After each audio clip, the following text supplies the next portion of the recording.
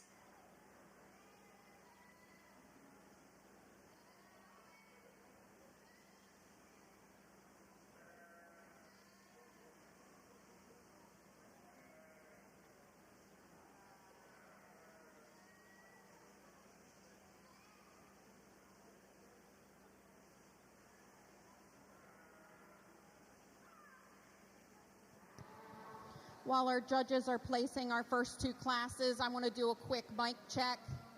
Tony Woody, can you hear me? How about back in the far beef barn? Can you guys hear me? We good? How about this side on the swine barn? Can you all hear me in the back? Thank you all very much. Again, we have our first 2 classes in the ring. We have our commercial breeding does, which are 3 to under 6 months. In the makeup area, I should have Junior Doe kids 6 to under 9 months, and I'm looking for 6 entries.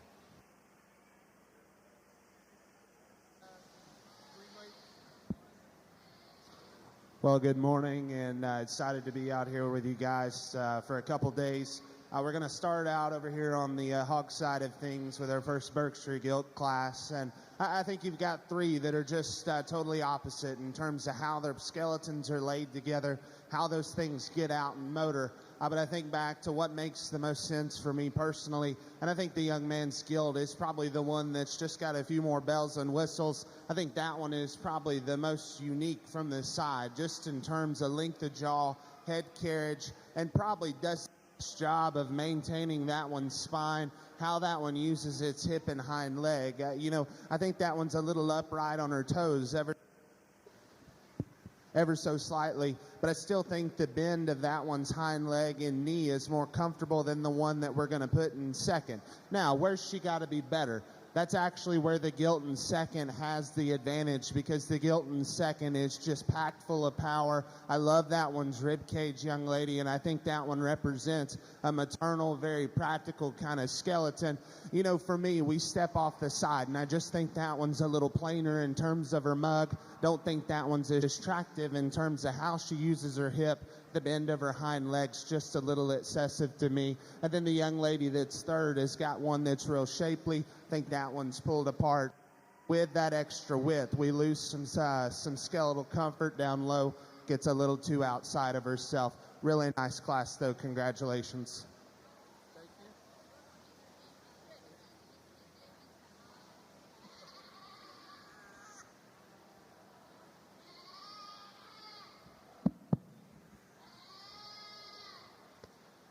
All right, we've got a good class to start off our commercial doe show. So we're going to start with this young lady's doe down here. I really like the squareness of body in this doe. I really like the spring of rib. This doe has a really nice top in her. If I could change her a little bit, I'd like to make her a little bit squarer off of those hind legs. Whenever she tracks away from me, she tends to get a little bit off on her hind hock, but otherwise really good doe to start the class. Next, we'll bring this young man's doe in second. So this doe has some pretty similar qualities to the first place doe, just not quite as explosive along that top, and gets a little bit more off the hip. I'd like to make her a little bit more square, and make her a little bit squarer off of those rear two legs.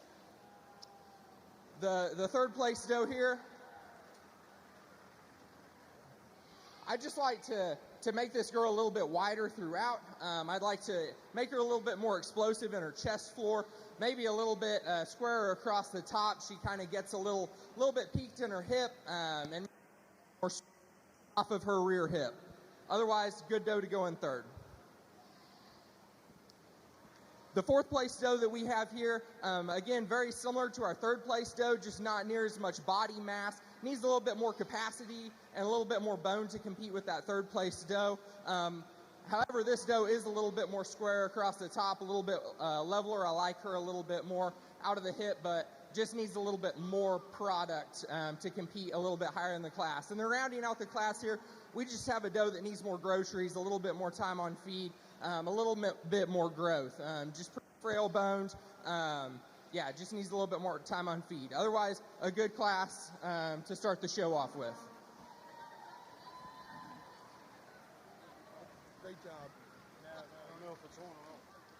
You want to talk?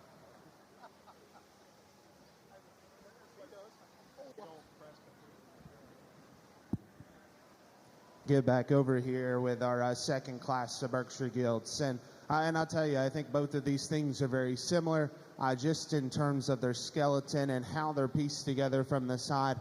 I think the one that I like a little better today is going to be the young man. And I think where we go ahead and pull the trigger and use that one is when you get directly behind that pair. I think that gilt's genuinely bolder in terms of her body shape. I think she feeds more genuine shape out of the back of her blade. And honestly, you know, we study how these things motor. I think her hind leg's a little more secure. I think the angle of her blade is more relaxed. It allows her to get out and drive. Now, she's got one issue I got to fix for me personally. That gilt wants to get in at her knee, and that's where I like the gilt in second. That one's square, probably a little more secure in terms of her knee. I think that gilt's actually probably just a little longer in terms of her jawline. I really like the fresh shape that one feeds up high and from behind. For me personally, though, young lady, I just think that one reads a little flatter today. The other thing for me is that one's just a little too far forward in the angle of her blade. I think that's an awfully nice pair that represent a lot of good similarities. Just like I said, I think the gentleman's reads a little softer, a little denser in terms of their skeleton. Really nice pair, though. Congratulations to these two on a job well done. Good morning, and we'd like to thank our first two classes of exhibitors in both rings. Following up on results from our January Berkshire Breeding Gilt class, first to Caleb Chamberlain, second to Alyssa Spielman, and third to Grace Shoemaker. Reading down your program, 1, 3, 2. In our second class of February Berkshires, we had first to Evan Shoemaker and second to Grace Shoemaker. Reading down your program, 1, 2. Back in the ring at this time, we will have the selection of your champion Berkshire Gilt. We are looking from entries from Caleb Chamberlain and Evan Shoemaker with standbys by Alyssa Spielman and Grace Shoemaker. You may bring your breeding gilts to the ring at this time, please. Moving back to our meat goat show. Results of Class 1, Junior Doe Kids, 3 to under 6 months, is as follows. First to Gwen Boyle, second to Hudson Boyle, third to Marie McCullough, fourth to Marie McCullough, and fifth to Tenley Rawson. Reading down your program, scratch 3, 4, 5, 2, 1. At this time, we have Junior Doe Kids, 6 to under 9 months in the ring. We need on standby Junior Doe Kid, 9 to under 12 months, and we're looking for one entry by Elena Enoff. At the conclusion of our champion Berkshire Gilt selection, we will be moving into our Berkshire Boars.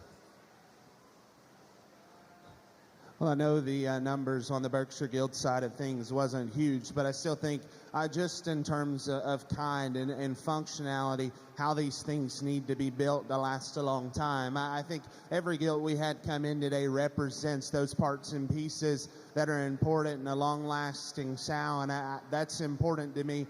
But then we also got to remember we're on the show side of things. We need to get them as neat looking as we possibly can. And I think when we do that and we start thinking about selecting a champion out here, I think there's one that just fits me a little better from the side. Love how athletic that one is, just in terms of its skull, its jaw, and its proportion. Young man right here in front of me is going to have your champion, Berkshire Gilt. Congratulations. Congratulations to Caleb Chamberlain on exhibiting the champion Berkshire Gilt. In the ring now for contention, we need Alyssa Spielman.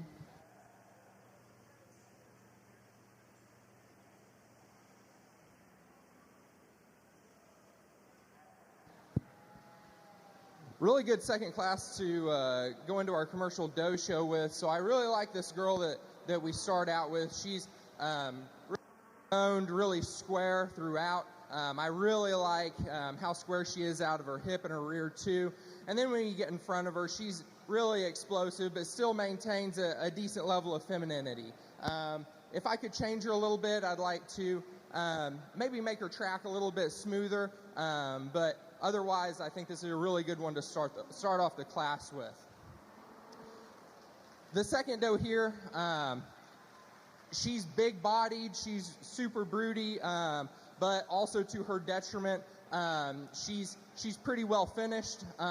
She really isn't all that square out of her rear too. I'd like to strengthen her up in those rear hocks, and then make her a little bit stronger and more elevated in her shoulder and her rack. But otherwise, a good big doe to bring in second in this class.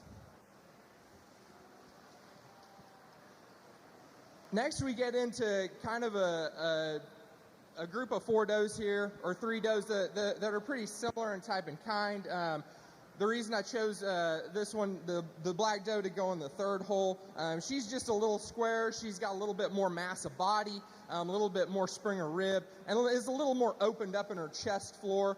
On the other side, we've got this red doe that goes in fourth here that might be a touch more elevated in her shoulder, a little bit squarer across her top line, but just doesn't have the overall body capacity and isn't as opened up as that doe that goes in third.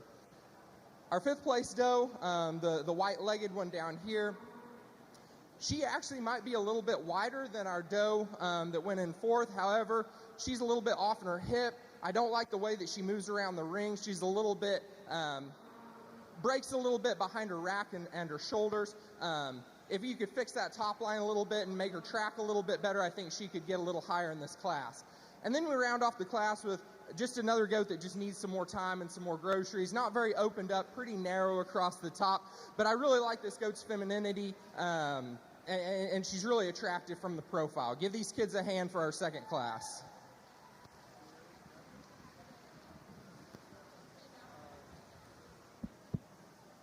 We get this pair of Gilts fired back up, and I think 2 of them that once again, I think they check off a lot of the basics.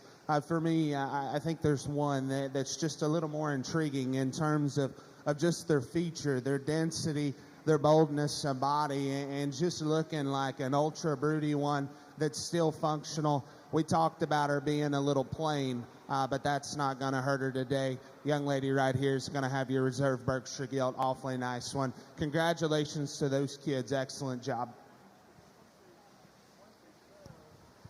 Congratulations to our champion Berkshire Gilt exhibitor Caleb Chamberlain, and reserve to Alyssa Spielman. We are now looking for our boar classes. We should have 1 Berkshire boar exhibited by Evan Shoemaker, 1 Berkshire boar exhibited by Evan Shoemaker.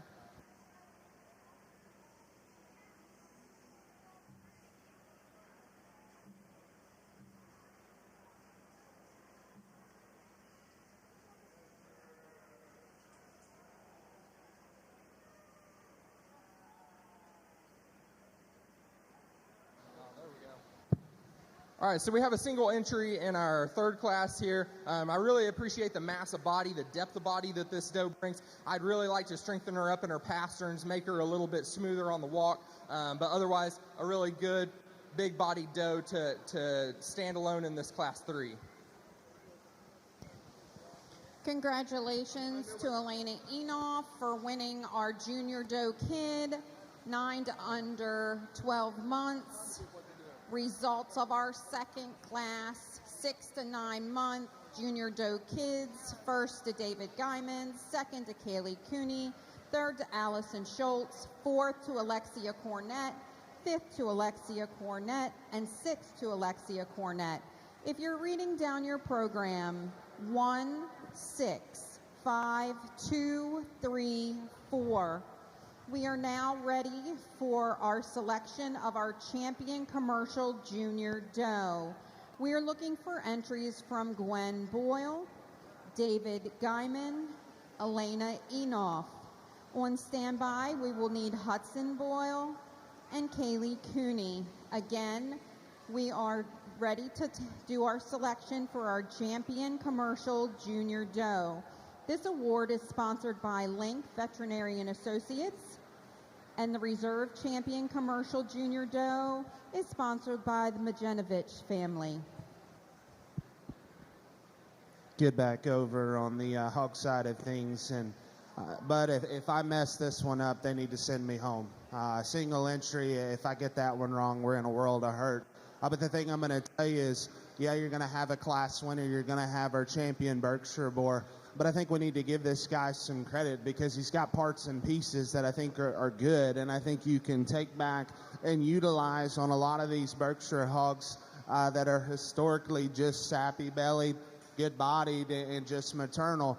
Because where this guy's got some parts and pieces that I think are nice is I love his jawline. The angle of his blade knee is awfully good. That one's extremely long skeleton, really loose out of his hip and hind leg. And if you study him at the surface, that one's got a massive foot. His toe shape is correct, and I think that guy gets out and motors. You know, he's not the boldest in terms of his cage, but like I said, we talk about what Berkshires are historically known on. You put him on those really good-bodied, sappy ones that are pliable, and he's going to add a lot of value to these things moving down the road. I think that's an awfully nice one to go ahead and win the Berkshire Boar Drive. Congratulations, young man. Excellent job. Congratulations to Evan Shoemaker for the selection of champion Berkshire Boar. I would like to thank the following trophy donations: Kim and Drew Apery and Farm, John and Diane Thomas, the Chamberlain family.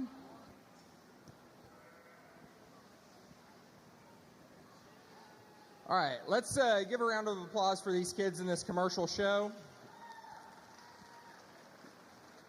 So I think for me, there's a pretty clear winner out of this division. That's going to be our Class 2 champion right here. I really appreciate, again, the squareness of body, the overall body capacity, spring of rib that this doe has, and really super level out of that hip. We're going to follow it up with the winner from Class 1. I think that best matches this doe.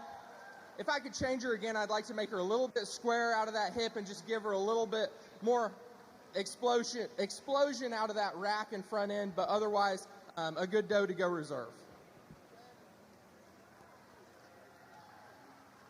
Congratulations to David Guyman, champion commercial Junior Doe, and our reserve was awarded to Gwen Boyle. We are now looking for our yearling doe, 12 to 16 months. We need entries from Kaylee Cooney, Elena Enoff, Arnold Mason, Madison Myers, and Alyssa Costa. At the end of this class, we'll automatically have our champion commercial and reserve champion commercial yearling doe. In the far ring, we're judging our pair of Berkshire Gilts, and will be followed by our Duroc breeding class. Duroc exhibitors, please start bringing your Gilts ringside. I know we've only got one pair of Berkshire Gilts out here, but you know, we think about taking these things back home and putting them in their working clothes and getting them in production. And I think, you know, the pair here, you've got two that can go a lot of different ways. We talked about that gilt up front of the young man's earlier, and just how that one's flexible, good looking, and still has some body shape and power. I think that one's probably the hip and hind leg upgrade of the pair, and I think that's the one that, just in terms of making show barrows and show gilts, that's the one that can definitely do it. And then we've got this really burly, stout gilt that matches with this one that's just so dense and wide. That one is so massive in terms of her cage. You know, we talked about cleaning up her joint work, and I don't know how that boar is related to these gals, but I think that boar probably complements her awfully well. Cleans up her rear leg and front skeleton, and I think you've got a combination there, whether we're talking about keeping gilts back, making boars, or castrating these things and showing some barrows. I think both of these gilts can cater a lot of different ways, just depending on how you line them up. Really nice pair of them, though. I know we've got a single entry, but I think an awfully good way to round out the Berkshire Gilt Show and the breeding side of things. If you guys will, let's put our hands together for these two. Excellent, excellent job. Our champion pair of Berkshire Gilts is awarded to Grace Shoemaker. That trophy was donated by Rusty Iron Farm, Dean and Della Leister.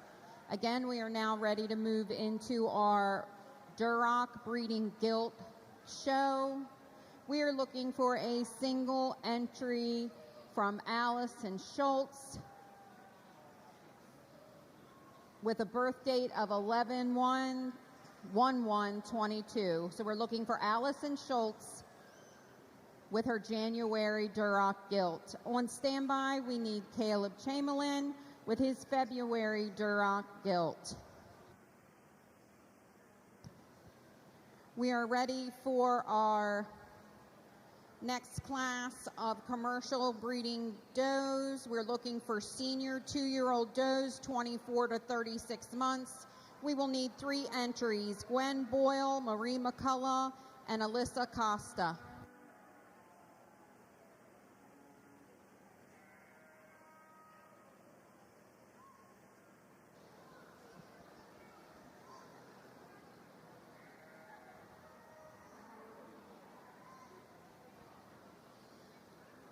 All right, for the first class of our senior does here, we've got 2 does here in the top end of this class that are pretty similar. I went ahead and went with just a slightly more feminine doe in this young man's doe. I like her out of her hip a little bit better. I think she's a little bit square. She walks around the ring a little bit better.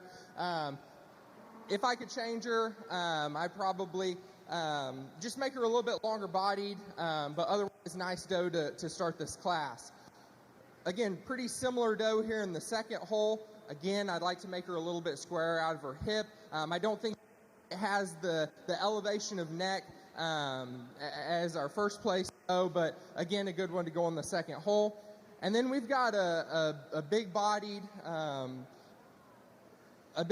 kind of,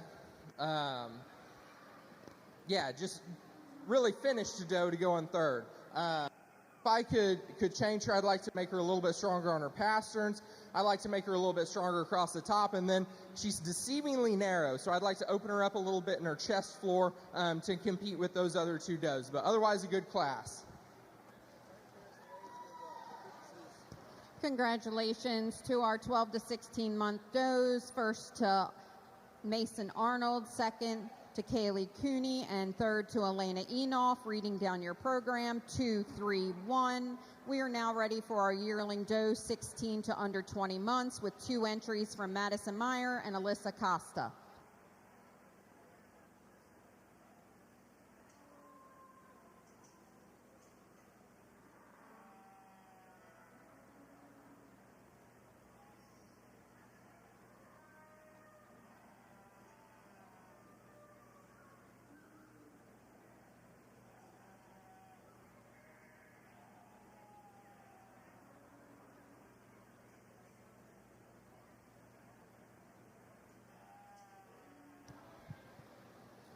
At the conclusion of this class, we will be selecting our champion commercial yearling doe and our reserve champion commercial yearling doe.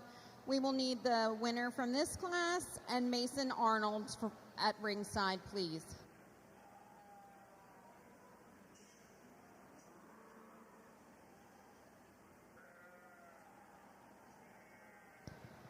On our Duroc side, winner of the January Duroc class was Allison Schultz. First in our February Duroc breeding class was Caleb Chamberlain. At this time, we are selecting our champion Duroc Gilt. That trophy is donated by Jeff and Lori Bittner. And our reserve champion Duroc Gilt trophy is donated by Brad and Tracy Rill.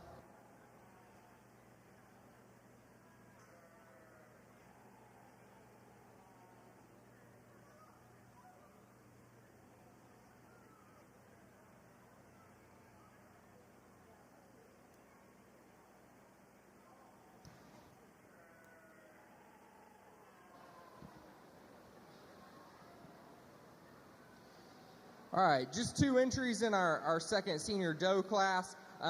This doe, to start off the class, for one, she's super pretty, really painted up, but she's got really good elevation out of the front end. I really like the way her neck comes out of her shoulders. I'd like to give her a little bit more muscle mass and maybe open her up a little bit more there at the back of her hip, but otherwise, good doe to start this class. And then our second place doe here, good capacity. I'd like to make her a little bit cleaner up through her chest, and then she's pretty rigid out of those back too, so I'd like to give her a little bit more angle to her hock, maybe get her to move a little bit better throughout the ring. Give these kids a round of applause.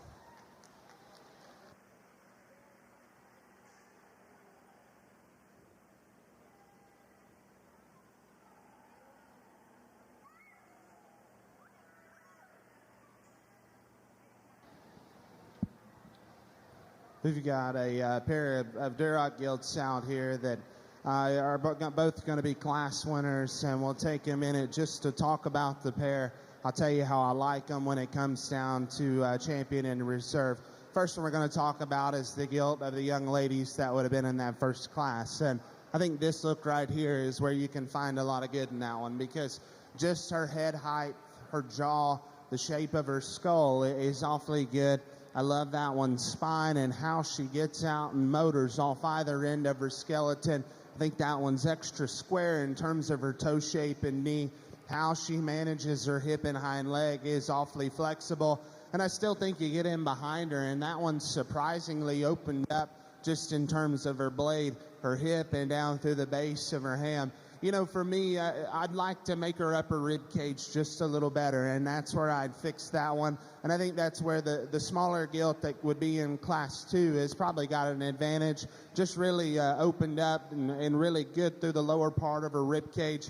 Love that one's forearm shape. Another one that's got some head height, and I think one that's got some heaviness of structure. You know, for me, we start studying this gilt down low, and that's probably where I would want to modify her the most. We drive her at me, and that gilt wants to pull in her knee. She's a little flatter in terms of her front feet.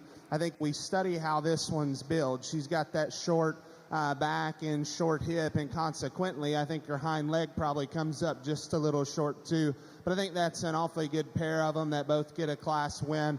I think the one that I like personally, just in terms of joint work, how they're built at the ground and look from this side, I'm going to use the young lady on the far side. I think that one's just more secure in how she handles her knee, how she handles her toe shape, and more importantly than that, her length of hip allows her to get out and grab the dirt. Young man right here is going to have reserve, and I would tell you, if that one's better in her knee and stronger on her front pastern, she wins. But I think coming and going, you study her up high, ultra big, and then when she goes away, she wants to close up. It just doesn't correlate up high, down low, and I think if we could pull that one apart at the surface, we'd have a little different conversation, because there's a lot of things I like about this one. Like I said, awfully modern in terms of her show pig proportions, but a really nice pair of them that are absolutely different. Congratulations to those two.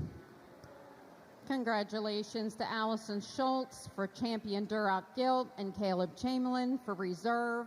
We are now looking for our January Yorkshire breeding gilts. If I'm reading my program correctly, the first and second in this class will also be the champion and reserve Yorkshire gilt. We are then looking for our following breed, which will be all other breeds. Your all other breed swine exhibitors, please start heading this way.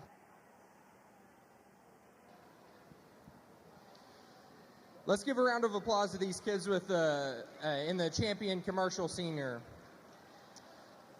So, I think there's one, a clear one. It's going to be this young man's. It's going to be the champion. And then I'm between either the second place or this first place out of the second class. I think that we're going to go and follow up with the second place out of the first class. I think that she offers a little bit more squareness out of the hip and a little bit more flexibility when she's on the move. But give these kids a round of applause. Congratulations to our champion commercial yearling doe, exhibited by Mason Arnold, and our reserve champion commercial doe, exhibited by Kaylee Cooney. We would like to thank our sponsors for sponsoring those awards. Entering the ring now, we have senior 2-year-old does, 24 to under 36 months, Gwen Boyle, Maria McCullough, and Alyssa Costa. To ringside, we will need our commercial senior age does, 36 months plus. Again, senior 2-year-olds and commercial senior age does, please come to ringside.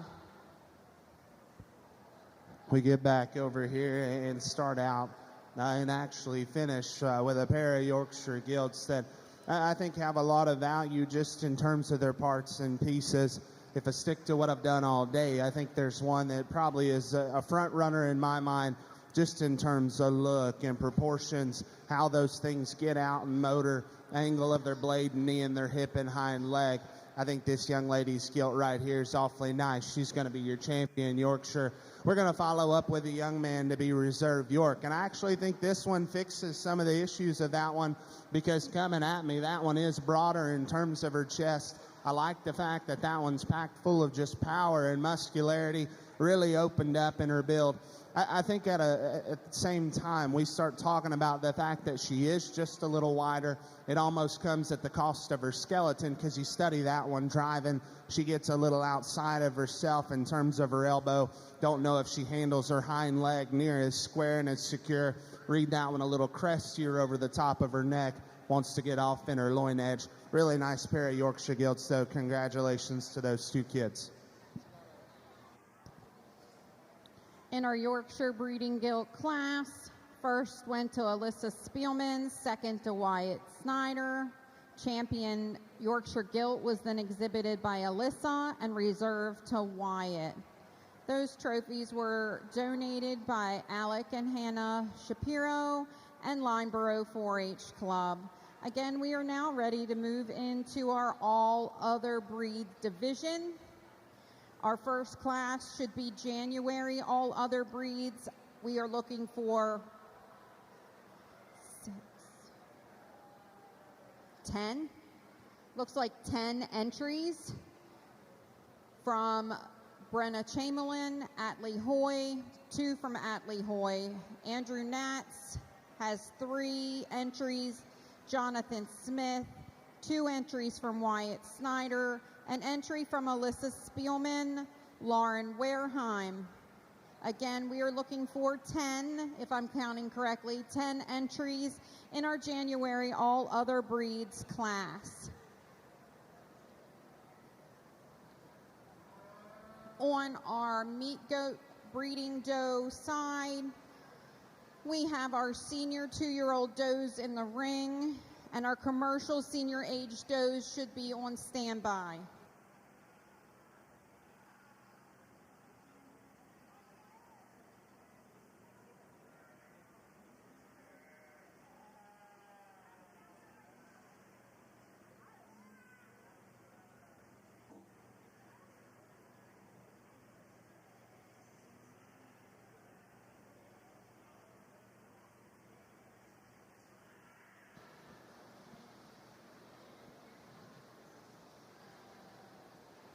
All right, so for our first class in the senior division here, we've got 2 does here in the top of this class that kind of go forth.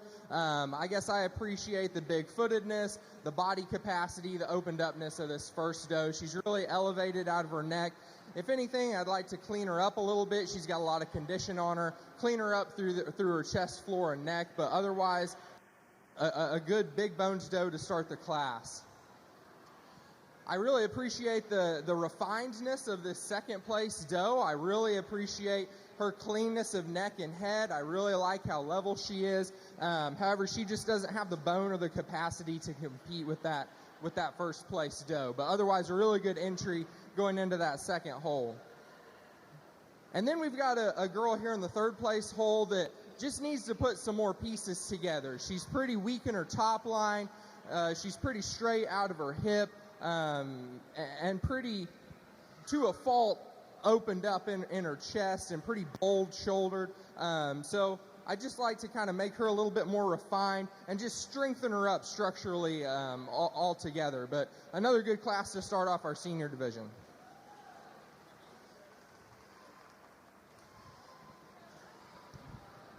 Congratulations to our exhibitors in the senior 2-year-old does 24 to under 36 months. First to Alyssa Costa, second to Marie McCullough, and third to Gwen Boyle. Reading down your program, 3, 2, 1. Entering the ring now, we have commercial senior age does 36 plus months. We are looking for Marie McCullough with 2 entries, 3 entries, Marie. 1 from Kaylee Cooney, 2 from Kaylee Cooney. At the conclusion of this class, we will be selecting our champion commercial senior doe. I have a very different appreciation after all the years of being around and seeing everybody. And that's just as important up there as this is happening. Or more, because those kids, the only opportunity they're ever going to have is to see that. And they might help this area down here. Someday they might be a politician, or they might be a lawyer or something, and they're defending somebody and say, oh, I was a 4-H, I was called to the court. You know, it means something to them. You know, there's a reason. I know, I was bitching. You know, my ass gets a little sore at some of these shows. You see all the politics and all, and I was bitching. So Jen, I said, I hope my grandkids don't ever do this shit. She says, you know what? You can say that, and I'll agree. She said, but who are your kids' friends? Who are your friends? She says, school was okay. She says, but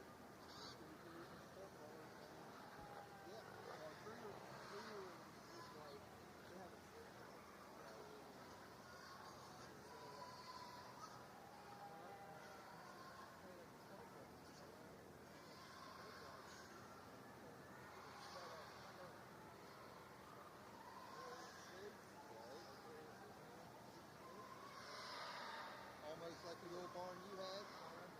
But it's set up, it's a little better because it's set up, it's got fans and everything. And I said, what are you doing? He said, get ready for school. I said, your daughter's 22 months old. Yeah. You got a little time. He said, I got the money now. I said, good. I said, okay. He said, well, are you going to get a few goats or something so she can grow up with it? He said, yeah, that's what I'm doing. I said, okay. I said, well, he said,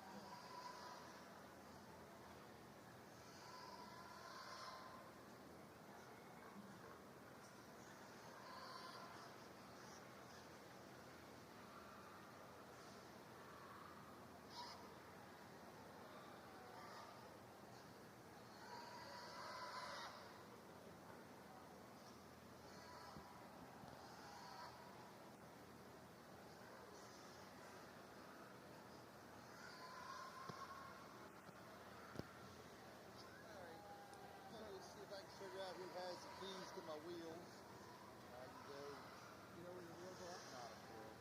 But there's a truck sitting right outside the door. Donald Hickey and I drove it last week. Okay. So 6 meters. And it's one of those rough riding, so And it slow as shit and beat you to death. that's pretty bad. Okay. But it'll turn the wheel for better things to do the curve. Yeah. So of course I let Donald drive and I'm sitting in the back. Jesus. And so I hit push.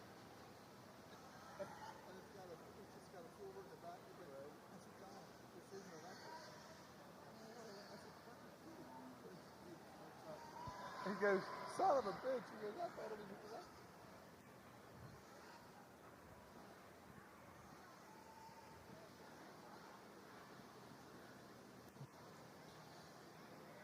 So we've got a really good one to start off this next senior class. I really appreciate her length of body. I appreciate how square she is out of her hip. I like her muscle tone as well. That certainly helps.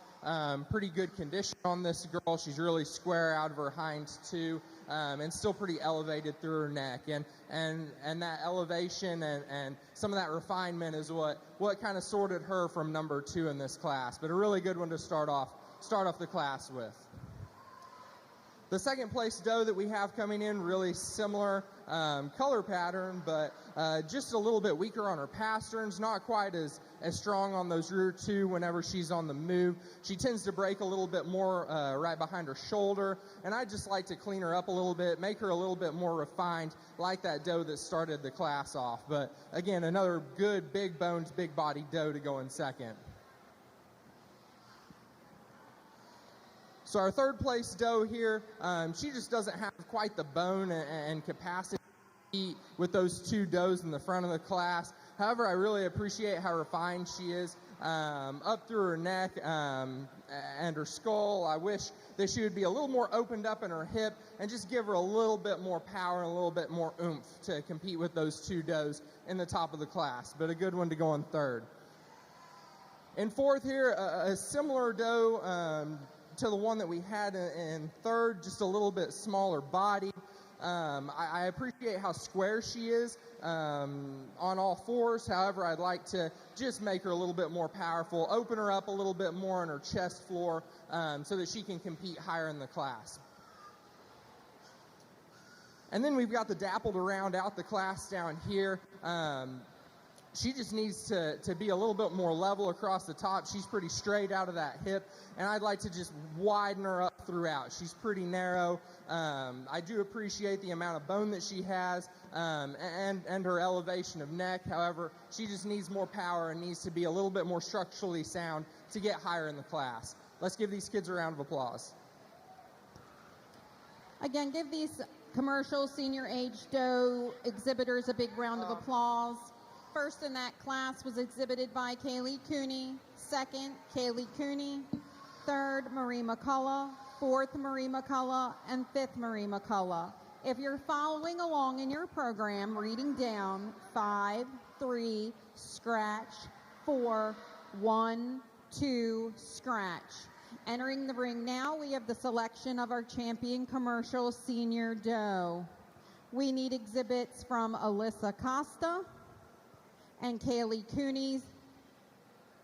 And in second place, we need Marie McCullough, and the second place from Kaylee Cooney.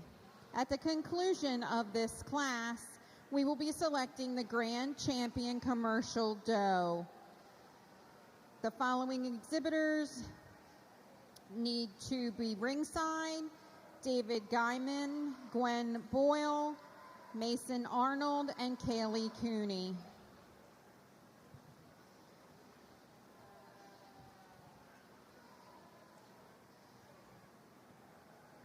We're working through a large class of January all other breed gilts. Again, we were working through a large class of January all other breeds gilts.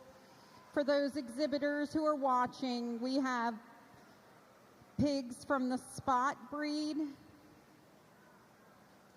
Chester, Hampshire, and Tamworth currently being exhibited. apologize for the delay over here on the hog side of things. Obviously, a little more to sort through and a lot of differences for sure. For me, we start thinking about which ones, for me, represent probably the hardest pieces to build, just in terms of their skeleton, just in terms of how they're built from the side. And then you got to try to pack as much inside of them as you can. And I think when we do that, there's one that I like quite a bit. Young man right here with the spot's going to have your class winner. I think that one's awfully intriguing. And, we've got a couple of spot sows back north and a couple of Polands and Yorks. And I think this one is just so interesting. Is so interesting to look at from the side. I know the longer we're out here, the more that she's wanting to tire out. But, man, when we first got her in here, that one could get out and motor. The set of her blade and knee was extra appropriate. And I think just in terms of hind leg posture, I think that one really handles herself awfully well. The one I'm going to put in second is the young lady right here. And I think for me, the decision of why that one goes second over the couple that's going to come next, I think that one's genuinely more secure down low. We start studying toe shape, knee, and how that one's hock and hind leg work. I think that one's more secure. Love her length of jaw. I think that one reads ultra pliable through the center portion of her skeleton. Why can she not win? Coming and going, we got to stouten that girl up, open her in her blade and pin set, give her a shot more booty to go with it, and I think if we do it, we roll on. What I'm going to put third is actually the young lady right here with that small gilt. I think if you're just sorting them off quality, that's why she needs to go up. Because I think right now at this stage of the game, she's going through a weird phase just in terms of her growth pattern. But I love that gilt skull and her jawline. I think that one is very flexible in terms of her blade and how her knee and toe shape works. I want to clean her up over her loin edge, and I want to open that one up and give her more grow. But I don't think that inhibits her any today. I think that one's still packed full of quality. Ultra stout one right here, the young ladies, is going to be 4. I think you just study that one coming and going, and that one is an absolute creature just in terms of her skull, her chest, her blade, and her pin set. Probably gets a little outside of herself on the drive. Probably doesn't handle herself quite as comfortably in motion, but I think a really nice one that's packed full of power. Gentleman right here is going to drive 5. I love that Gilts jawline and skull. I think that one's got some length of skeleton. Love her length of hip and the fact that her tail set is ultra high. For me, though, personally coming and going, I think that gilt closes up in terms of her chest. More importantly than that, she drops her pin set, gets her hind leg up underneath her ever so slightly. Just don't read that one near as comfortable.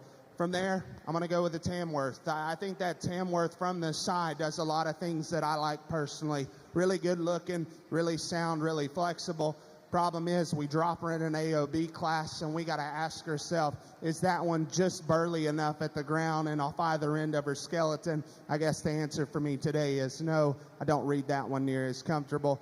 Young lady right here with the white gilt comes next. And I think that one's got parts and pieces I love. Just in terms of how that one's extended up front, that one's length of skeleton, and honestly, you study her back shape, it reads pretty good. Where I start getting into a little bit of debate is when we start studying that one from her flank back. She's too round in her hip, too uncoordinated in her rear skeleton. Just got to make her cleaner on the go. From there, we're going to follow up with this young lady's spotted gilt right here in front of me. I'll tell you, take that one home, keep feeding her, because that one's got parts and pieces that are built for the long haul. Right now, she's juvenile and immature, isn't as dense in her build, but I think that one's got a bright future ahead. From there, we're going to go over here to the other spot, another one that just in terms of forearm and feature and back shape, you can like a lot of things about. I just read that one a little flatter. I think that one wants to close up in her pin set, gets a little too vertical in terms of her rear and front skeleton. Gentleman over here with the white gilt comes next. Really pliable, really opened up. That gilt probably pushes the limits in terms of condition, gets a little too uncoordinated off either end of her build. And then the Hereford's going to round out this steel. Really good center skeleton, like that one's pliability. Just a little too straight off both ends of its build. A little plainer in terms of its front skeleton. Awfully good set, though. Congratulations to those kids. Great job. Thanks. Yeah, he's really cool.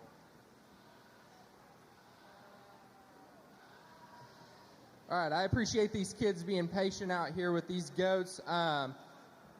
we're going to go ahead and go with this young lady's doe to start off, be our champion. So I appreciate her squareness of body, her elevation, her length. She's a good one to start off with. And then we're going to go with this young lady's for reserve.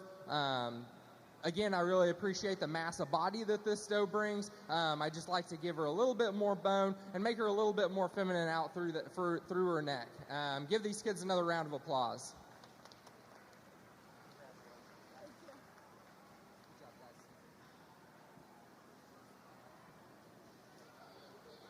You're doing great.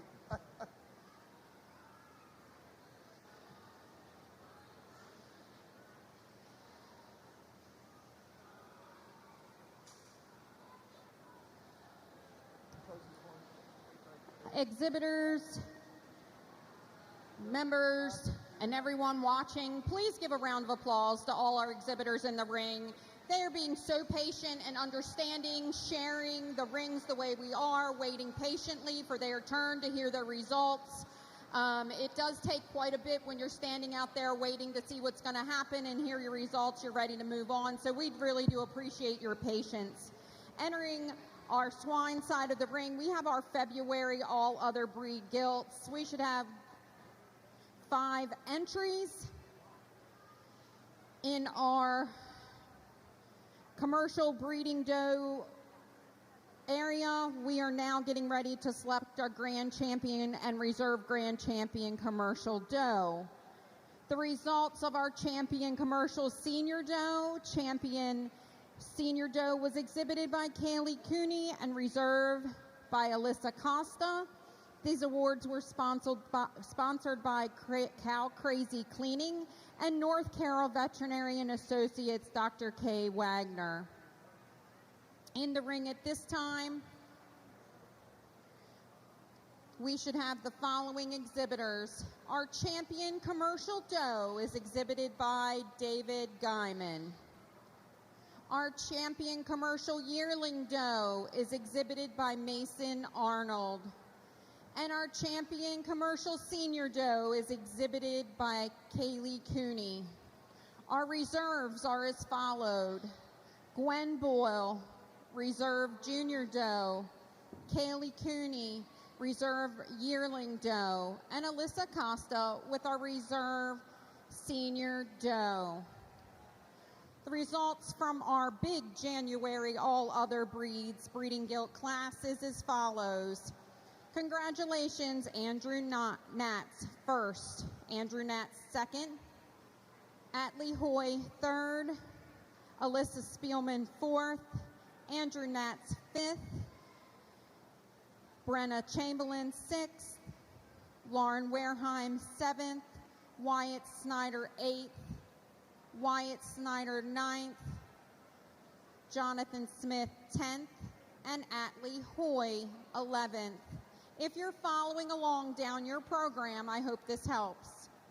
6, 11, 3, which was an addition, 2, 1, 5, scratch, 10, 9, 8, 4, 7. Again, we should have our February all other breeds breeding gilts in the ring. We are then ready to select our champion and reserve champion all other breeds breeding gilt. We will have 1 boar exhibited by Andrew Natz for all other breeds, and it looks like 3 all other breed pair of gilts exhibited by Andrew Natz, Wyatt Snyder, and a second entry from Andrew Natz with Herefords.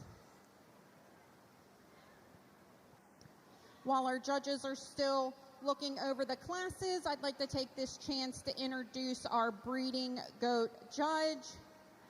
Sam grew up in southeast Kansas raising show goats. He got his bachelor's and master's from Kansas State University, where he was on the meat judging and meat animal evaluation teams. He and his wife Anna currently work at Clemens Food Group in Hatfield, PA. Exhibitors and people around the ringside, please welcome Sam to Carroll County Fair, and let's thank him for being here today.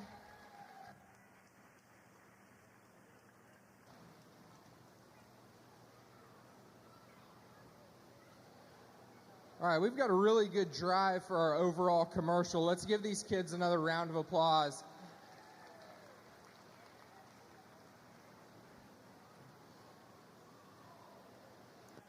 So I'll just go through and say some quick notes about these top three. So I really appreciate the young doe that we have down here. She's super square-bodied, really good on the move, really good up through her chest floor. I really like how refined she is out of her shoulder. A good one that came out of that first division. Second division here, I really like how level she is across the top. I like how big boned she is. Yeah, another really good one to stand in that second division. And then our third division out here, the senior division, just a big, massive, really long-bodied, long-sided doe, big-footed. And I appreciate how she's still, pretty feminine up through this extended age. So I'll go out and select your overall grand and reserve. Give these kids another round of applause.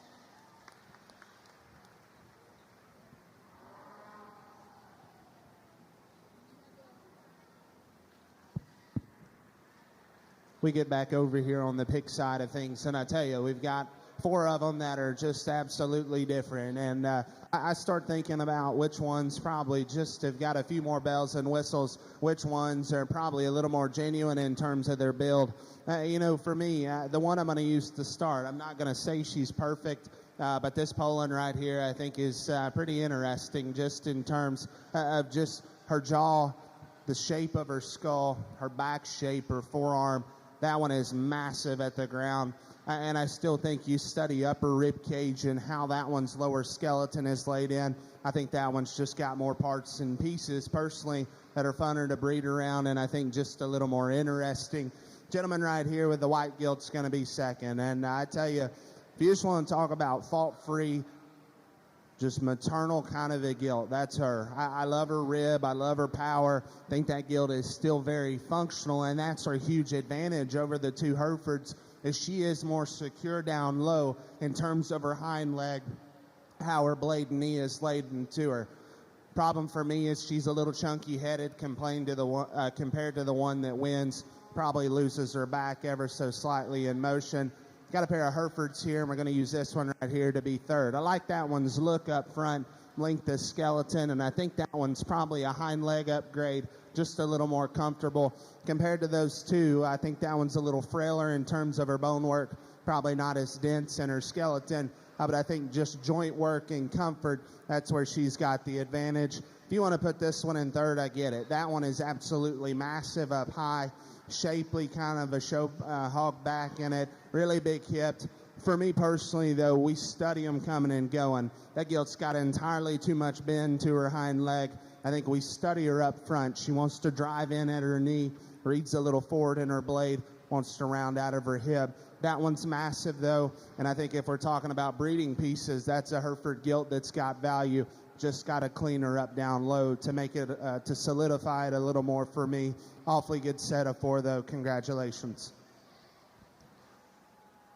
Congratulations to our February All Other Breeds Breeding Gilt exhibitors. First, to Layla Metz. Second, to Brantley Wagner. Third, to Andrew Natz. And fourth, to Andrew Natz. If you're following along in your program, scratch 3, 1, 2, scratch, and a write-in of Andrew Natz, fourth. In the ring, we have a very interesting class. This is dam and daughter, meaning we have the mom and the offspring side by side, and they'll be judged as a pair. Again, we have 2 entries of dam and daughter, Marie McCullough and Gwen Boyle. This will automatically be our champion commercial dam and daughter. Our following class is our bred and owned commercial doe class. Exhibitors may bring 1 of their bred and owned commercial does to the ring. We have entries from Alyssa Costa, Gwen Boyle, Hudson Boyle, Elena Enoff, Marie McCullough, and Alexia Cornett. Again, bred and owned commercial doe is next. Please bring 1 of your does that you've bred and owned ringside. At this time, we have the selection of our champion all other breeds Gilt in the ring.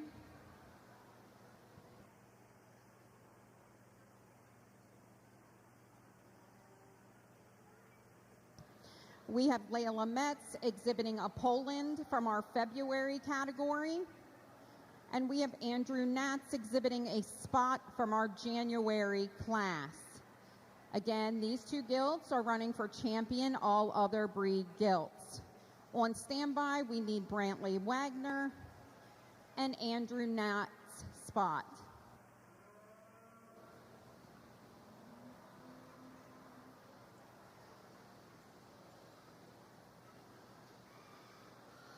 All right, pretty cool class that we have in the ring right now. Sorting through these, there's some give and take to both sides on these two pairs. I'm going to go ahead and start with the young lady and young man's pair over here. I appreciate the squareness of body that the doe has, and then the younger the doeling here, she's just really square across the top. If I could change her a little bit, I'd like to give her a little bit more curve and shape out of her hip and out of her hock, but otherwise a good pair to start. I really like the doe kid on the second place exhibit over here. She's pretty square across the top. I just like to give her a little bit more mass, open her up a little bit more in her hip, and give her a little bit more bone. But overall, really good set of pairs out here. Let's give these kids a round of applause.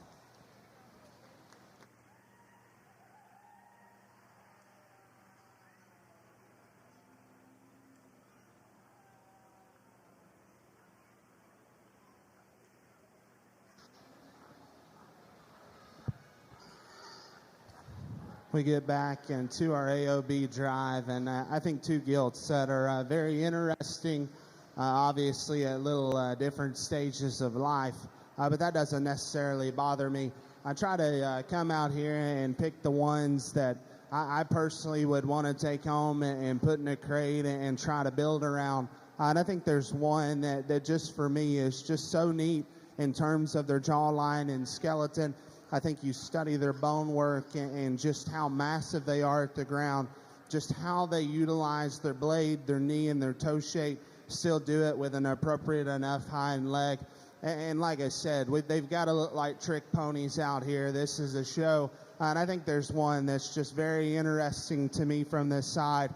Like I said, does a lot of cool things. I actually like the Poland here to go ahead and be your champion AOB.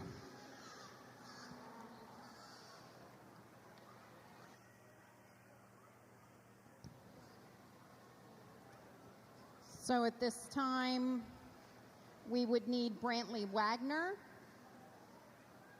We'll be coming back in the ring for the selection of reserve all other breeds, and Brantley is exhibiting his Chester White Gilt.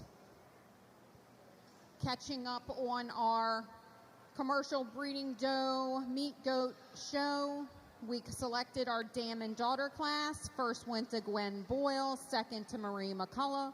Reading down your program 2-1.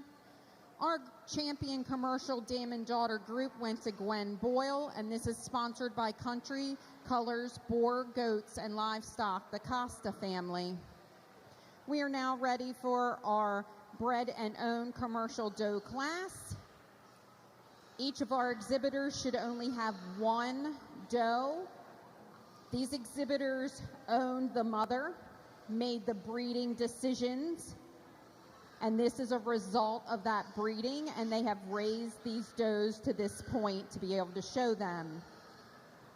Our exhibitors include Alyssa Costa, Gwen Boyle, Hudson Boyle, Elena Enoff, Marie McCullough, and Alexia Cornett. Not going to write too long of a novel over here. I had two of them in mind earlier, just in terms of getting you a champion or reserve. Obviously we picked the Poland to win, and I think where the reserve probably isn't just as good today is I don't know if she's near as fresh, probably a little crustier. But when we start thinking about putting these things back in a crate and just how they maintain their body shape, the kind of width they have and still do it with the right kind of proportions. I think the one that I want to take home and build around and the one that's going to be reserved is our spot gilt right here. I think that's an awfully good one to go to. Congratulations to those kids on a job well done. Our all other breeds champion was Layla Metz exhibiting a Poland and Andrew Natz exhibiting a spot. At this time in our breeding swine show, we should have a single entry of a boar. All other breeds boar is a Chester White exhibited by Andrew Natz. That will automatically be our champion bred and owned boar, champion all other breeds boar. And that trophy has been donated by Taylorsville Veterinary Clinic, Dr. William Graves. Following that, we are looking for all other breeds pair of gilts. Following our commercial doe bred and owned selection, we will be ready for our commercial breeding buck classes.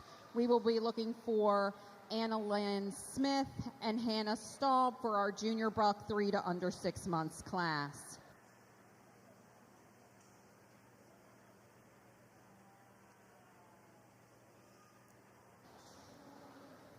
Got a single entry out here on the AOB boar side of things, and I think one that when he finally mellows out, pieces together. And I think you just study that one's extension up front. That one's got a big square back in him, and I love how dense he is at the surface, but yet does it while being comfortable in his build. The shape of his knee, the bend of his hind leg is athletic. Still think that one reads right in his rib cage, really dense in terms of his skeleton. I know it's a single entry, but that's an awfully good one to win. Congratulations, young man. Excellent job.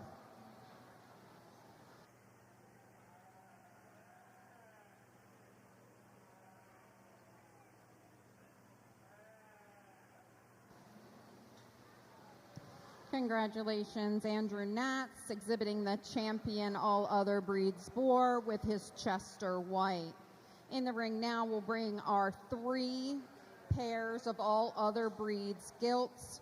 We have 2 entries from Andrew Natz, a spot entry and a Hereford entry. And we have an entry from Wyatt Snyder with a group of spots.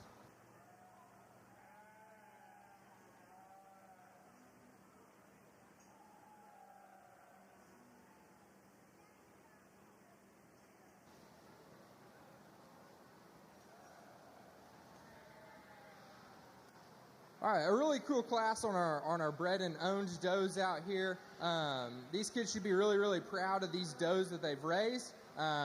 These all are a really good representation of projects and their hard work. The one that I'm going to pick is this young lady's doe right here. I really like the squareness of body and the top shape of this doe. So she's going to be your champion bred and owned. Congratulations, Gwen Boyle, for exhibiting our champion commercial bred and owned doe.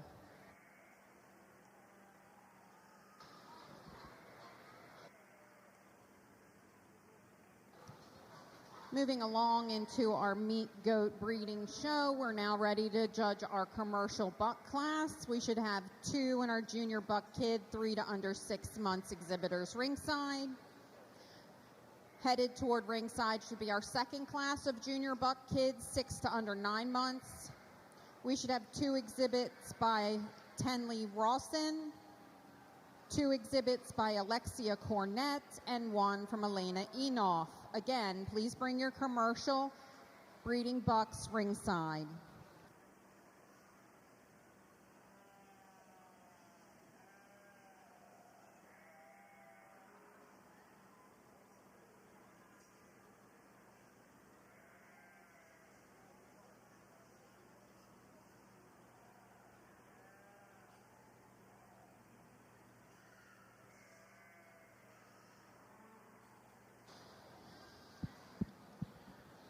We've got 3 really nice pairs out here, and obviously just a little different in terms of their mold and how they're pieced together.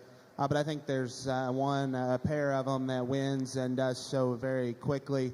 I think that pair of big spot gilts is awfully good. And you've got two of them that are a little different speed, and I think depending on who's standing out here, you could go either way thinking back to how they lined up in class. But I like that pair a lot. I think they win quite handedly. I think you've got some discussion right here between 2 and 3 because these hogs are just so different in their build.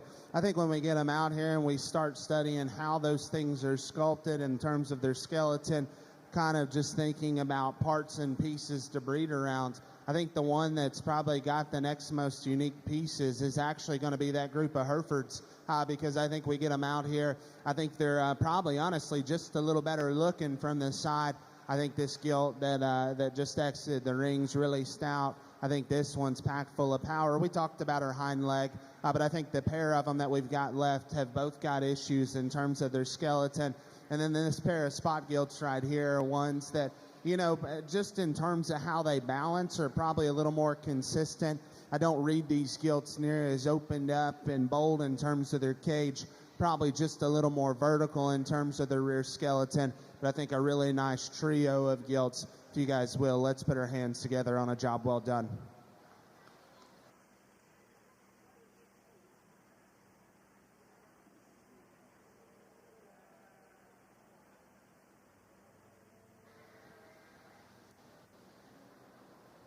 All right, a good class to start off our commercial bucks. So we're going to start with this young lady's red buck right here. I really like his massiveness. He's super muscular, super powerful. I really like how square he is. He tracks around the ring really well. Really nice little buck to start off the class. And then in the second hole over here, I really appreciate this buck's length and extendedness. I'd just like to power him up a little bit, make him a little more massive over the top, and maybe give him a little bit more leg and a little bit more depth of flank as well. But a good class to start off the bucks.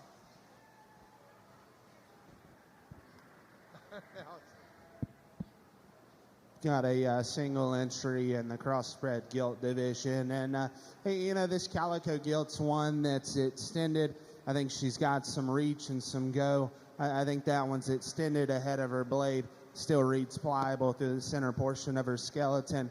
You know, we start talking about parts and pieces and how we make them better. I think the big thing for me is just stouting this gilt up in terms of her skeleton, make her bigger in terms of her bone work. But that one's your single entry in the cross gilt division. She'll be your champion cross. Congratulations to that young lady. Catch us up here a little bit on our breeding swine side. The results of our all other breed pair of gilts classes as follows. First, Andrew Natz with his spot group. Second, Andrew Natz with his Herefords. And third, Wyatt Snyder. Reading down your program, 1, 3, 2. And Andrew's Herefords were a write-in. Automatically, the trophy for champion all other breeds breeding gilt was awarded to Andrew Natz and was donated by Taylorsville Veterinarian Clinic, Dr. William Graves. Congratulations, Andrew. Our February crossbred gilt class, Atlee Hoy won her class and became the champion crossbred gilt. That trophy was donated by Larry and Sharon Natz. At this time, we are ready to select our Supreme Champion gilt. We will not be selecting a reserve. Again, we are selecting our Supreme Champion gilt. We are looking for the following exhibitors. From the Burke Division, Caleb Chamberlain. From the Duroc Division, Allison Schultz. From the Yorkshire Division, Alyssa Spielman. All other breeds was exhibited by Layla Metz with a Poland. And the crossbred gilt, Atlee Hoy. In our commercial breeding buck ring, our first class, first place to Hannah Staub, second to Anna Lynn Smith. Reading down your program, 2-1. In the ring right now is our junior buck kids, 6 to under 9 months. We have 2 exhibits by Tenley Rawson, 1 by Elena Enoff, and 2 by Alexia Cornett. At the conclusion of this class, we will be selecting the Grand Champion and Reserve Grand Champion commercial buck. And we'll need Hannah and Anna Lynn back to ringside. At the conclusion of our Supreme Gilt selection, we will be looking for our breeding producer, Swine. We are looking for exhibits from Caleb Chamberlain, Andrew Natz, Evan Shoemaker, Alyssa Spielman, and Brantley Wagner. Again, you are allowed to bring one bred and owned gilt to the ring. Thank you.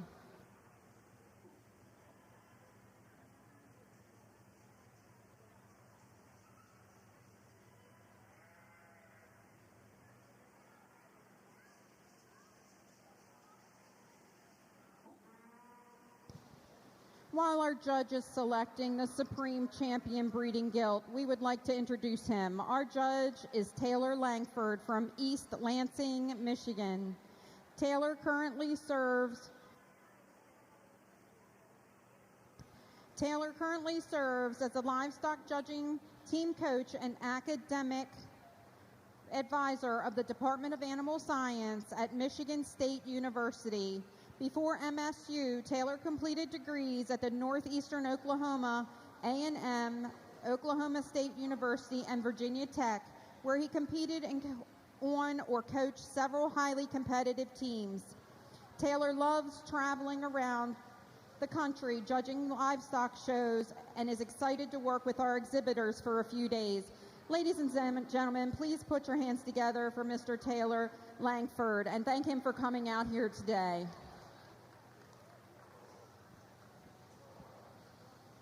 All right, our second class of bucks here, we've got a big, massive guy to start off. He's super opened up across the top. He's pretty square. I'd like to maybe make him give him a little bit less angle out of his hock there, and maybe strengthen him up right behind the shoulders a little bit, but a good one to start off the class with. Our second place buck, he's quite a bit smaller, obviously, smaller framed, but he's still got a decent amount of bone in him. I appreciate how square he is and how well he tracks around the ring. Structurally, from the ground up, he's better than the one that comes behind him, and I appreciate his elevation out of his neck as well. Our third place buck here, while he does have a little bit more bone than that second place buck, I guess I'd like to just make him a little bit square out of his hip and give him just a little bit more muscle and a little bit more power throughout. And I think that's the story of these last two bucks in the class as well. They just need more bone, more power. They need opened up throughout. But give these kids a good round of applause. Good job. Congratulations to our junior buck kids, 6 to under 9 months of age exhibitors. First to Elena Enoff, second to Alexia Cornett, third to Alexia Cornett, and fourth and fifth to Tenley Rawson. Reading down your program is as follows: 5, 4, 1, 3, 2. Entering the ring now, we have Hannah Staub and Elena Enoff, who will be competing for champion, grand champion, and reserve grand champion commercial buck. We also need Anna Lynn Smith, second place, and Alexia Cornett, second place. Thank you.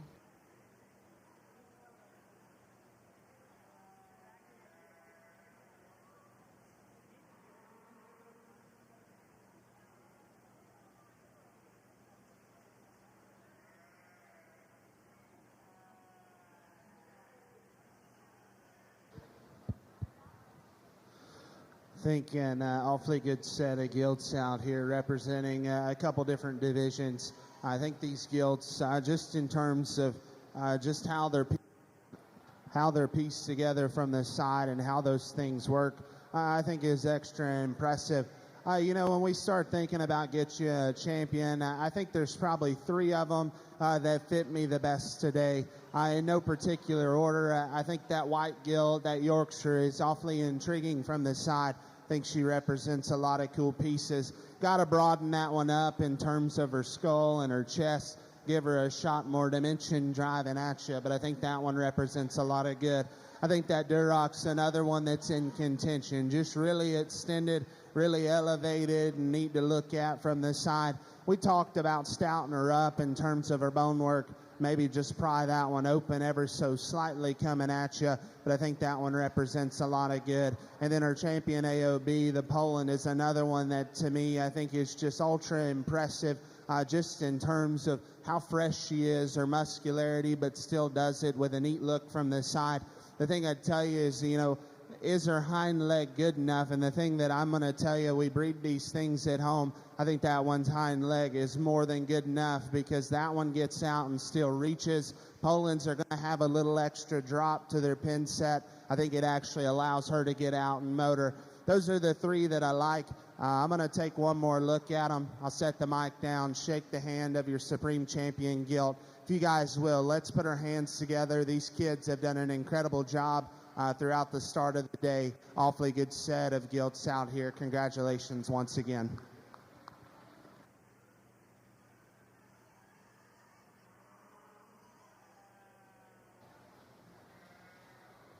I'll wait on him to get done selecting.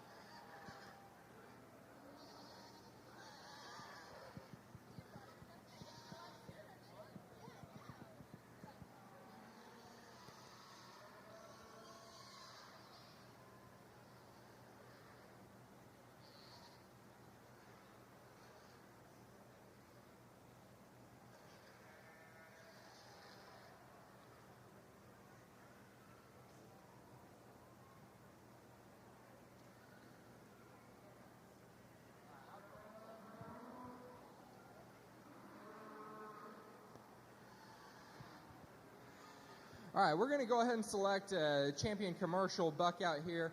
We've got two in our first place spots out here kind of in contention. We're going to go ahead and start with the little red buck right here. I really appreciate his squareness of body, his massiveness, and his muscle pattern. He's a good one to win champion. And then reserve, it's going to be this young lady's buck right here. I really appreciate his big-footedness, massive amount of bone. A good one to go reserve. Give these kids another round of applause. Still looking. Quick congratulations to our grand champion commercial buck exhibitor, Hannah Staub. This award was sponsored by Bounds Accounting and Tax Services, LLC, and the Maryland Print House, and reserve grand champion commercial buck exhibitor, Elena Enoff, sponsored by North Carroll Veterinarian Associates, Dr. Kay Wagner. Entering the ring now, we should have our bred and owned commercial buck. Two exhibits, one by Elena Enoff, one by Alexia Cornett.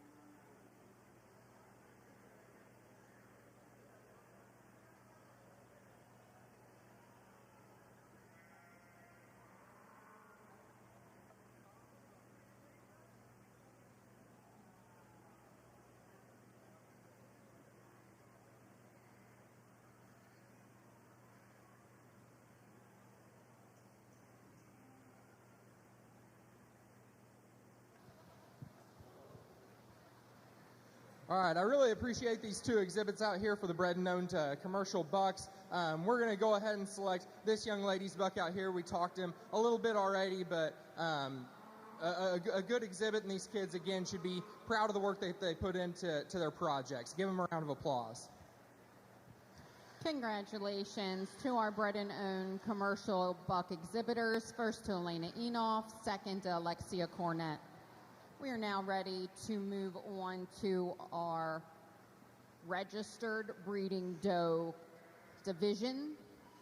We are going to start with our junior doe kid, 3 to under 6 months. We are looking for exhibits from Lucas Myers, Colleen Haynes, Lucas Myers, and Elliot Weishauer, and Reagan Favorite Feezer.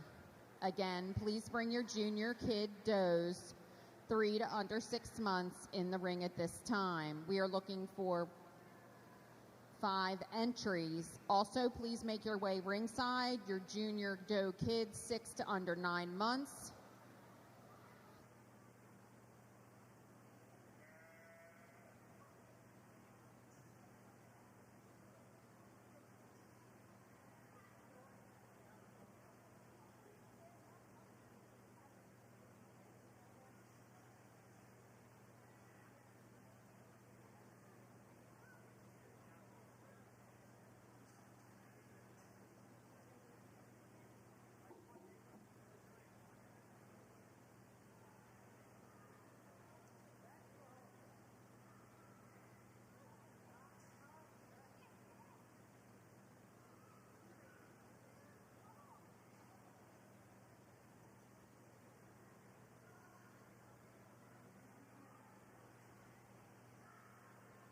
We'd like to congratulate Layla Metz on exhibiting the Supreme Breeding Gilt with her Poland.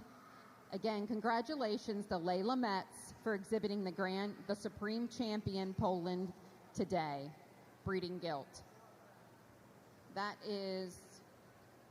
We're now ready for our last class of our breeding show is our breeding producers class. We should have entries from Caleb Chamberlain, Andrew Natz, Evan Shoemaker, Grace Shoemaker, Alyssa Spielman, and Brantley Wagner.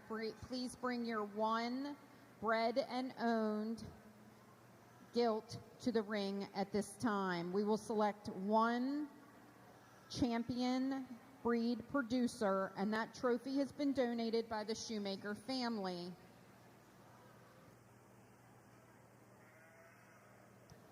Junior doe kids 6 to under 9 months need to be ringside. Colleen Haynes, Hannah Staub with 2 entries, and an entry from Hannah Haynes ringside at this time.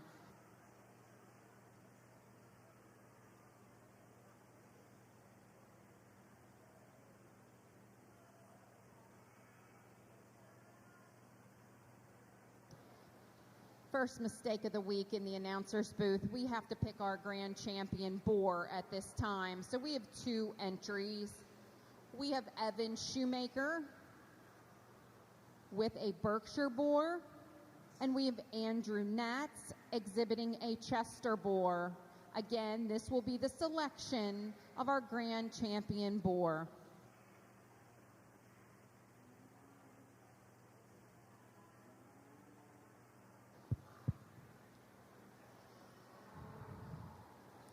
An awfully good pair of them out here, and going to go back just for a second. I set the mic down. I said I'd set the mic down and show you which one I like, shaking hands on those gilts. I think the 2 that were in contention, obviously, was the Poland, and then for me, the York. I think the difference between those gilts is I thought that Yorkshire probably closed up just a little bit coming at me, probably had a little extra throat. I think that Poland's got parts and pieces that are really, really good. I think whether you're showing them or trying to breed them, that was the decision for me. But just wanted to make sure everybody understood where I was coming from on those 2. And then we flip back to these boars and thinking about getting you a champion. I think 2 of them that are just totally different. And, the Berkshire's one, I talked about his look, his flexibility, and his stoutness. I think that's one that's got some parts and pieces that are really relevant. And then the Chester is just a dense, opened up, rugged kind of a boar that's masculine in his build and heavy structured. I think it's close, and I think you could go either way, honestly, just depending on where you want to lay your priorities. I guess the one that probably fits me a little better today is probably just a little more interesting from the side, probably just a little neater to look at. Our champion boar is going to be the Berkshire. Congratulations to that young man. Awfully nice one to win. Congratulations to Evan Shoemaker on exhibiting the Supreme Champion boar at the Carroll County Fair. He's exhibiting a Berkshire boar. Congratulations, Evan. All right, really good class of does here to start off our registered side of things. We're going to start with this young lady's doe right here. She's not the most powerful doe in this class, but man, she is pretty from the side. I really appreciate her body extension. I appreciate her neck, the way it comes out of her shoulders. And then when you look on top of her, she's got more than enough body mass. If I could change one thing, I'd maybe like to muscle her up just a little bit more, maybe give her a little bit more bone, but otherwise this is a really nice exhibit to win our first class in the registered division. The young man's doe that comes in second, I think this doe is kind of a mixture of the two does on either side of it. I think that it has maybe a little bit more power than the doe ahead of him, but a little bit more refined than the one behind him. So I really appreciate this doe, her levelness along the top. I like her out of the hip. If I could change one thing, I'd like to make her elevated out of her shoulders, but another good one to go second in this class. And then you've got this doe in third that is super massive, super big boned, big footed. I just like to clean her up a little bit. She has breed characteristic wise, she's got a nice Roman nose, really good breed character. I just like to make her a little bit more feminine and open her up a little bit more on her chest floor.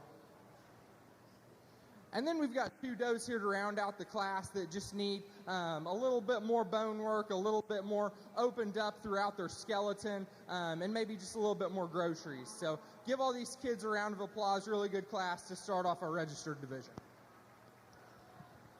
Congratulations to our junior doe kid exhibitors, and we'll get to those results in just a minute. We would like to thank the sponsors of our Supreme Gilt and Boar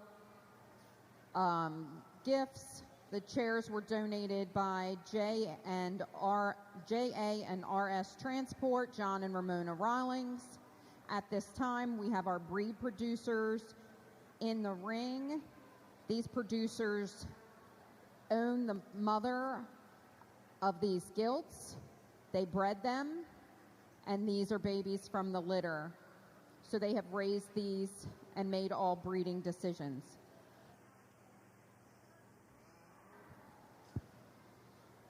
We get into our producer class, and I first want to commend the ones that are out here because I know how hard it is to make this deal work, and obviously the economy that we live in right now, it makes it even more challenging to get the feed bills paid and get everything to work. But I want to tell you, you guys have done an awfully good job just in terms of getting these things put together, getting the work done at home. And if you guys will, standing ringside, let's go ahead and congratulate these six. I know some people sitting ringside probably don't understand the time, the work that it goes into making this happen. But I think it's ultra important to give these kids some extra attention because, you know, we do it on a daily basis, and trying to manage coaching a team and traveling the country, raising these hogs and doing it, it just makes it tough. But I want to say an awfully good set. We start breaking these things down and lining them up, and I still think there's one that I like awfully a lot. That spot's going to be your class winner and champion. I think that one is just so massive and so burly, and yet still does it with the right kind of proportions from the side. You know, we start thinking about what that one's calling card is, and I think making boars is where that one probably sits at home because her density of skeleton and build is next level. I think that's the kind you take to a crate breeder and just get ready for next year because you know she's going to throw them out. From there, we're going to go with the red Gilton too, and I like that one from the side. I think that one's fresh, appropriate in terms of her skeleton. We talked earlier about maybe cleaning her up in her knee, open her up at the base of her build, but I still think that's a gilt that represents a lot of good. Going to follow up right here with the young lady's Berkshire. That's a mean-mugged, big-chested one that's burly-backed and big-hipped. Talked about how she's just a little plain, a little rounder out of her hip. but I like a lot of things about that one for sure. We're going to go with the Chester over here next to the young man's. I like that Gilts function. She probably sets her tail just a little higher than the one that's in third. For me, though, comparatively, I don't know if her loin edge and spine hooks up near right. Probably just a little chunkier in terms of her jawline. From there, we get down to these pair of Berkshire Gilts, and I like the young man's to be next. I think that one's genuinely more secure coming and going, stays within her body wall, just reads a little more attractive in terms of her look. And then this gilt right here that rounds out the producers. I tell you what, young lady, that one's packed full of power, packed full of width and muscle. I talked earlier how we just need to clean up her joint work ever so slightly, make her a little more ladylike from this side. But that one's got bare back shape and muscle that's relevant in the show ring. I think that's an awfully good class, though. Congratulations to those 6 kids for all their hard work and effort at home. Really nice way to round out the producer's set of gilts.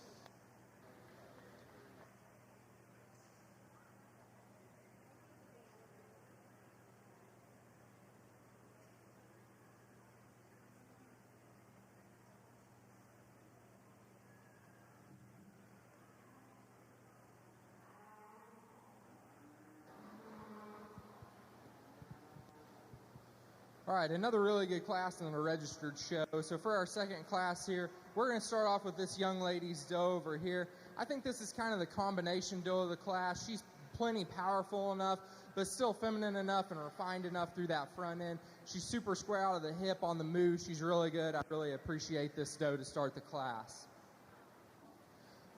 These next 2 does in the class, good job. I appreciate the squareness of body of the red doe. However, these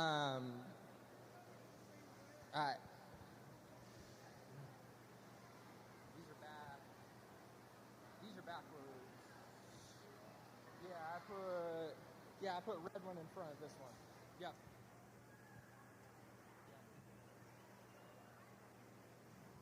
Much better. So I appreciate the squareness of body, and particularly the rear 2, and the third place doe on the move. However, she's just not opened up enough in comparison to this red doe. I really appreciate her spring rib. I really appreciate how opened up she is in her chest floor without being super bold shouldered.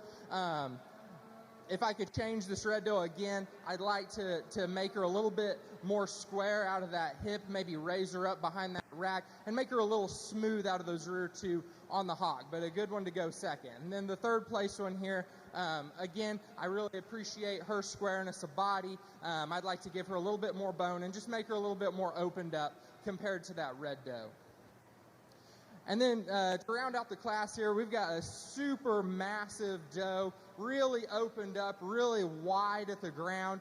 However, she's really, really bold-shouldered, and she doesn't track quite as well around the ring. I'd like to make her a little bit deeper in her flank and then elevate her in the shoulder and then drop that hip down a little bit. But otherwise, a really good class for the second class of our register. Give these kids a round of applause.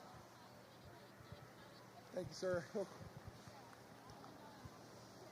We'd like to finish up our breeding swine show by announcing our breed producer class. Winning the breed producer class and the champion breed producer was Andrew Natz, exhibiting a spot. Second went to Caleb Chamberlain with a Duroc. Third to Alyssa Spielman with a Berkshire. Fourth to Brantley Wagner, exhibiting a Chester White. Fifth to Evan Shoemaker, and sixth to Grace Shoemaker. Again, that is the conclusion of our breeding swine show. I would like to thank our meat goat breeding exhibitors as we get caught up. From our first class of registered breeding does, first went to Reagan Feeser Favorite, second to Elliot Weishower, third to Colleen Haynes, fourth to Lucas Myers, and fifth to Lucas Myers. From our junior kids, 6 to under 9 months of age, first to Hannah Haynes, second to Hannah Staub, third to Hannah Staub, fourth to Colleen Haynes. In the ring at this time, we have the selection of our champion registered junior doe. We have exhibits. From the first class, we have Reagan Feeser Favorite, and from the second class, we have Miss Hannah Haynes. For reserve, we have Elliot Weisschauer and Hannah Staub. Again, on our breeding doe side, we have the selection of our champion and reserve champion junior doe. Ringside, we should have the following exhibitors with their yearling doe 16 to 20 months of age: Jaden Favorite Feezer, Colleen Haynes, Hannah Haynes, Holly Narr, a second by Hannah Haynes and a second entry by Colleen Haynes. Again, we need, I apologize, I think I jumped too far. Again, we need the following ringside: Jaden Feezer Favorite, Colleen and Hannah Haynes, and Holly Narr with their yearling does 16 to 20 months of age.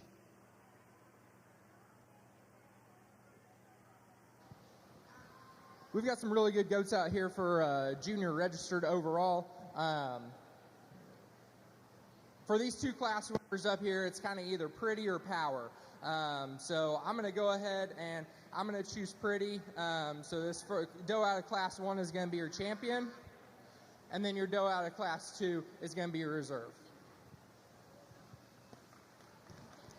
Congratulations to Reagan Feezer Favorite with her junior kid doe 3 to 6 months, and Colleen Hannah Haynes exhibiting her junior kid doe 6 to 9 months of age for reserve.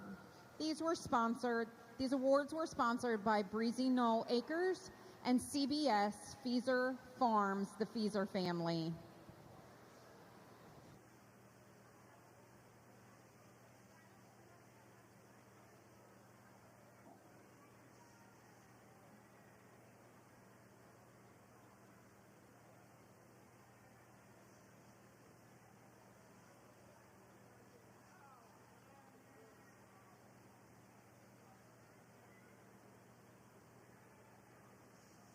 If you're following along in your program, the yearling doe 12 to 16 months is a scratch.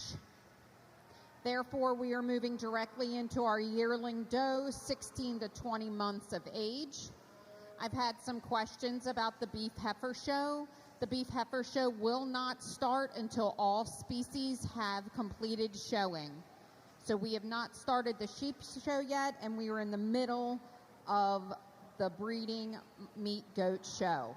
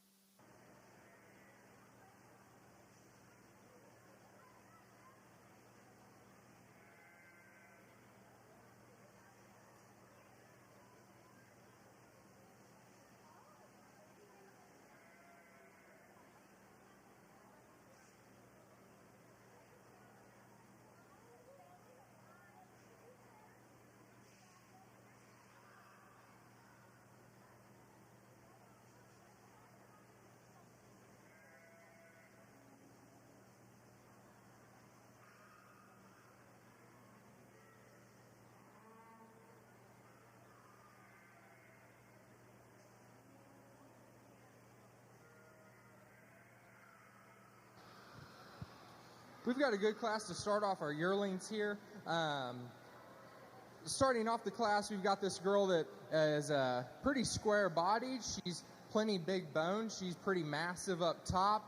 If I could change her, I'd like to lengthen her out a little bit. She's pretty short-bodied. Maybe give her a little bit longer neck, but otherwise a good doe to start the class off with. In second place, we have a really big-bodied, extended kind of doe, really wide at the base, really wide up top. I had to dock her. She's got a couple of fishtail teats, so that's why she's standing where she is in the class. But as far as other breed characters, she's really pretty up front, got a really pretty boar-like neck, really extended up front, so a good one to go in second there. In third place, we've got a doe that she's massive, she's big-bodied, but she's pretty soggy as well. So I'd like to strengthen her up top, like to get her to move a little bit better, clean her up in her chest floor, and make her just track around the ring a little bit smoother. And then rounding out the class with this black doe, really square-bodied doe. I really appreciate her from her bottom third. However, I'd like to open her up in her hip a little bit more, just make her a little bit wider up top to compete with the does in the top three of the class. So another good class. Give these kids a round of applause.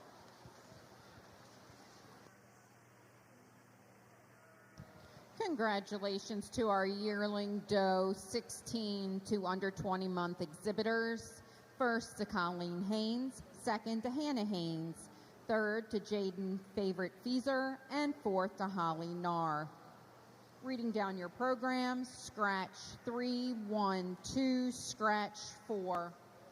In the ring now, we have 2 entries for yearling doe 20 to under 24 months.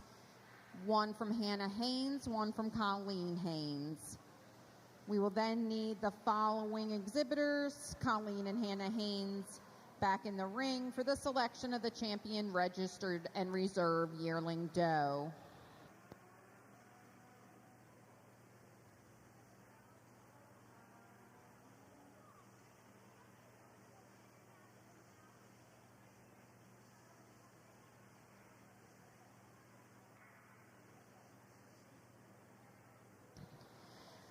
While we're judging our yearling doe 20 to under 24 months, I'd like to introduce our judge. Sam Davis grew up in southeast Kansas raising show goats. He got his bachelor's and master's from Kansas State University, where he was on the meat judging and meat animal evaluation teams. He and his wife Anna currently work at Clemens Food Group in Hatfield, PA. Please put your hands together and let's thank Sam for coming out today and helping us go through our meat goat breeding classes.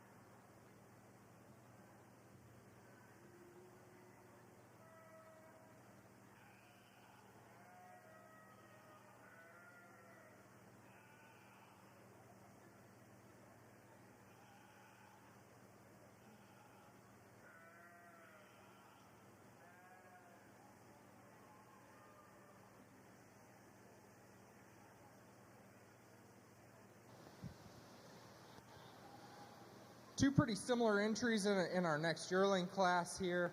I chose this young lady's doe to start off the class. She's a little bit more elevated up through her neck. I like the way that her neck comes out of her shoulders a little bit better. She's a little bit more level across the top, and she just tracks a little bit better around the ring than our doe in second. The doe in second there, she's got a little bit more condition on her, a little bit bolder shouldered than our doe that starts the class. But I really like her muscle pattern. I really like the way that she's setting her hips. So two really good does in this two-entry class here for the yearlings. Give these kids a round of applause. Congratulations to our 20 to under 24-month yearling does. First to Colleen Haynes, second to Hannah Haynes. Reading down your program is 2-1. Entering the ring now from our yearling doe 16 to 20 months, we have Hannah Haynes. And our yearling 20 to 24 months, we have Colleen Haynes. Our up for reserves should be Hannah Haynes from both classes. This will be the selection of our champion registered yearling doe.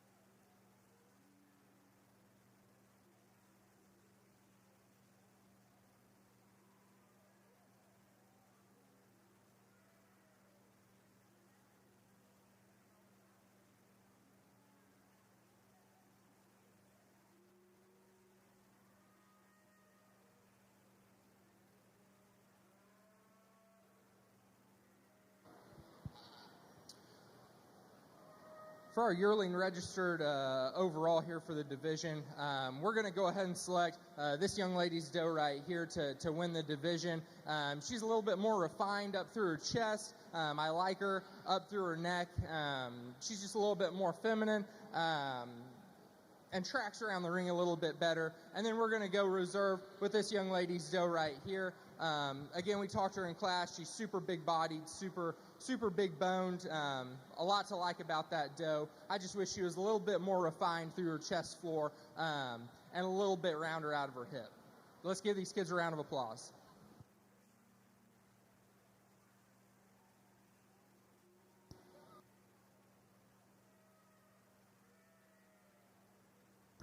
Congratulations to Colleen Haynes with her 16 to under 20 month yearling doe was champion registered yearling doe, and to Colleen Haynes with her 20 to 24 month doe for reserve.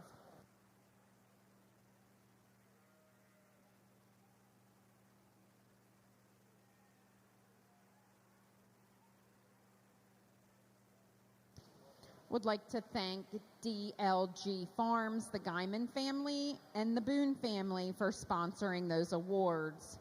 We're now moving into our senior 2-year-old does, 24 to 36 months of age. We should have 2 entries, Colleen Haynes and Lucas Myers.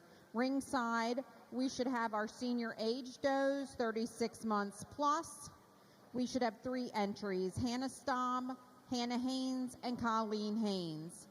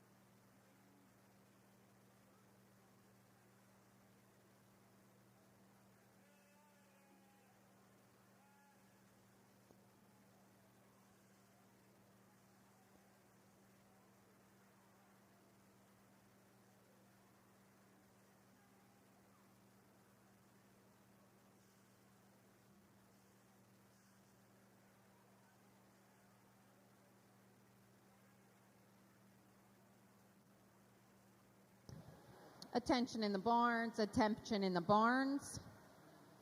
The beef show will start at the conclusion of the sheep show. We are not looking at any time before 1 or 1:30. Again, the beef heifer show will not start prior to 1 or 1:30. They still have to finish the sheep show. Thank you. 2 entries to start off our Senior Doe show here. We're going to go ahead and go with this young lady's doe to start off the class. If I could change her, I'd like to make her a little better in her pasterns, make her a little bit stronger right behind her shoulder, but big-bodied, big-boned doe to start off the class. And then second is this young man's doe right here. I really appreciate her length of body. I'd just like to open her up a little bit, make her a little bit square on both ends of her skeleton, just give her more power overall. But he's doing a heck of a job showing her out here. Give them a round of applause. Congratulations to our exhibitors and our senior 2-year-old does, 24 to 36 months. First to Colleen Haynes, second to Lucas Myers. Reading down your program, scratch 1, 2. We should have 3 entries in our senior age does, 36 months plus. 1 from Hannah Staub, 1 from Hannah Haynes, and 1 from Colleen Haynes. We also need Colleen and Lucas to stay close. After this class, we will select our champion registered senior doe.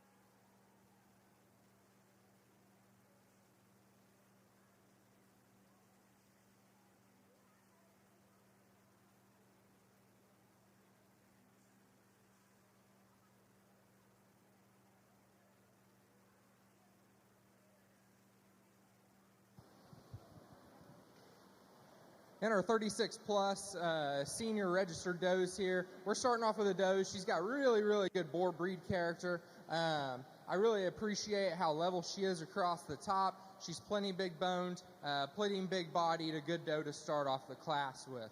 These next 2 does that fall in line, pretty similar in type and kind. Good job.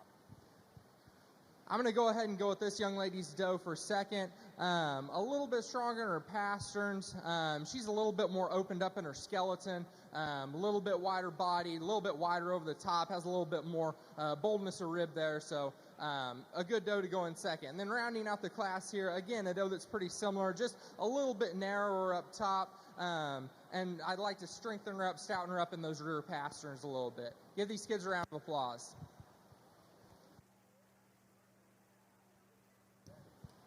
Congratulations to our senior age does 36 plus months exhibitors. First to Hannah Staub, second to Hannah Haynes, and third to Colleen Haynes. Reading down your program, scratch 1, scratch 2, 3. We're now ready for the selection of our champion registered senior doe. We have entering the ring Colleen Haynes from the 24 to 36 months old age division and Hannah Staub from our 36-month plus division. Our seconds are Lucas Myers and Hannah Haynes. Champion and reserve champion senior doe awards are sponsored by Cooney's Heating and Air Conditioning, Mr. Joe Cooney, and the Goyette's Candy Company. Let's put our hands together for our sponsors. At the conclusion of this selection, we will be ready for the selection of our grand champion registered doe. We will be looking for entries from Reagan Feeser Favorite and Colleen Haynes to be ringside. Thank you.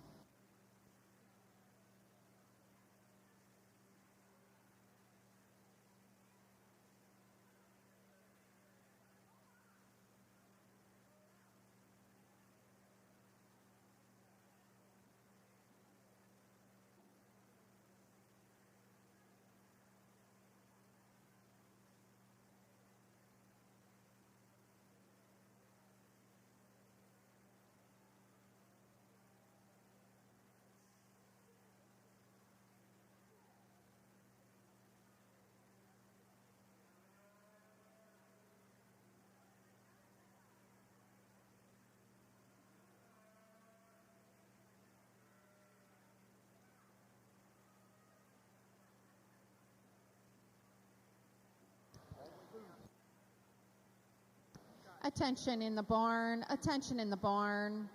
Breeding, exhibitors, there are 2 places to dump your shavings. One at the swine end of the building, the second down near the rabbit barn in the stone area. There's already a pile started. Again, used shavings.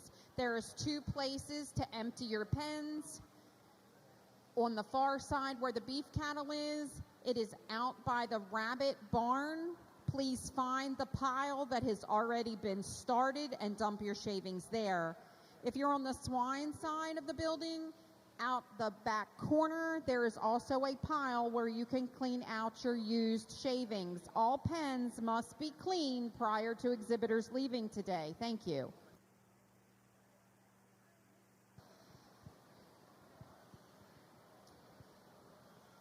So for our senior drive out here, I'm kind of between these 2 first place goats out here. Tell you a little bit of what I'm thinking. So I really appreciate the opened up chest and big springer rib out of this first doe out here. I'm worried about her feet and legs. I wish she was a little bit square. I wish she was a little bit stouter, especially on those rear pasterns. This girl here in the second play or in the second hole, first place. I really like this doe's breed character. I wish she was a little bit more feminine out of her chest and up through her shoulder, but she's super square, super big bone. This doe's going to be your champion out here, and then this is going to be your reserve. Congratulations.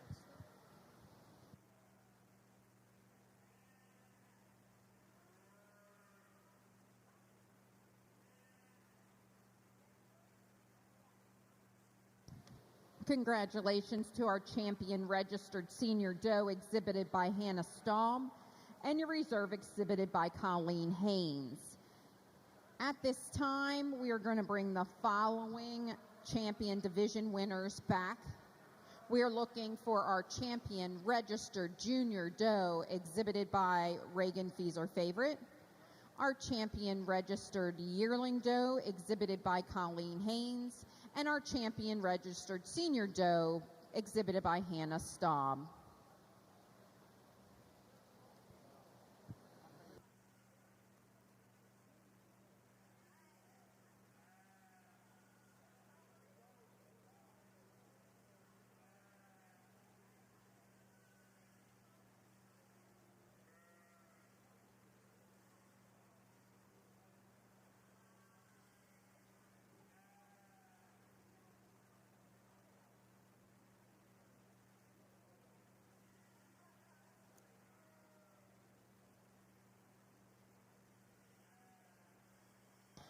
We can go ahead when we're ready.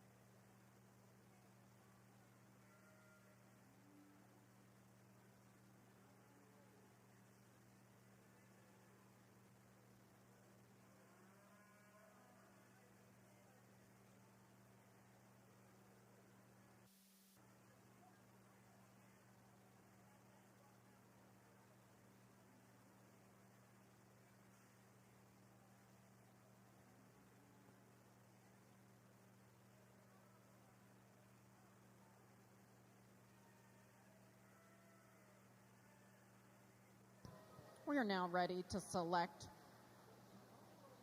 our overall grand champion registered doe. From our Junior Doe division, our champion was exhibited by Reagan Feeser Favorite. Our reserve was exhibited by Miss Hannah Haynes. From our yearling doe division, our champion was exhibited by Colleen Haynes, and the reserve was exhibited by Colleen Haynes. Our champion registered senior doe was exhibited by Hannah Staub, and our reserve was exhibited by Miss Colleen Haynes. Please put your hands together for our registered doe exhibitors.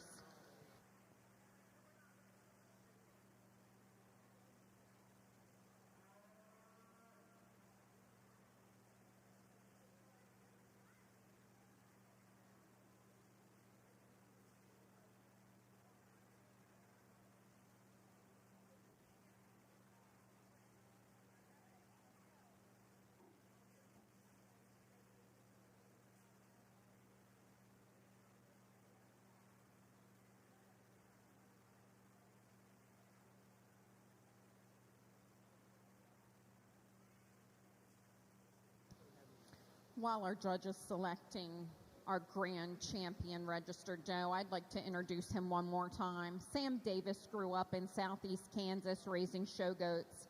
He got his bachelor's and master's from Kansas State University, where he was on the meat judging and meat animal evaluation teams. Him and his wife Anna currently work at Clemens Food Group in Hatfield, PA. Please put your hands together and thank Mr. Davis for coming down and judging our breeding show today.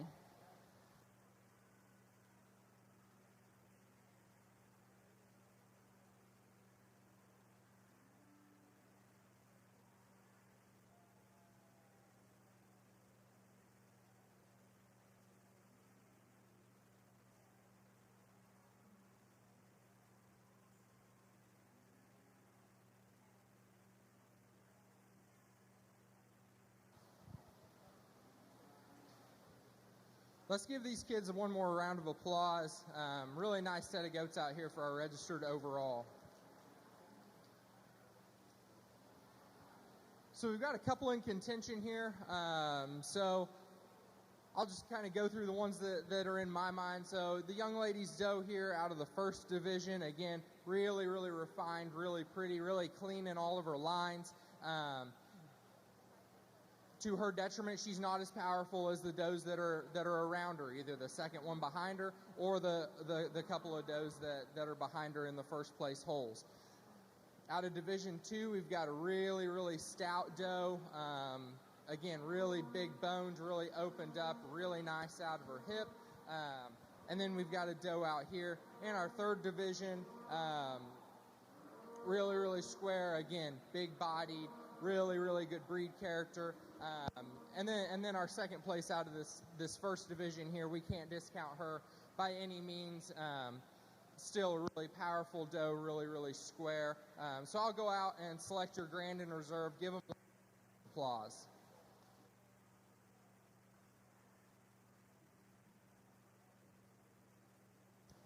Congratulations, Miss Jaden Feeser Favorite, for winning Grand Champion Registered Doe. In contention now, we have our Reserve Grand.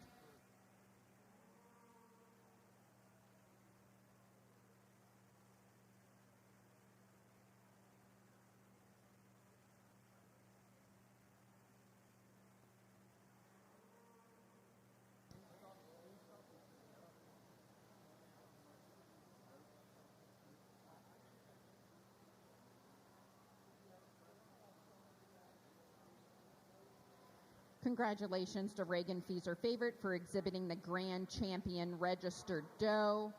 This award was sponsored by Bounds Accounting and Tax Services, LLC, and the Maryland Print House. Reserve Grand Champion Registered Doe was exhibited by Colleen Haynes. This award was sponsored by Carroll County Farm Bureau, Women's, and the Maryland Print House. We are now ready for our Dam and Daughter class. Our Dam and Daughter class is very special. Colleen Haynes and Hannah Haynes will be exhibiting the mother and the daughter pair, and they can enter the ring when they're ready.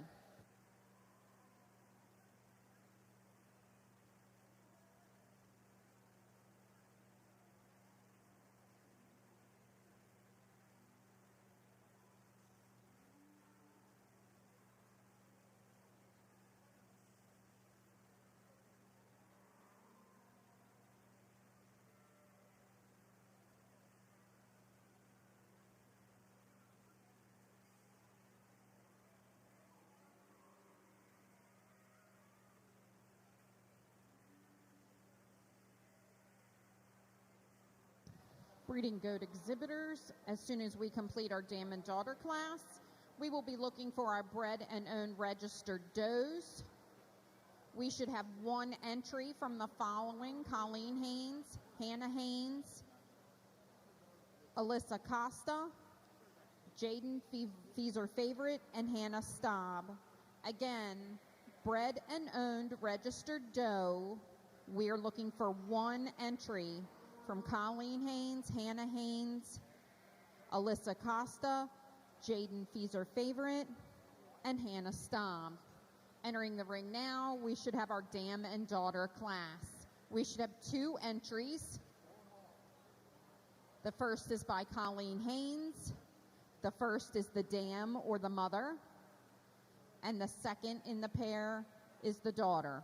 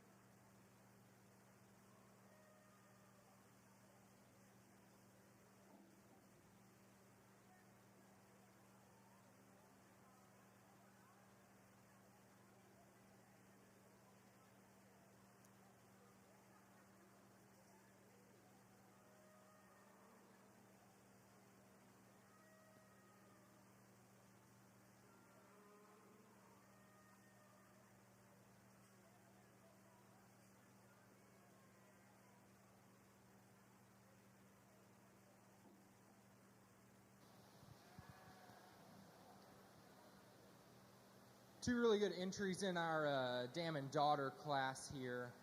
We're going to go ahead and start with this pair over here to win the Dam and Daughter. I think there's just a little bit mass of body, a little bit more mass of bone. These two does are a little bit more opened up in their skeleton.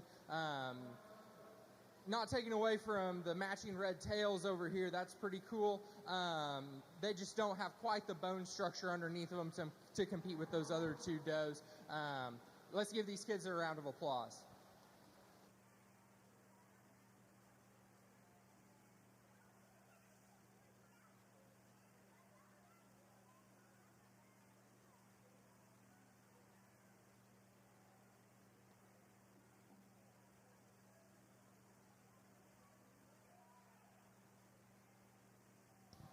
Congratulations to the champion registered dam and daughter exhibitor, Miss Colleen Haynes, and second place to Miss Hannah Haynes. Entering the ring now, we should have the selection of the bred and owned champion registered doe. Again, we're looking for one entry from Colleen Haynes, Hannah Haynes, Alyssa Costa, Jaden Fever's her favorite, and Hannah Staub.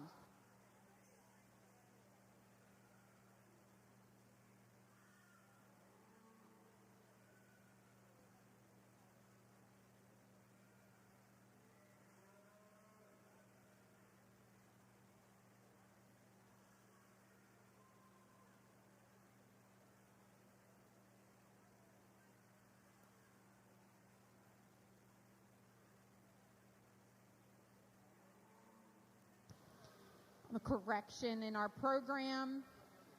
Hannah Haynes had the champion registered dam and daughter. Colleen Haynes had second. Reading down your program, it should be 2, scratch, scratch, 1.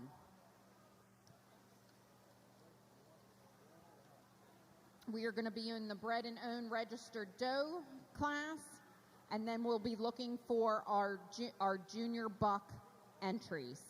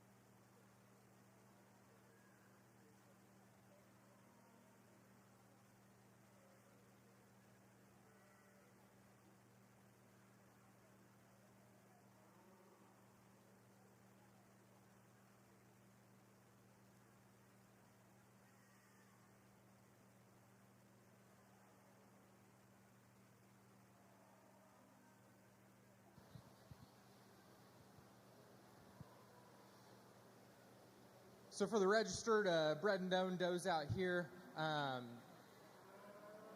we're going to select this young lady as your champion. Give her a round of applause. And then I'd like to take this time to thank the ring help and everybody helping put the show together and keep things moving. Give all of them a round of applause. They're doing a great job out here, and the show would not be running as smoothly as it is without their help.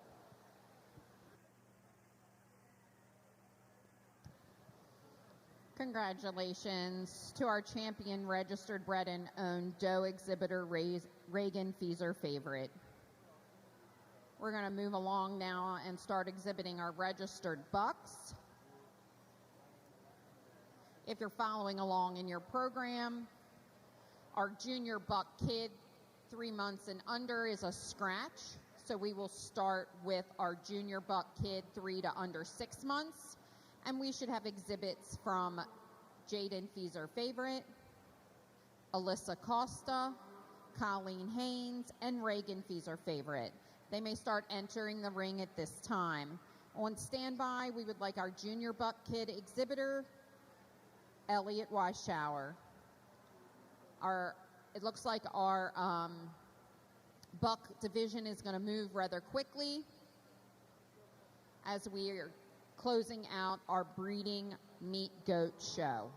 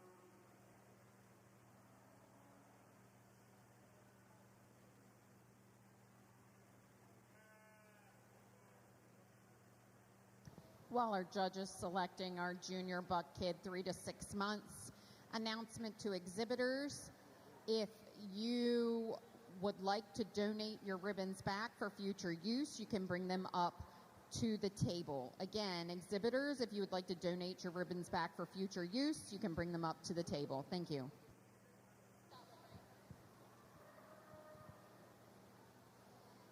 For our first class of registered bucks, we've got some good exhibits out here. The young man's buck that's going to start the class, I appreciate his squareness of body from the ground up. I'd like to give him maybe a little bit more mass of bone, maybe open him up along his top a little bit more, but again, a good exhibit to start the class with. The buck here in second, I really appreciate how opened up he is up top. I'd like to make him a little more square from the bottom up. So I wish that whenever he tracked, he would stay a little bit square, and give him just more mass of bone and just opened up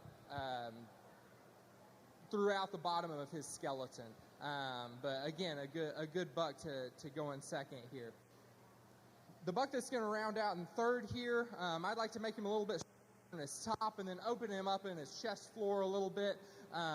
And then deepen him up in his flank a little bit. Got a good skeleton, good amount of bone under him, just not a lot in the upper 2/3 of his body. And then a buck to round out the class here just needs opened up throughout his skeleton and just needs more bone and more groceries to be able to compete with those bucks in the top end of the class. Give these kids a round of applause. Congratulations to our junior buck kid, 3 to 6 months. First to Jaden Feeser Favorite. Second to Reagan Feeser Favorite. Third to Colleen Haynes. And fourth to Alyssa Costa. If you're following along in our program, reading down, scratch 1, scratch, scratch, 4, 3, 2. Entering the ring now, we have a junior buck kid, 6 to under 9 months. We have one entry from Elliot Weishower.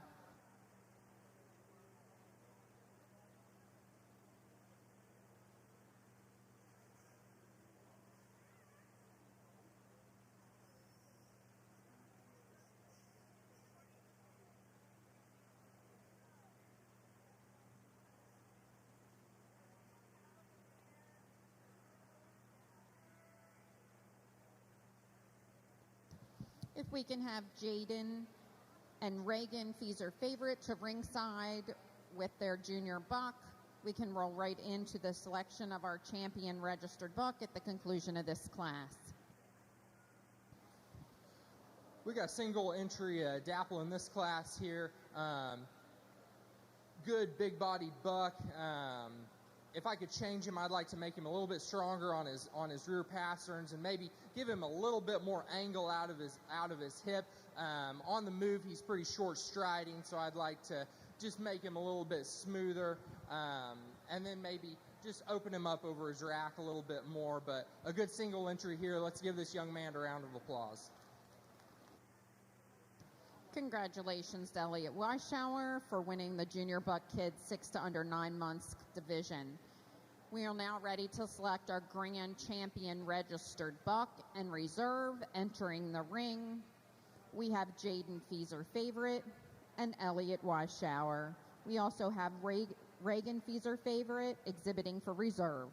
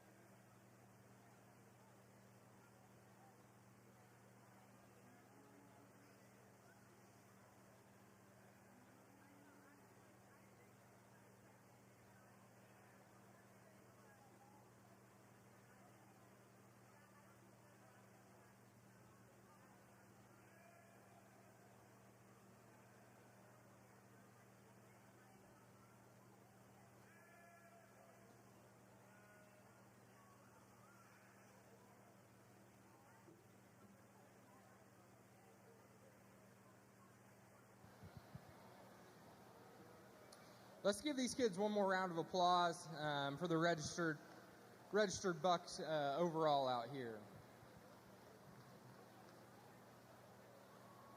So we're going to keep it pretty simple. I think we're going to start off with this young man's buck to be overall champion right here. Congratulations. And then we're going to follow it up with this young lady's buck back here for reserve.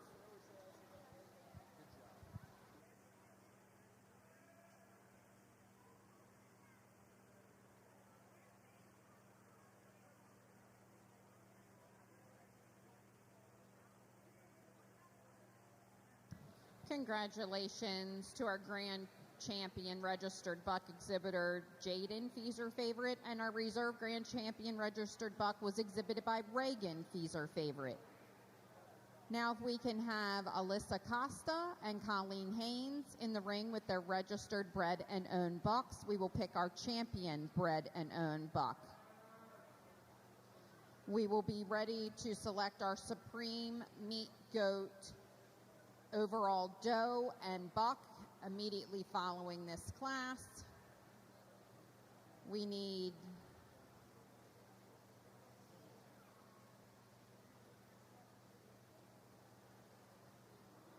David Guyman to the ring with his commercial doe.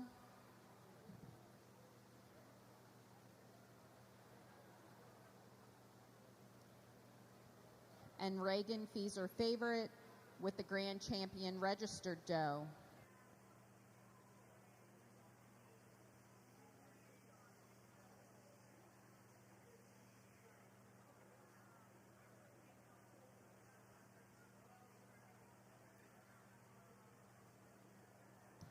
Attention exhibitors, attention exhibitors.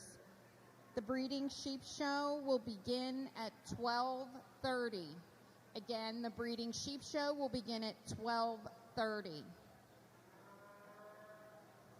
Breeding meat goat exhibitors, pictures will be at the backdrop immediately following the selection of your supreme champions.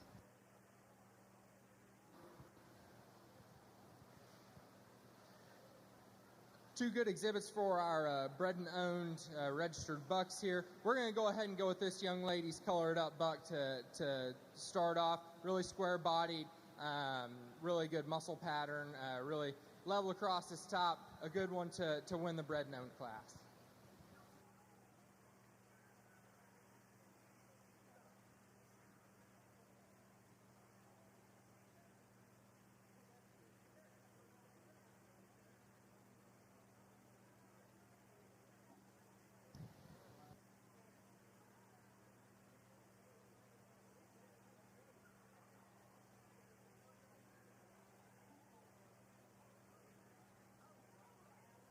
Congratulations to Colleen Haynes for exhibiting the champion bred and owned buck.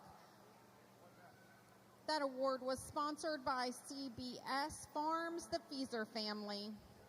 Entering the ring now, exhibiting the grand champion commercial doe,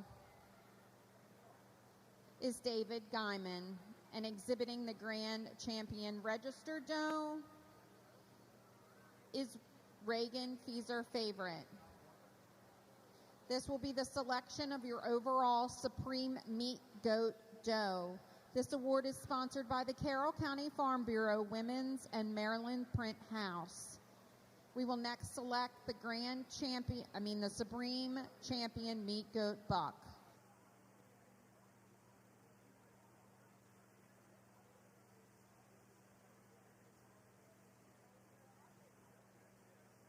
We'll be looking for Hannah Staub with her grand champion commercial buck, and Jaden Feeser Favorite with the grand champion registered buck.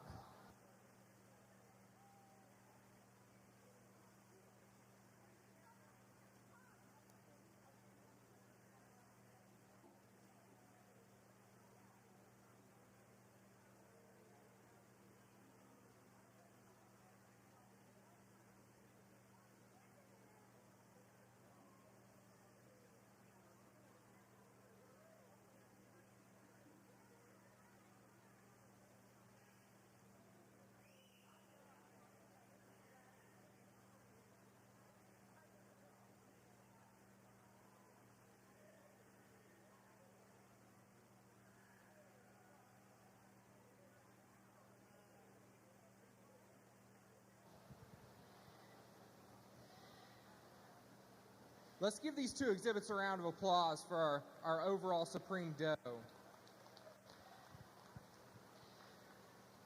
So both of these really fit kind of what I'm looking for, and does that I would use as replacements in my operation. We'll talk through them just a little bit. So the young man's doe that we have, I really, really like her squareness of body. I like her power that she brings to the table while still maintaining a pretty feminine neck and shoulder area. I like that she's pretty deep in her flank, pretty square across the top.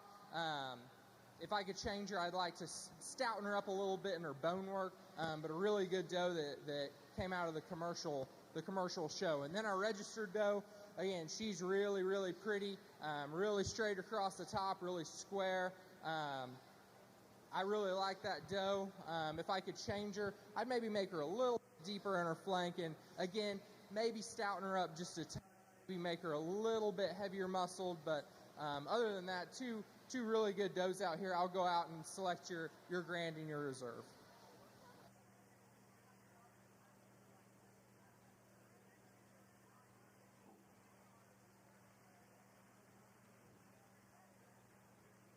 Congratulations to Miss Reagan Feeser Favorite for exhibiting the overall Supreme Meat Goat Doe.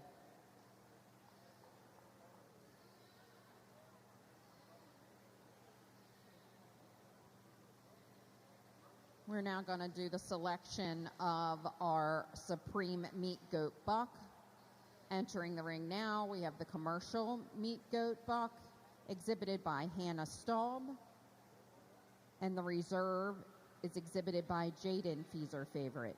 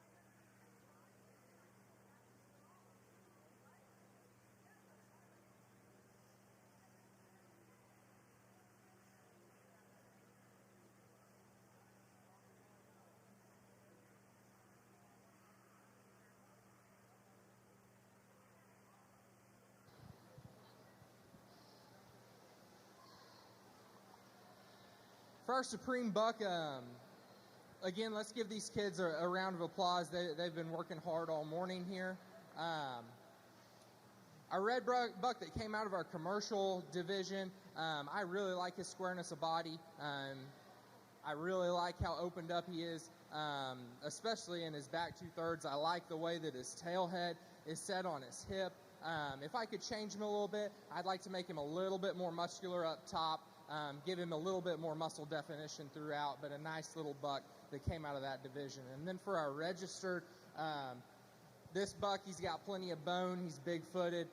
He tracks really well. I'd like to strengthen him up in his top line a little bit, and then give him a little bit more muscle, especially through his lower leg and right there behind his rack. But I'll go out and select Grand and Reserve. Again, give these kids a round of applause.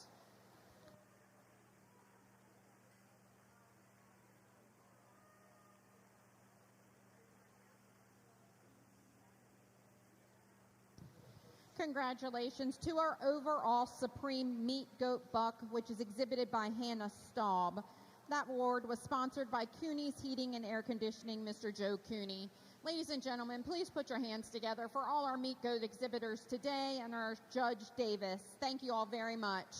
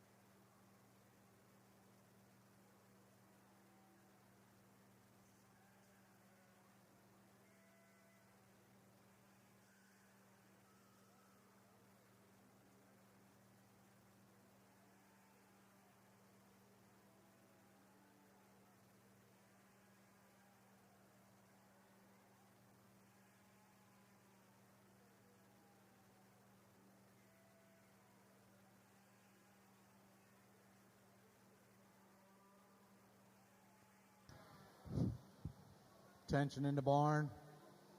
Sheep exhibitors for the breeding show. This is your 10-minute warning.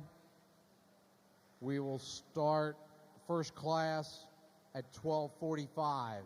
12:45.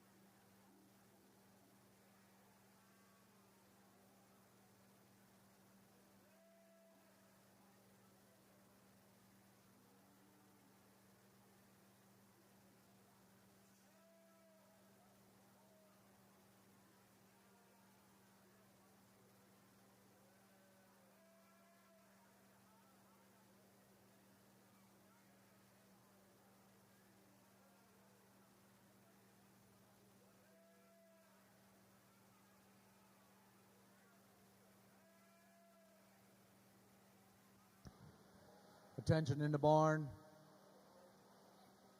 Breeding sheep exhibitors, you're going to enter the arena by the swine department sign, and you will exit at the lower end towards the banner for pictures when you come in and out of the ring. So you'll enter at the swine department sign, you'll exit by the banner for pictures when your class is complete. So we're going to get ready to get started here. I need our first class, class 40 and 43, to come to ringside. You'll go in class together. I need Sophie Hamp and Elliot Weishauer ringside.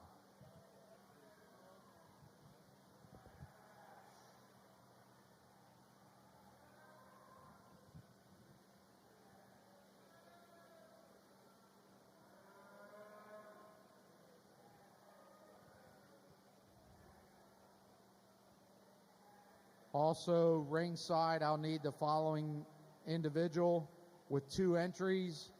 I'll need Elliot Weishauer for class 66, his Shropshire Junior ewe lamb. I'll need both of those lambs ringside also.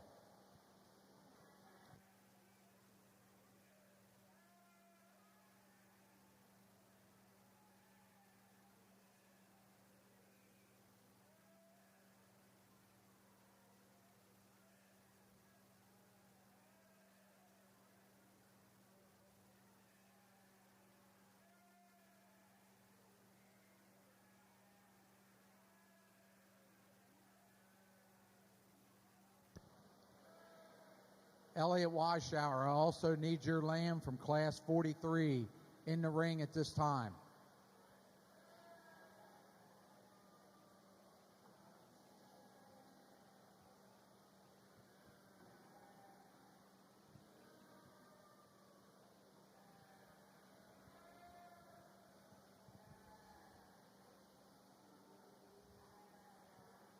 Okay, if you're ringside here this afternoon, I'd like to welcome you to the 2022 Breeding Sheep Show here at the Carroll County 4-H and FFA Fair, marking our 125th year here in Carroll County. We'll get started here with our first class of breeding sheep. The Hampshire group, we have 2 entries, Sophie Hamp and Elliot Weishauer.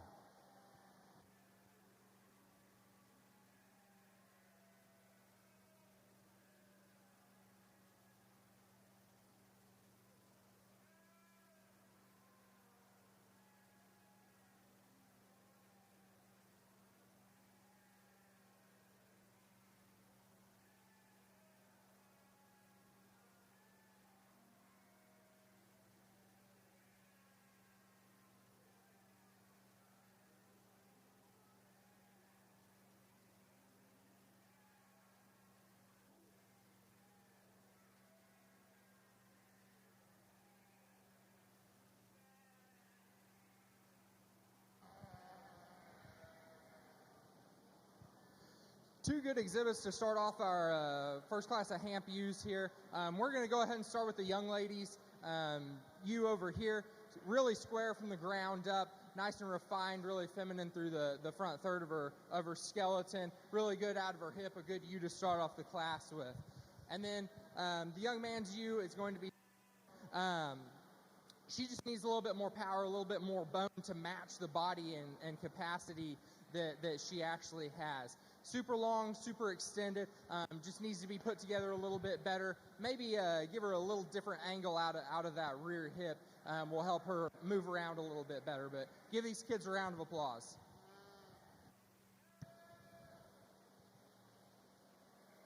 Results in our breeding sheep class, class 40 and 43. Your champion Hampshire ewe is Sophie Hamp.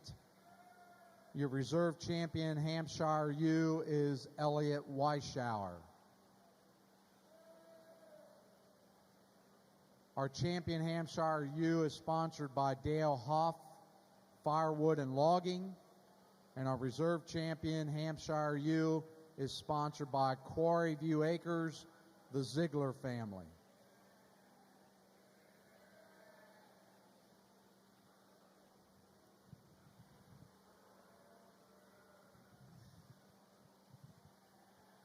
Our next class in the ring will be Class 66, our Shropshire Junior Ewe Lamb. 2 entries, both from Elliot Weishauer. Class 113, other meat breeds, Junior Ram Lamb. I have 2 entries. You should be coming ringside. Macy Woodruff and Logan McKenzie.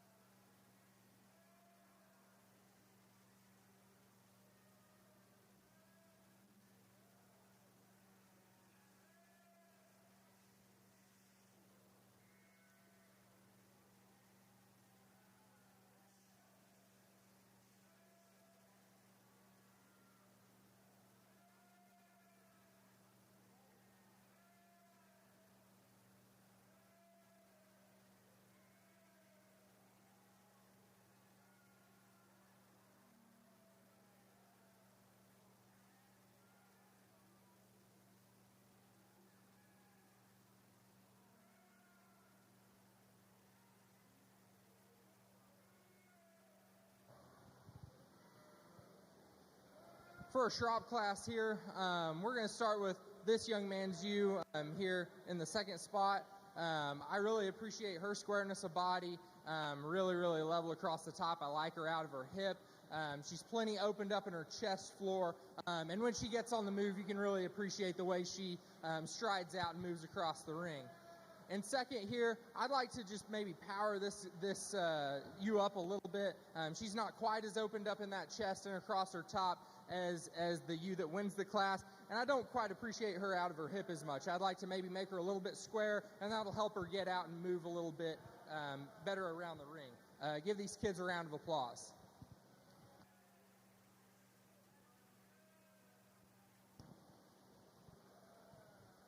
In our Class 66 Shropshire Junior Ewe Lamb, your champion and reserve champion are Elliot Weishauer. And our champion Shropshire Ewe Lamb is sponsored by G&J Excavating. And our reserve champion Shropshire Ewe Lamb was sponsored by DLG Farms, Lucas, Deanna, Noah, David, Jacob, and Cora Guyman.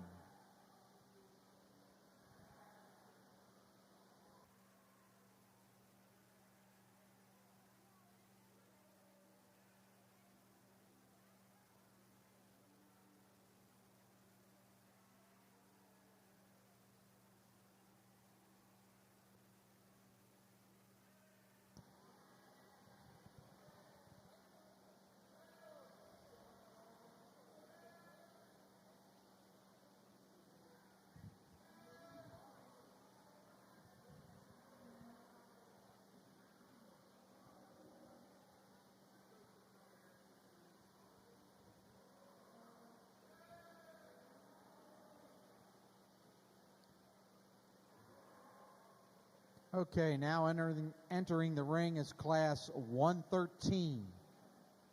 Other meat breeds, Junior Ram Lamb. 2 exhibitors, Macy Woodruff and Logan McKenzie. In your program, if you're following, Alyssa Costa is a scratch.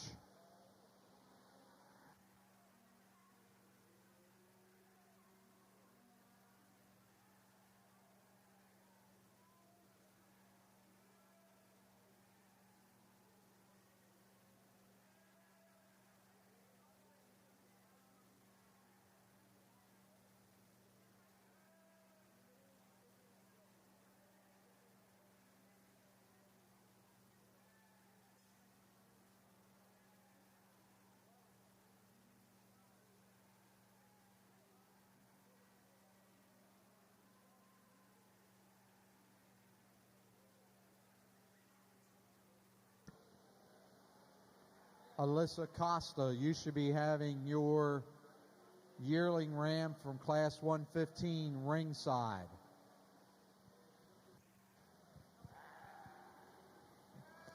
All right, for our first ram class here, we're going to start with the young man's ram here. Just a little bit more mass of body, mass of bone, has some more groceries on him, some more muscle definition, just the more overall powerful ram. And then the young lady's ram to go second here. You can appreciate how square-bodied he is, but he just needs more groceries, more muscle to be able to compete with this guy. Let's give these kids a round of applause.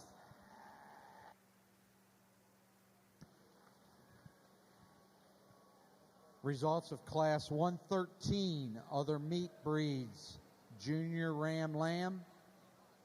First place, Macy Woodruff.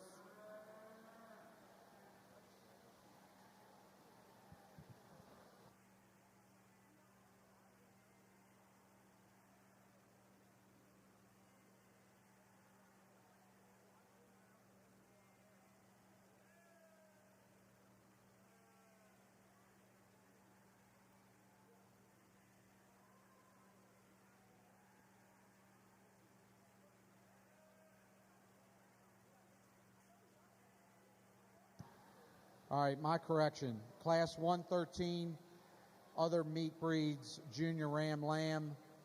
First place was Logan McKenzie. Second place, Macy Woodruff.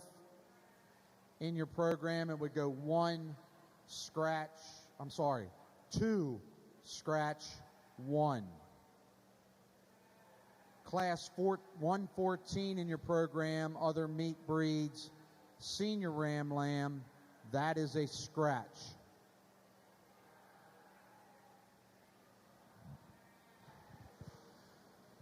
Single entry here in the yearling division. Good square ram, big bodied, plenty powerful. If I could change him, I'd like to give him maybe just a little bit more bone and make him a little bit stronger on those back pasterns. But otherwise, good single entry for the yearling division here.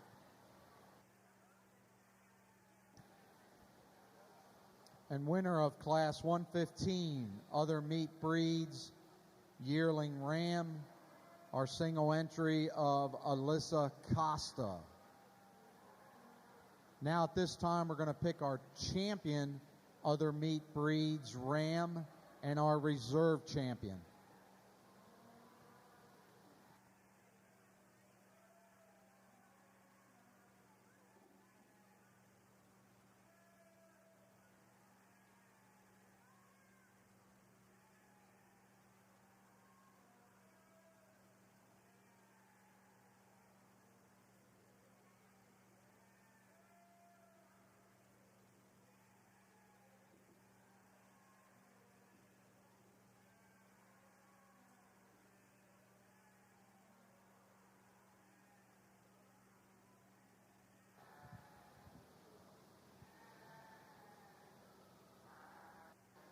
For your champion AOB ram, we're going to start with this young lady's white ram here.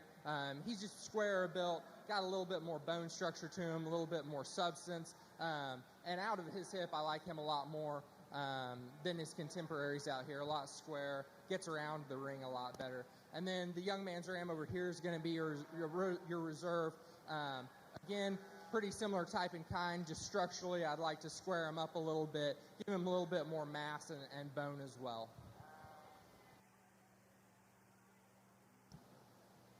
Your champion, other meat breeds, ram, goes to Alyssa Costa. That award sponsored by Pat and Lynn Talbert.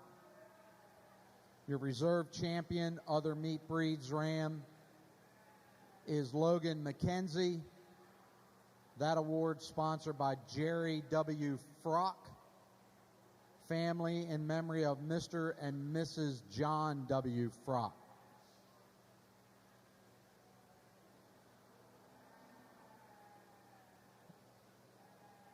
Now we'll move on to Class 118, other meat breeds, Junior ewe lamb.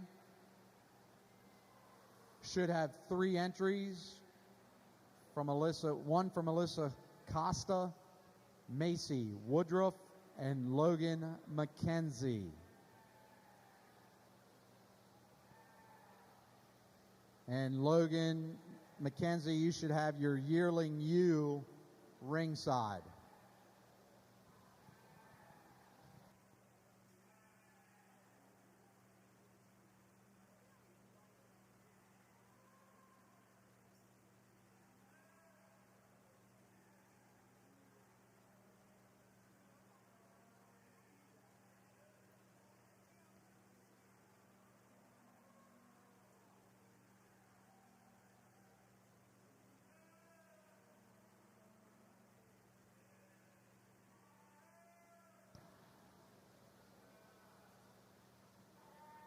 If you weren't here this morning for the judging of our breeding goats, our judge here doing our breeding sheep also did the breeding goats. His name is Sam Davis. He grew up in southeast Kansas raising show goats. He got his bachelor's and master's degree from Kansas State University, where he was on the meat judging and meat animal evaluation teams. He and his wife Anna currently work at Clemens Food Group in Hatfield, Pennsylvania. Again, let's please welcome Sam and his wife Anna to Carroll County, and thank you for being a part of our fair this week.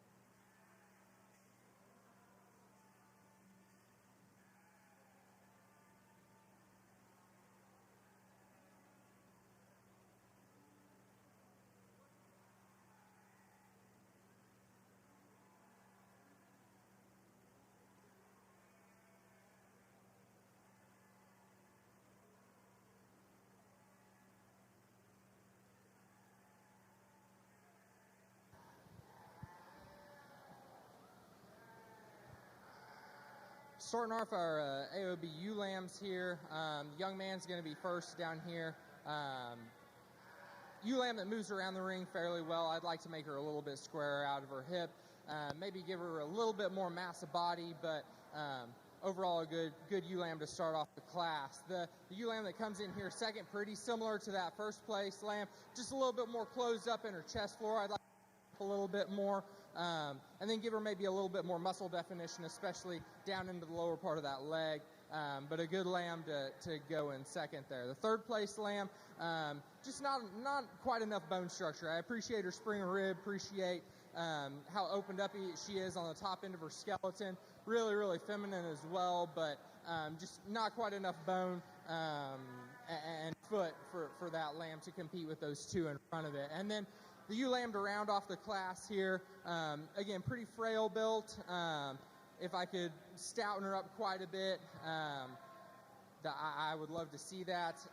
And then make her a little bit square out of her rear third, get her to track around the ring a little bit better. Let's give these kids a round of applause. Results of Class 118. Other meat breeds, Junior ewe lamb. First place, Logan McKenzie. Second place, an add-on to the class, also Logan McKenzie. Third place, Alyssa Costa. Fourth place, Macy Woodruff. Down your program, it goes 3, 4, 1, 2.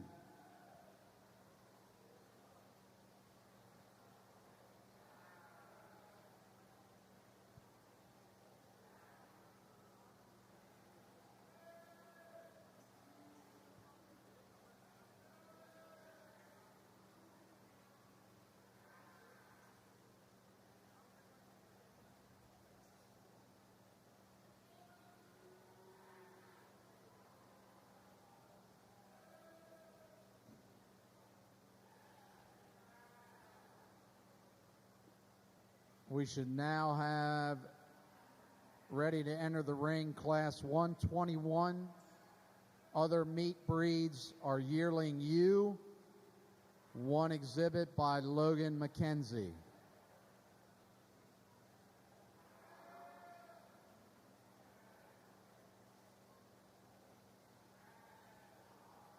Okay, so we have 2 entries in Class 121. Logan McKenzie and Alyssa Costa.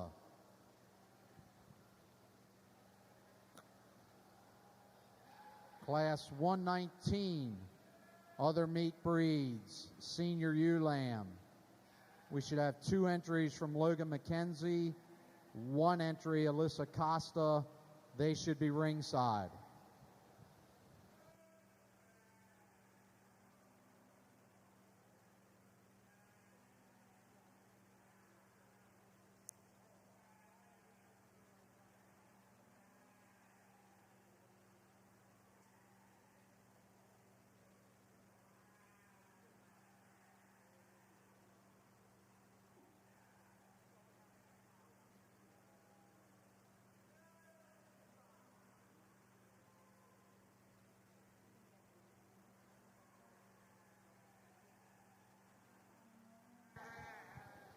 Just 2 entries here in the AOB Senior Division.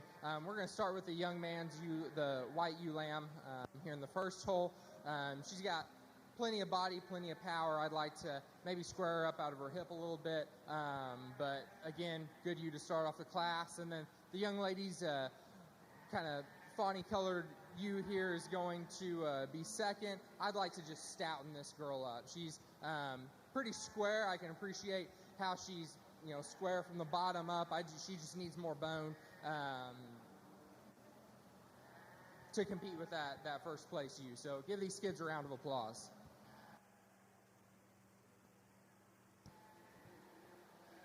Results of Class 121. Other meat breeds, yearling ewe. First place, Logan McKenzie. Second, Alyssa Costa. In your program, it would go 1, 2.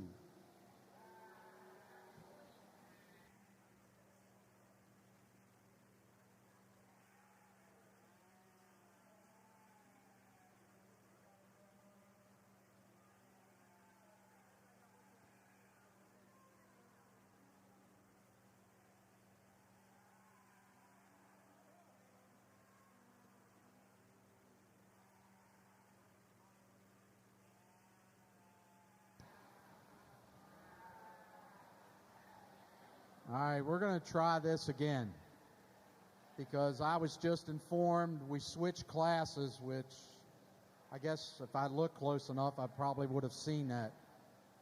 But Class 119 in the system should be this class, but they switched them. So the last class that was in was your class 119, other meat breeds, your senior ewe lamb, which the results stay the same. Logan was first. Logan McKenzie was first. Alyssa Costa was second. Now in the ring is your class 121, other meat breeds, your yearling ewe with the single entry by Logan McKenzie. So in the program, if you're following along, you're going to see 121 and 119 in that order. They were reversed in the show ring. So stay in your program. Class 121, Logan McKenzie, that'll be first. Go to the next class, 119, other meat breeds, senior ewe lamb. That will go Logan McKenzie 1, scratch, Alyssa Costa 2.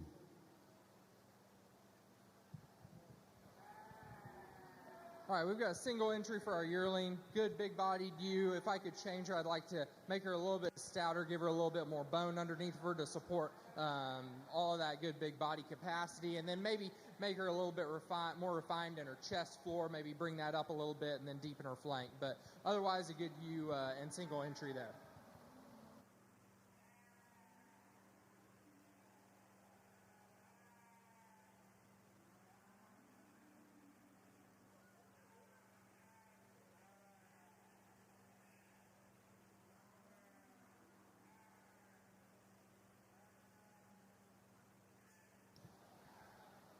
Okay, in class 121 or other meat breeds, yearling ewe, first place was Logan McKenzie.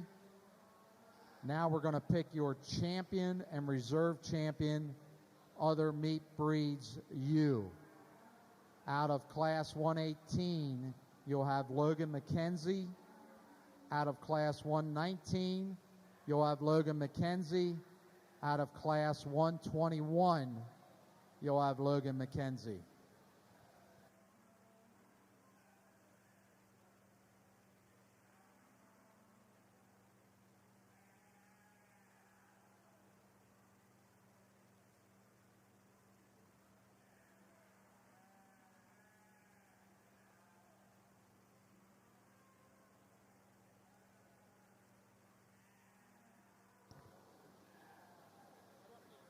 Okay, so the back group will be your champions out of the 3 classes.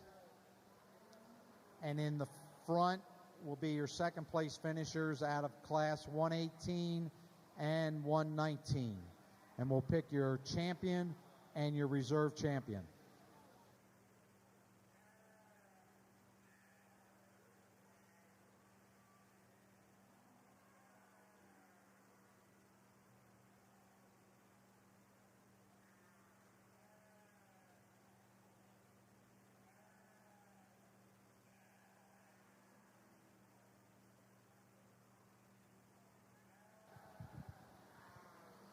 All right, for our champion AOBU, we're going to pick this young lady's white ewe here in the center. She's going to be your champion, and then your reserve is going to be the young lady here out of the first class. Give them a round of applause, please.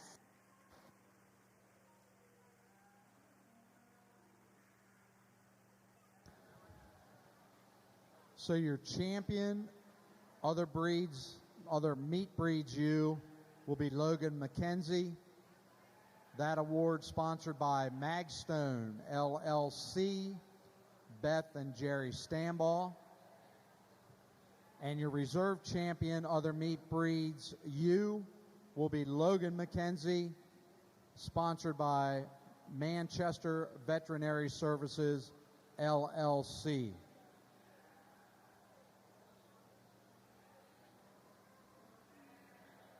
Now we're going to do class 120. Other meat breeds, pair of lambs, 1 entry, Logan McKenzie.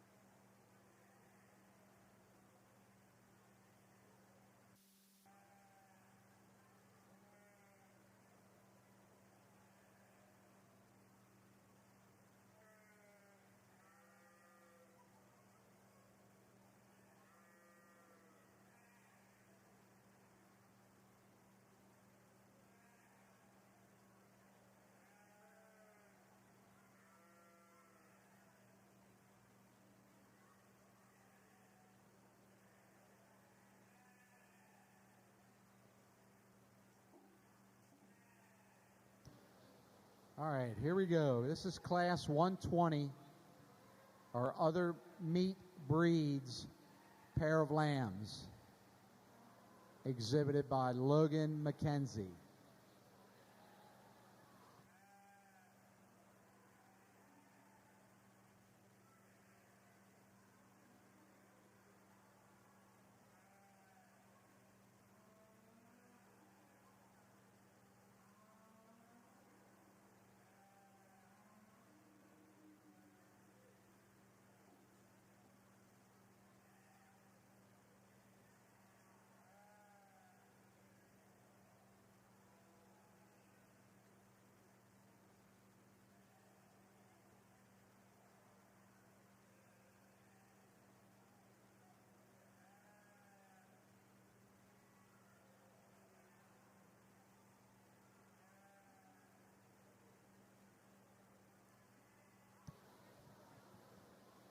And it looks like we have a second entry. Looks like Macy Woodruff has a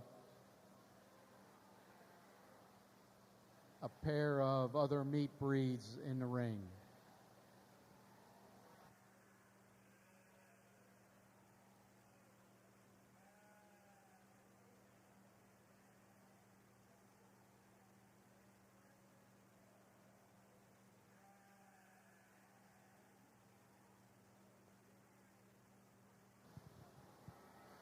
All right, for our class of pairs, the first two here, the first pair is going to be going to start their class off.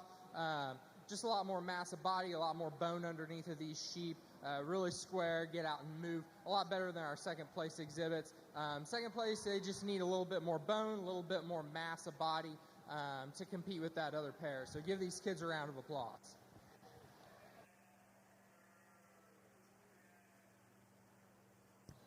Results of class 120, other meat breeds, pair of lambs. First place, Logan McKenzie. Second place, Macy Woodruff. In your program, it'll go 1 with an add-on being Macy Woodruff 2.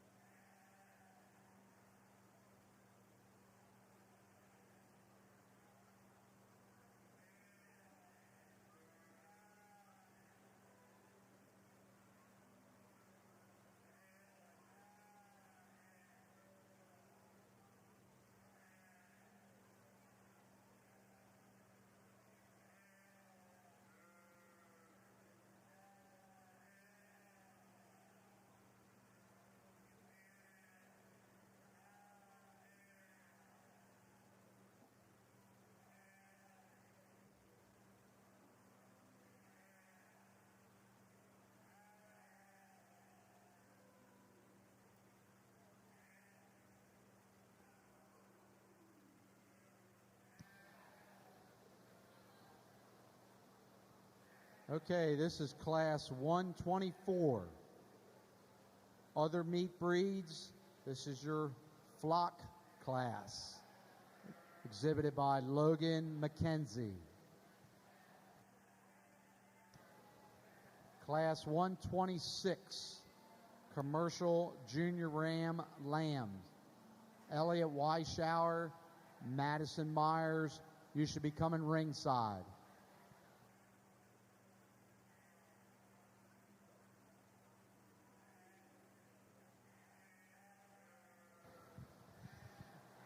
All right, we have a single entry here for the flock division. Again, pretty uniform group. I think that just massive body, squareness of body. These lambs are all pretty good. If I could just stouten them all up just a tick, that's probably what I would change. But overall, really good set of lambs.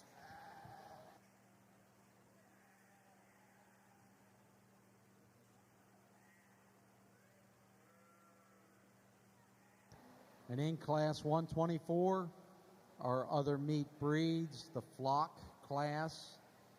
Your exhibit and winner is Logan McKenzie.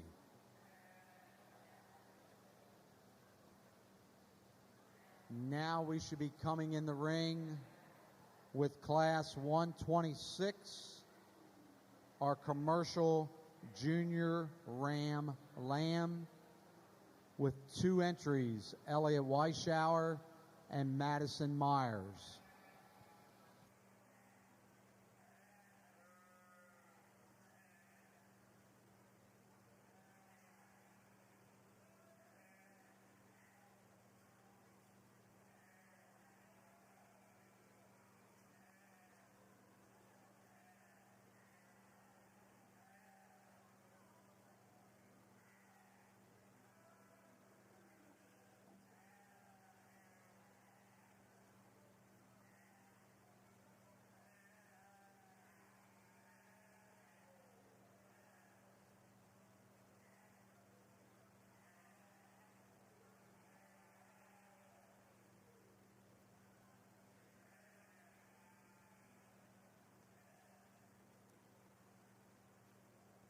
Class 128, commercial yearling ram.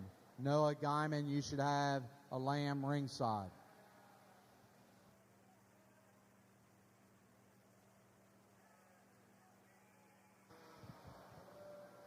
All right, for this first class of commercial ram lambs, we're going to start off with the young man's ram over here. Really square body, really powerful ram. I appreciate how square he is out of his hip, gets out and moves perfectly fine. Good ram to start the class. And then the young lady's ram, pretty similar. I just like to maybe see him a little bit squarer out of his hip and maybe level him out across a little bit. So these kids are wrangling animals that weigh much more than they do. So give them a big round of applause.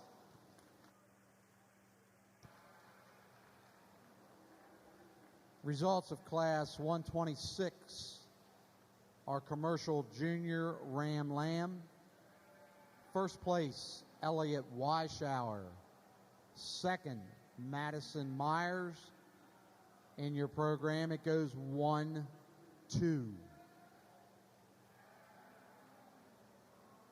Now we should have Class 128, our commercial yearling ram. 1 entry, Noah Guyman.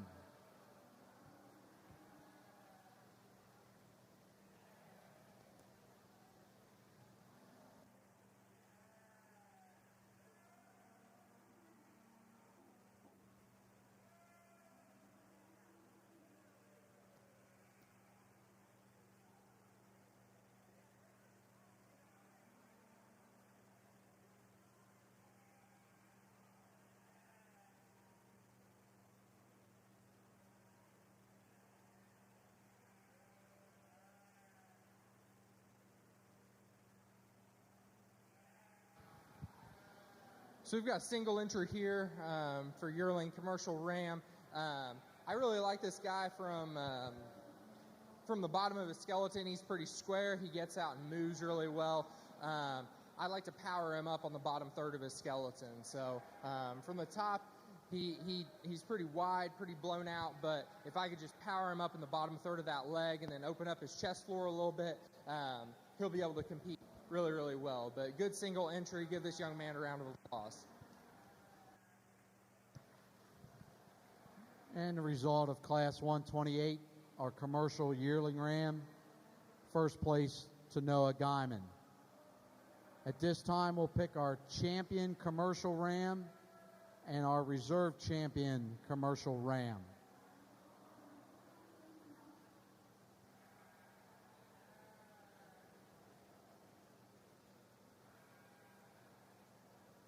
Out of our junior ram lamb class, you have Elliot Weishauer. And out of our yearling ram class, you have Noah Guyman. And second, out of class 26, Madison Myers.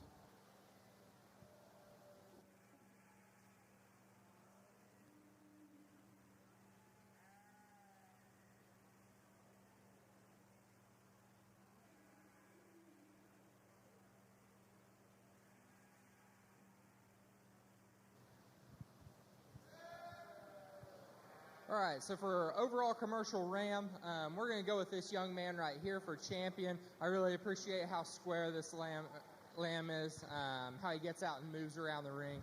Really nice. And between these other two, we're going to go ahead and use the young lady back there as a reserve, just more powerful, especially, again, in the bottom third of that lamb's skeleton. So she'll be reserved. Give these kids a round of applause. Your champion commercial ram goes to Elliot Weishauer. That award sponsored by Dave Penn and family. And your reserve champion commercial ram goes to Madison Myers. That award sponsored by Hanson Brothers, LLC, in memory of Debbie Hanson. Now getting ready to come in the ring, we'll have Class 131, Commercial Junior Ewe-Lamb. We should have 6 entries. 1 from Holly Narr, 1 from Jacob Guyman, 2 from Elliot Weishauer, 1 from Madison Myers, and 1 from Estella Gover.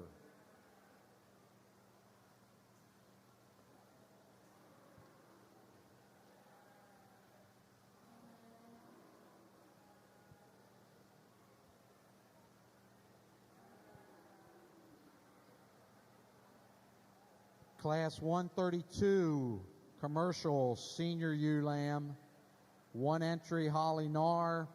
You should be ringside.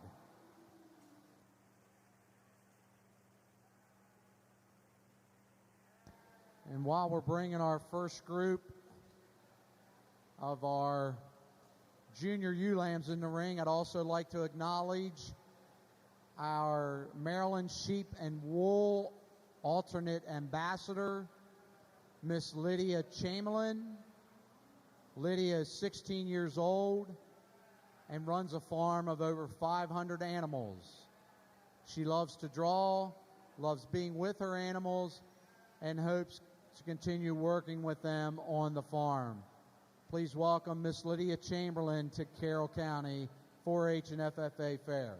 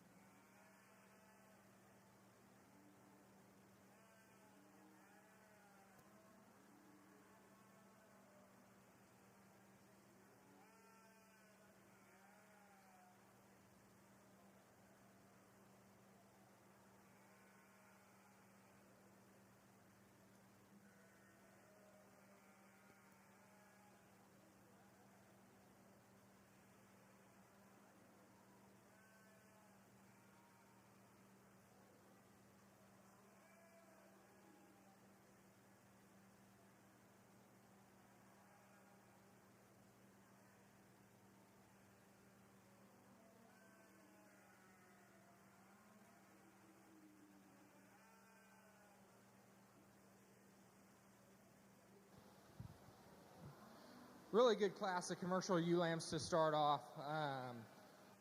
We're going to start with the young lady's lamb right here. So she is really, really square, really, really powerful. Just kind of puts all the pieces together for me. Really, really elevated neck coming out of the shoulders. Plenty deep-chested, deep-bodied, deep-flanked, and more than enough muscle to go around. So really nice ewe lamb to start off the class. And second, a little bit smaller framed ewe lamb, but still really, really square. Tracks around the ring really well. I appreciate that ewe lamb's elevation. If I could just give her a little bit more body, and a little bit more length of body, that would probably help her out tremendously. But really good ewe lamb to go in second there. Good job.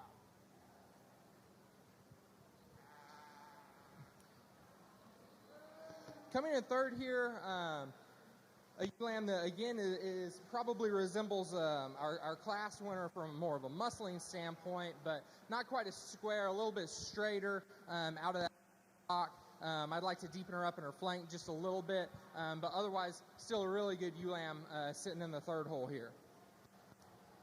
And then the young man's ewe lamb that comes in fourth, pretty similar in type and kind, really big leg in this lamb, but just needs to be a little bit square out of the rear third of that lamb's body.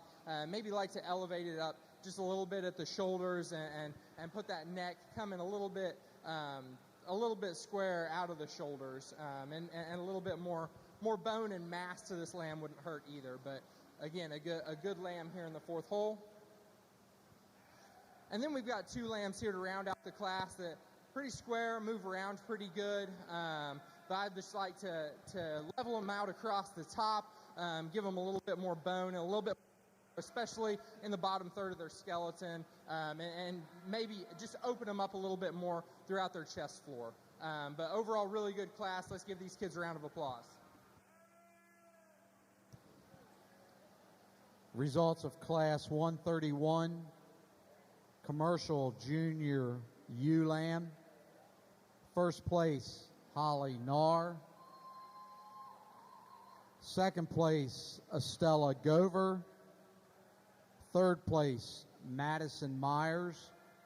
Fourth place, Elliot Weishauer. Fifth place, Elliot Weishauer. Sixth place, Jacob Guyman. Down your program, it'll go 1, 6, 5, 3, 4, and 2.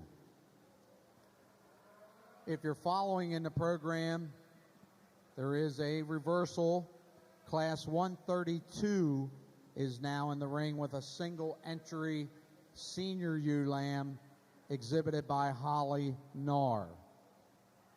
Class 134, commercial yearling ewe. Those individuals should be making their way ringside. Kylie Medlin, Elliot Weishauer, Holly Narr, Lucas Myers, and Madison Myers. You should be coming ringside.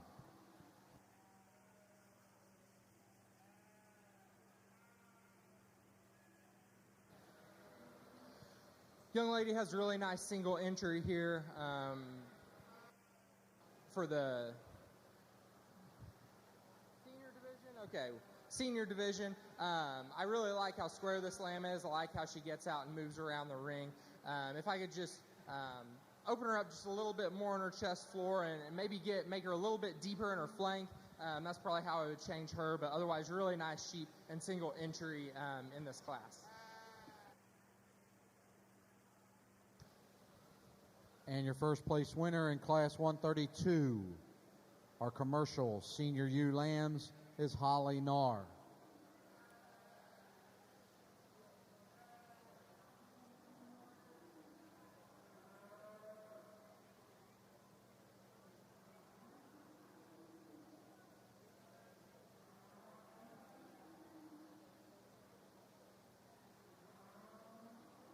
Now in the ring, we'll bring Class 134, our commercial yearling ewes. We should have 7 entries. We have 2 by Kylie Medlin, 2 by Elliot Weishauer, an entry from Holly Narr, an entry from Lucas Myers, and an entry from Madison Myers. At the conclusion of this class, we'll pick our champion and reserve champion, Commercial U. Also, I was asked to make an announcement to all exhibitors in the barn throughout today or throughout the week. For some reason that you choose not to keep your ribbon, rather than just throwing them away or whatever you do with them, there will be a box up here at the announcer stand. You can bring them up, put them in the box, and they're going to recycle them. So for some reason, if you choose not to keep your ribbon, please put it in this box up here at the announcer stand so that they can be recycled. Thank you.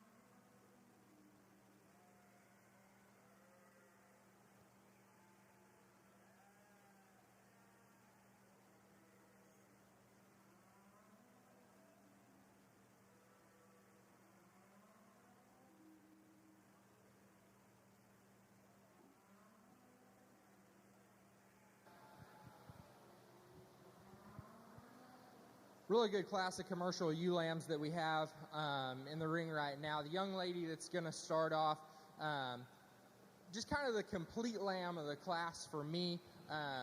Is she perfect in any areas? Probably not, but puts everything together probably the best.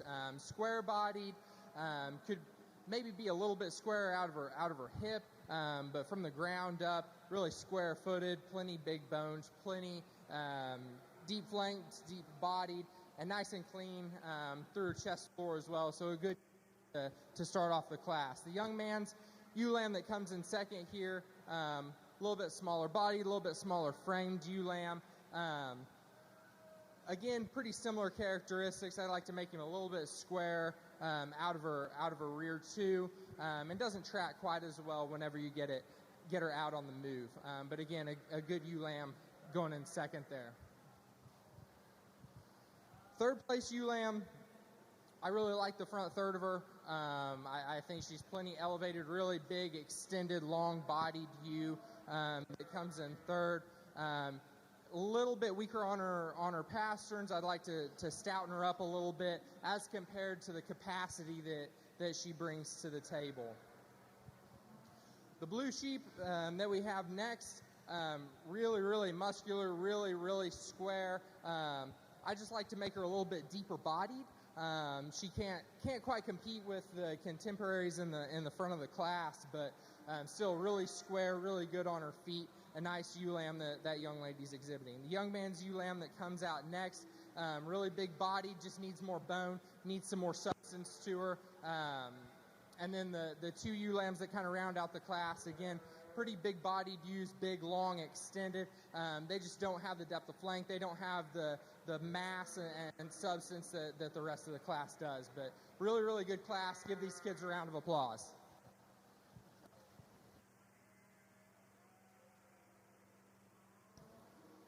Results from Class 134 are commercial yearling ewe. First place, Holly Narr. Second, Lucas Myers. Third, Elliot Weishauer. Fourth, Kylie Medlin. Fifth, Elliot Weishauer. Sixth, Kylie Medlin. Seventh, Madison Myers. In your program, it goes 6, 5, 4, 1, 3, 2, 7. At this time, we're going to pick our champion commercial ewe and our reserve champion commercial ewe. In our champion group, we have 3 first place winners out of our classes from Holly Narr. Then we have a second place finish from Estella Gover and Lucas Myers.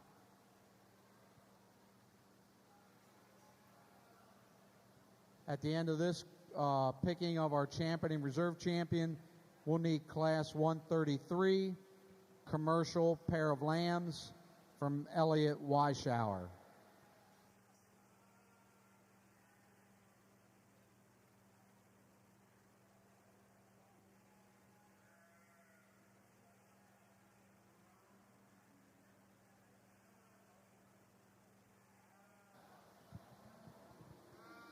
Really good set of ewe lambs out here. For the young lady from our first class here, really, really nice square, solid built ewe lamb. I really like her muscularity, really has a big hip in her. I really like that lamb's elevation as well. I like the way that her neck comes out of her shoulders. Similarly, super feminine ewe lamb that we have here in the second class. Doesn't quite have the mass and the power that first ewe lamb does, but still really, really square, really good on her feet. Really nice ewe lamb that she has. And then out of our third class here, just a bigger bodied ewe lamb. Might not have quite the oomph and the substance that the first couple lambs have, but still really nice. I'll go out and select your grand and reserve.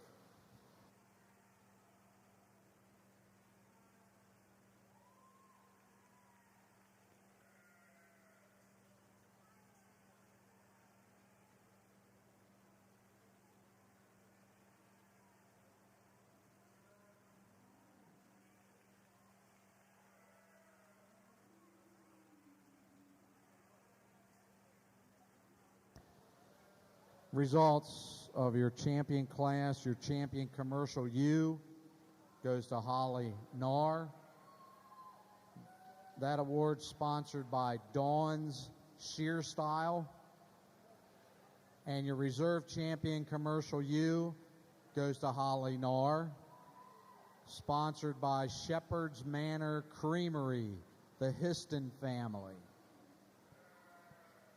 Now in the ring, we should be bringing in Class 133, commercial pair of lambs. One exhibit, Elliott Weishauer. Also, attention in the barn. Beef exhibitors, your breeding show is scheduled to begin approximately 2:30. 2:30, exhibitors for the beef breeding show.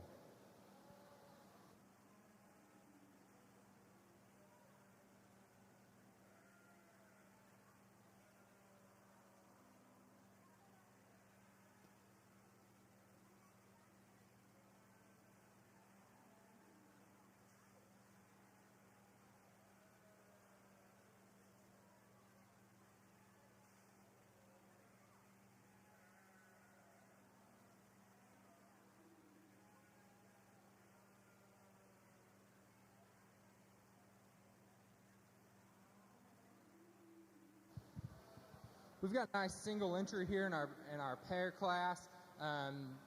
These young men have two pretty nice ewe lambs out here, really square on the ground. They get out and move plenty good. If I could just open them up in their chest floor a little bit and make them just a little bit bigger bodied, that's probably how I would change them, and then maybe give them a little bit more power in the bottom third of their skeleton. But otherwise, really nice pair of lambs that these young men have. And the winner of Class 133, commercial pair of lambs, goes to Elliott Weishauer. Now we should have Class 137, our commercial flock. We should have entries from Madison Myers and Elliott Weishauer.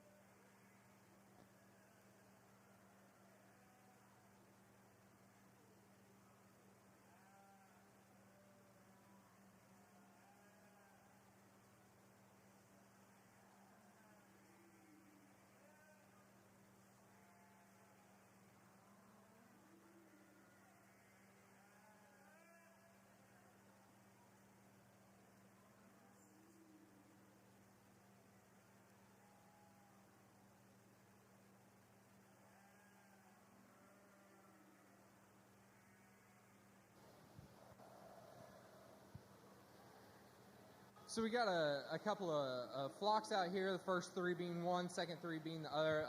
These second three are going to be the champion of the flock class. Really nice contemporary group of sheep. All match really well, all really square-bodied, have plenty of power, have plenty of bone and mass underneath of them as well. So a really good, nice set of sheep. And then the second group of lambs over here, overall, just need a little bit more power, maybe a little bit more bone, a little bit more substance underneath of them, but otherwise really nice groups of lambs out here. Give these kids a round of applause.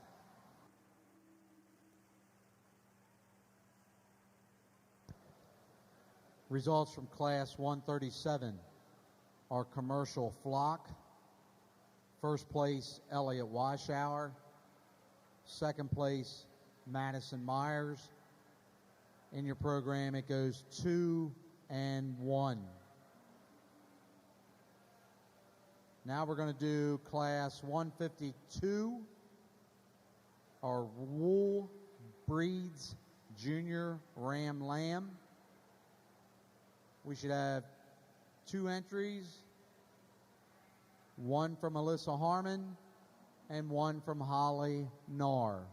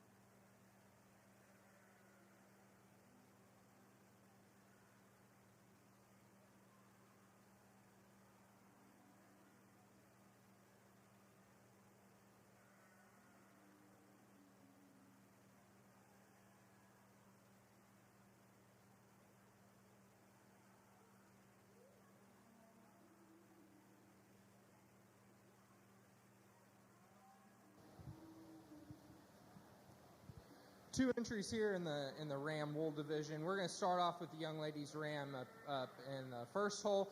Just a little bit squarer built, gets out on the move just a little bit better, and is a little more powerful than the one that comes in second. The one that comes in second, again, nice and square from the ground up, just not quite as powerful, not quite as extended as that one that comes in first. But give these two young ladies a round of applause.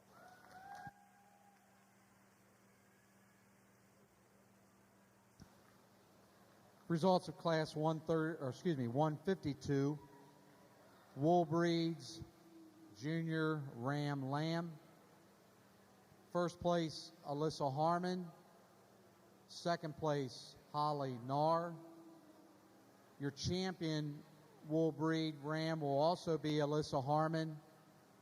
That award sponsored by Sunshine Child Development Center, Rita Becker, in memory of Donald Graff. And your reserve champion Wool Breed Ram will be Holly Narr. That award sponsored by Kay Wagner, Doctor of Veterinary Medicine, North Carroll Veterinary Services. In the ring now, we should have Class 157. Wool Breeds Junior Ewe Lamb.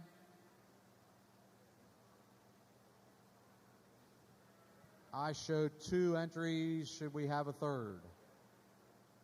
Who is it?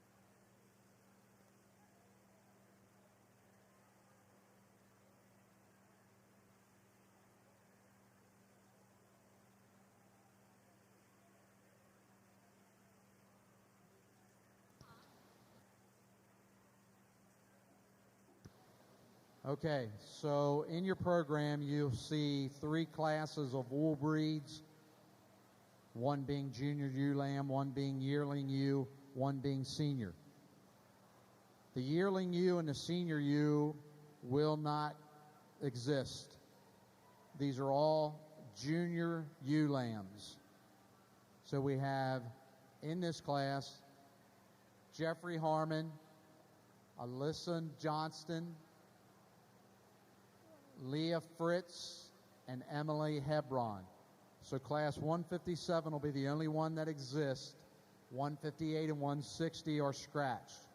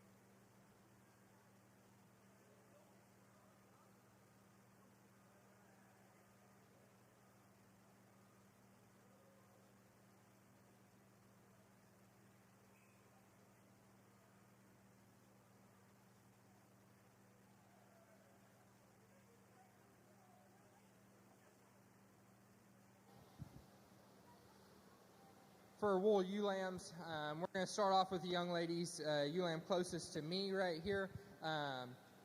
Really square from the ground up. Plenty big body, deep flanks. Clean out of the neck. Really nice ewe lamb to start off the class. And then number 2, probably the most similar to that ewe lamb that starts the class. However, I'd like to strengthen her up on her pasterns just a little bit. Give her a little bit more angle out of that hip. Help her get around the ring a little bit better. But 2 good ones to start off the class. And then to round out the class, we've got 2 kind of smaller bodied, more compact ewe lambs. Just like to make them a little bit more massive, give them a little bit more capacity to be able to compete with these first 2. But otherwise, good class. Give these kids a round of applause. Okay, in our class 157, wool breeds, junior ewe lamb. First place goes to Allison Johnston. Second place to Leah Fritz. Third place, Emily Hebron. Fourth place, Jeffrey Harmon. In your program, it'll go 4, 1, 2, scratch, 3.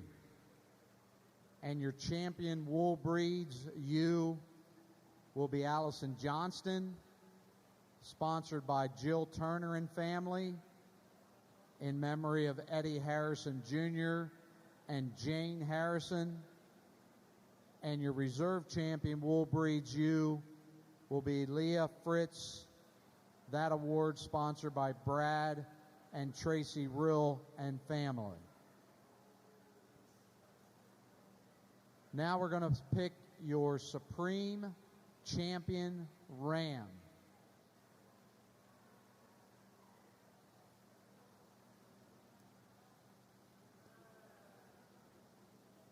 So we need Alyssa Costa from the other meat breeds, Elliot Weishauer from our commercial,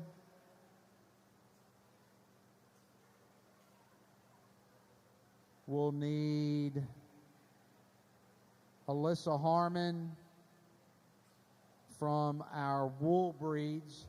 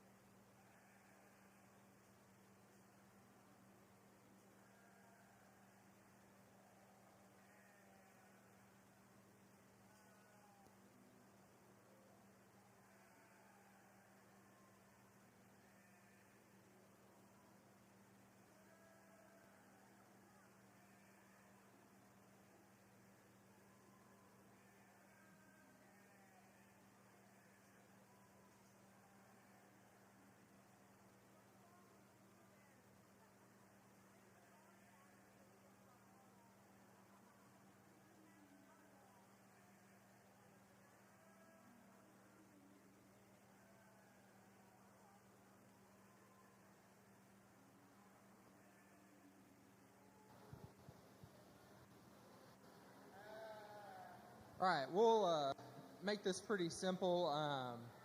These kids have been working hard out here all morning. Give all of them a round of applause. They've been doing a great job.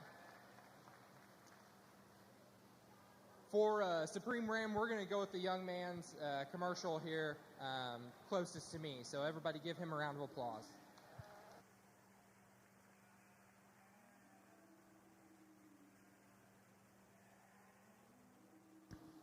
Your Supreme Champion Ram goes to Elliot Weishauer. That award sponsored by Spring Hill Farm. Now we're going to pick your Supreme Champion ewe. We should have Sophie Hampt from the Hampshire group. We should have Elliot Weishauer from the Shropshire group. We should have Logan McKenzie from Other Meat. We should have Holly Narr from the commercial group. And we should have Allison Johnston from the Wool Breeds group. And as we're getting them in place, again, I would like to thank our judge today, Mr. Sam Davis from Southeast Kansas. He has his bachelor's and master's degree from Kansas State University. He and his wife Anna currently living in Hatfield, Pennsylvania. Again, Sam and Anna, thank you very much for coming to Carroll County and judging our breeding show.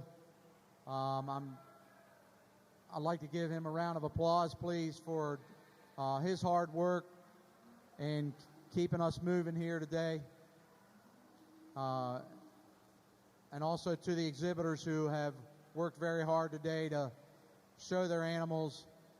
Again, to exhibitors, if for some reason you don't want your ribbon you get, please place it in the box up here at the announcer stand. They've asked me to make that announcement to you. Thank you.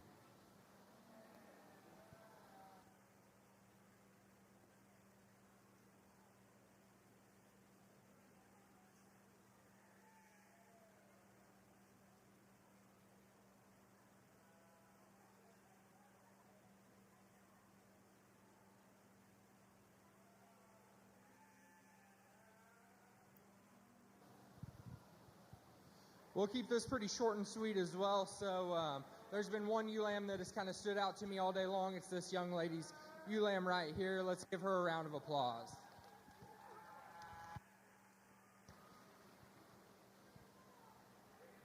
And your champion, Supreme Champion ewe goes to Holly Narr, and that is sponsored by Link Veterinary Associates. Again, to our judge, to Miss Lydia Chamberlain, who was our award presentation here this afternoon from the Maryland Sheep and Wool.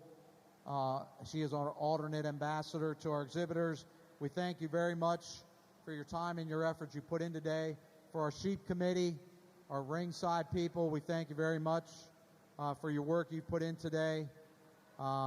Next up in the ring will be our beef breeding show. That is scheduled to start at 2:30.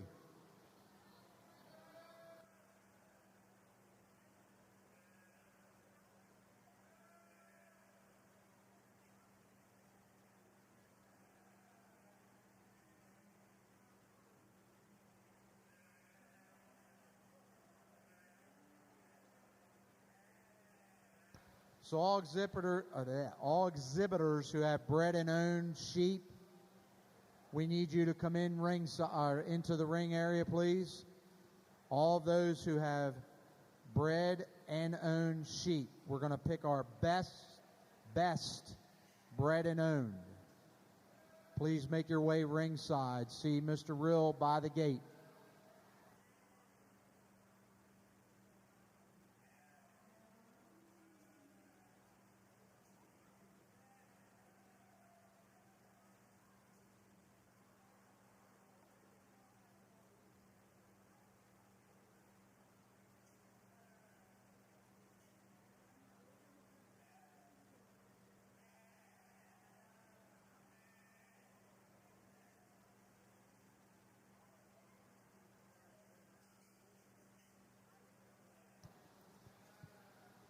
Again, sheep exhibitors looking for those exhibitors with bred and owned sheep.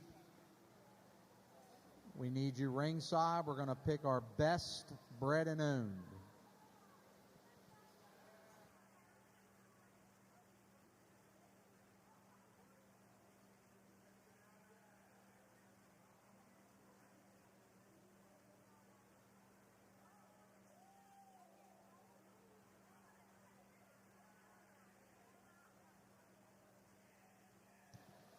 Okay, and once we're finished here picking our best bred and owned, anyone who's placed, won a champion today here in our breeding show, Wyatt is here to take pictures over by our big banner, so make sure you get your lambs up here and get your picture taken at the conclusion of this group.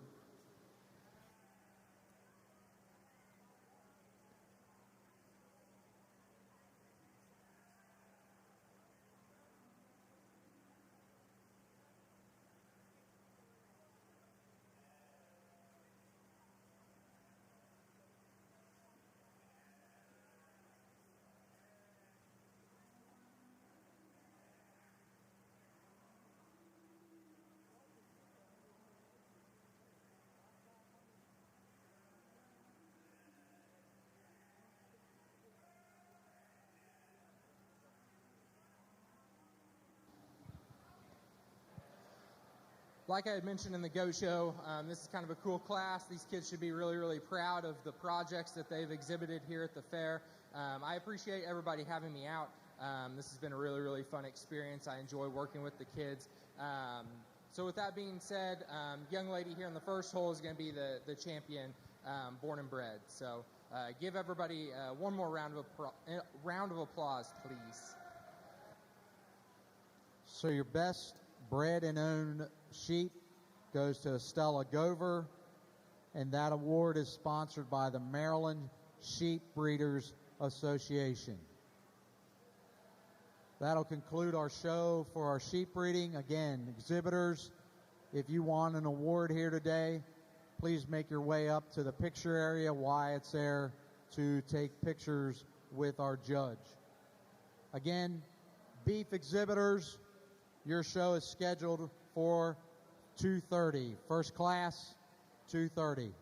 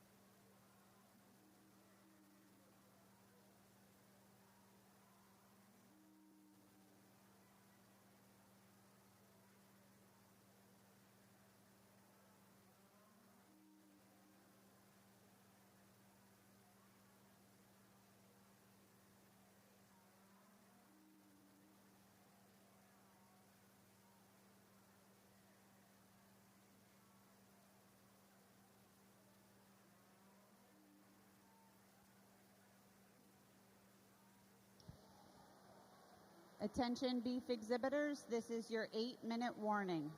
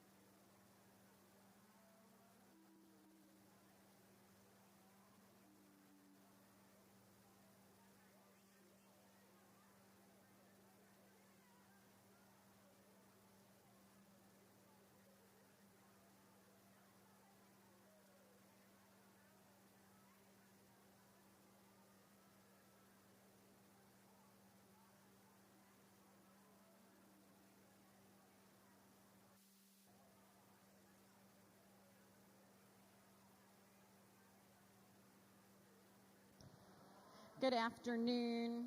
Good afternoon, beef exhibitors.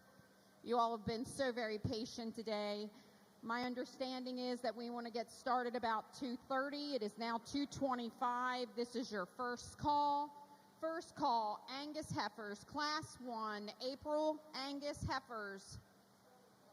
My understanding is that we've split the Angus classes. The first class will be Allison Schultz and Aubrey O'Meara.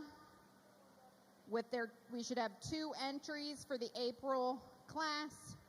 The remaining March heifers will be shown in the following class.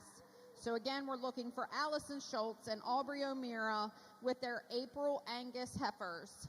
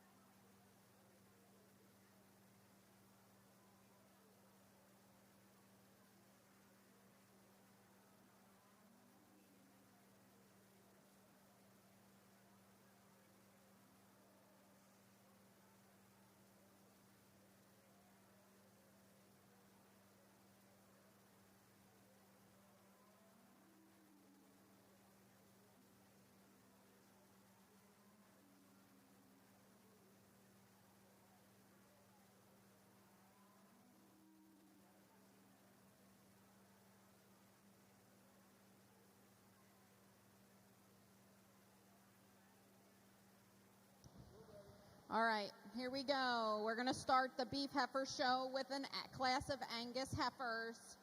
We have 2 entries, Allison Schultz and Aubrey O'Meara, with heifers that range in date from April 1st to April 10th, 2021. To the makeup area, we need the following exhibitors: Brendan Bosley, Ryan O'Meara, Ashlyn Harrison, Ridgely Turner, Brennan Harrison, Grafton Condon, and Kelsey Zepp. Need to start making their way to the makeup area with their March Angus heifers.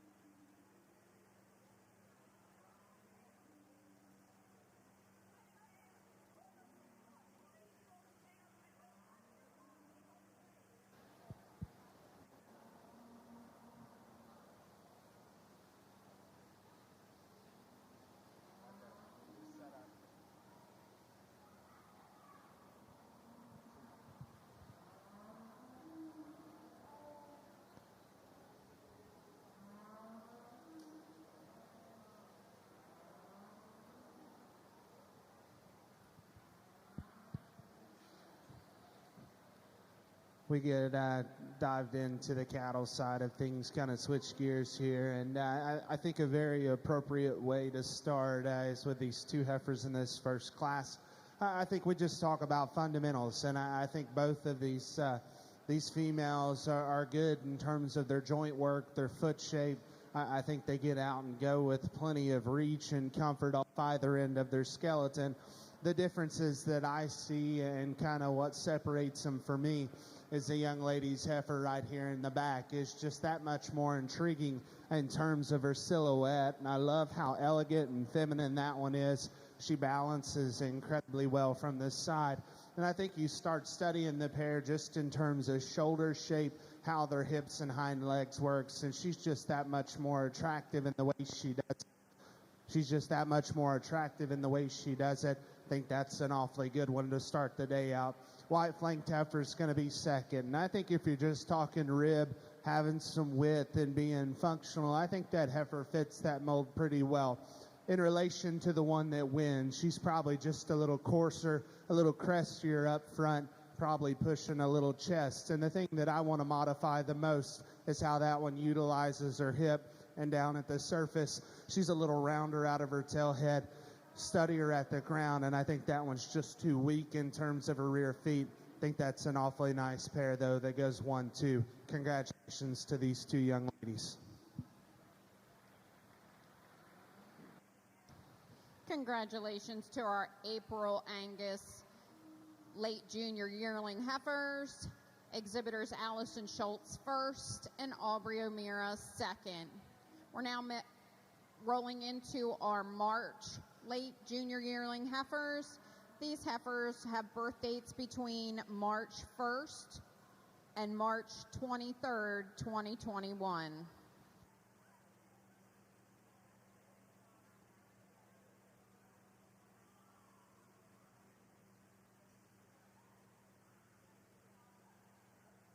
We should have 7 entries.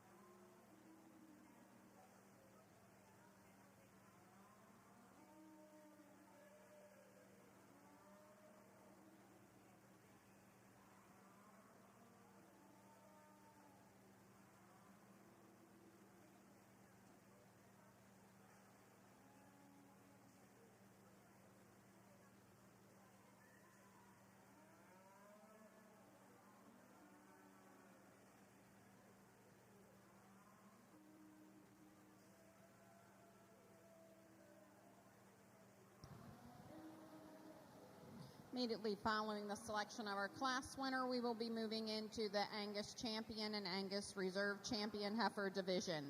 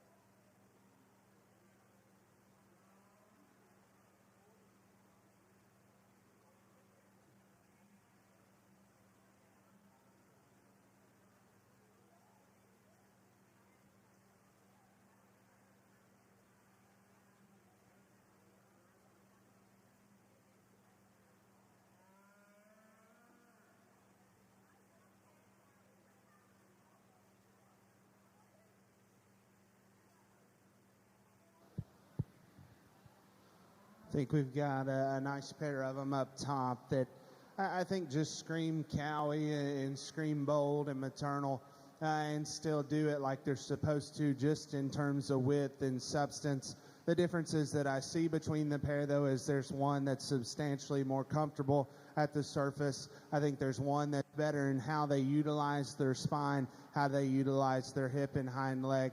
Gentleman in the back's going to have your class winner. I just think that one is genuinely more comfortable when you get the cattle out in motion. The fact that that one is more secure in her ankle, more secure in the design of her spine and hock, allows her to get out and go with more comfort. And I still think that one balances good enough. I'm not going to say she's as freaky necked as the one that's in second, and that's the big difference. This heifer right here is sleek necked, really feminine, ultra bold, and I think one that's still got plenty of power. This look right here, though, is where I get a little harsher on her because her top line never sets into her. That's because she's got too much bend to her hind leg. I don't read that one as good in the design of her shoulder blade. Love that image right there. It's when we pulled her to the lead, though, that she walks her way into second. I think that's an awfully good pair to go 1-2. From there, we've got kind of a spicy one to come out in third. And I tell you, when that one will stop and give you and just prop up and give you a look of balance, I think you can find some good in that heifer because her joint work is correct. She's comfortable. I think that one balances tremendously well. Besides just giving her an attitude adjustment, I think the other thing comparatively between those top two is that heifer's just a little narrower in terms of her pin set, a little frailer in terms of her build, like a lot of things about that one, though, that goes third. Heifer right here kind of follows some similarities to our second place heifer. Really good fronted, standing still, and balances awfully well. Once again, pull him to lead. That heifer's too straight in the design of her rear skeleton. I don't read her as bold in her forerib from behind. She just gets out-horsed and out-powered. Ultra Cowie, Brood Cow Prospect comes out next, and I love just the function and just the substance laid in this heifer. At the same time, we step off the side, and hopefully we can understand that that one just is a little too plain today, a little jammed up front. I think we start studying how her ankle works. She's a little too soft and unstable when she sets it down, but I think that one's definitely got some power and punch. One that comes out next is one that balances okay from this side and I think does things well. For me, when we start thinking about what's in this class, it's this view right here that gets us in trouble. That heifer wants to close up too much off either end of her build. Just doesn't have enough bells and whistles to rival those cattle up top. And then this heifer right here is actually really big backed, really bold through the center portion of her body cavity. I think a heifer that's got some substance. For me, though, it's from this side. I think she's the one that probably gets in the most trouble from a balance standpoint. Reads with a little more shoulder blade, a little rounder in terms of her pin bones. Don't read that one near as stout in terms of her bone work. Awfully good set Angus cattle, though. Congratulations to those two on an excellent job. Results of your March late junior yearling heifer class is as follows. Congratulations, Brennan Harrison first, Kelsey Zepp second, Ashlyn Harrison third, Grafton Condon fourth, Ridgely Turner fifth, Ryan O'Meara sixth, and Brendan Bosley seventh. If you're reading down your program, 7, 6, 3, 5, 1, 4, 2. Entering the ring now, we have the selection for the champion Angus heifer. Out of our first class, Allison Schultz is exhibiting an April 10th heifer. And out of the class 2, Brennan Harrison is exhibiting a March 6th Angus heifer.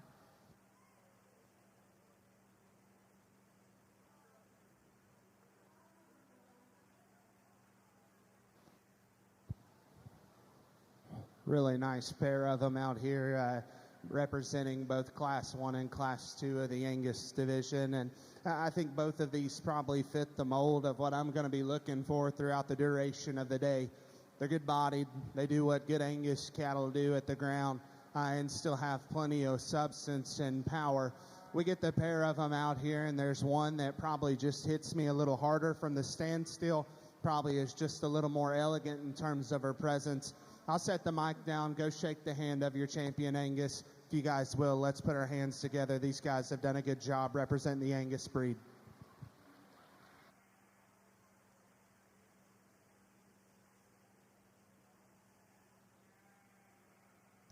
Congratulations, Allison Schultz, with her April Angus heifer as your champion. We now need Aubrey O'Meara to return with her second place in contention for reserve.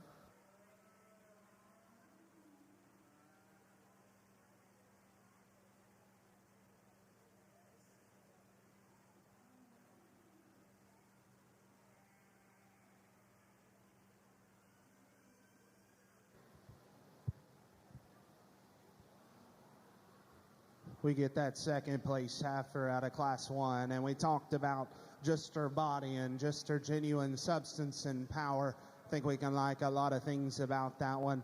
But when I try to think which one most closely follows our winner, the one I like second best is going to be the young man up front. He'll have your reserve, Angus.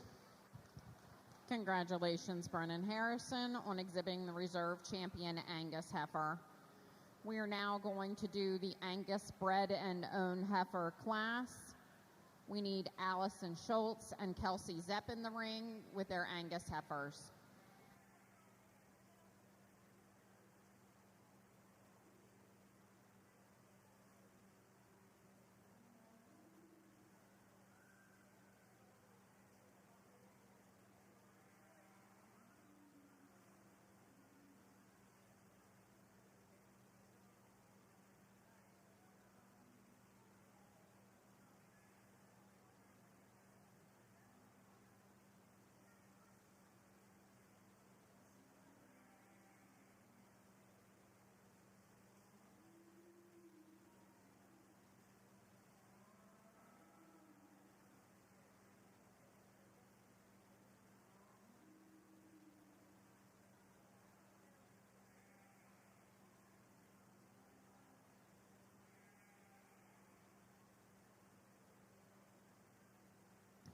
Hereford exhibitors to ringside. Hereford exhibitors to ringside.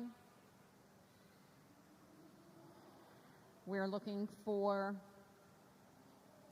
the Hereford winter heifer calves between November and December. I'm looking for one entry from Sydney Miller. Class 24, Hereford late junior yearling heifers, March through April. You can start making your way ringside also.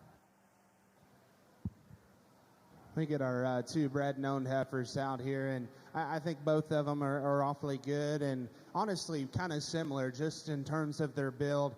Obviously you kind of know which one I like out here. We just named her champion, Angus. I think I'd look pretty silly if I didn't follow up and name her champion bred and owned. That one will be your champion. Your reserve bred and owned will be the young lady in the back. Awfully good pair of them, though. Congratulations to those two. Great job. Congratulations to our Angus exhibitors. Again, we were moving directly into our Hereford winter heifer calf class. We're looking for one entry from Sydney Miller. Start making your way ringside. Our Hereford late junior yearling heifers. We should have entries from Riley Miller, Hannah Staub, and Layla Metz coming to ringside. Our Hereford division is small, so we can keep our Hereford heifers ringside until the conclusion of this division. That would be helpful. Thank you.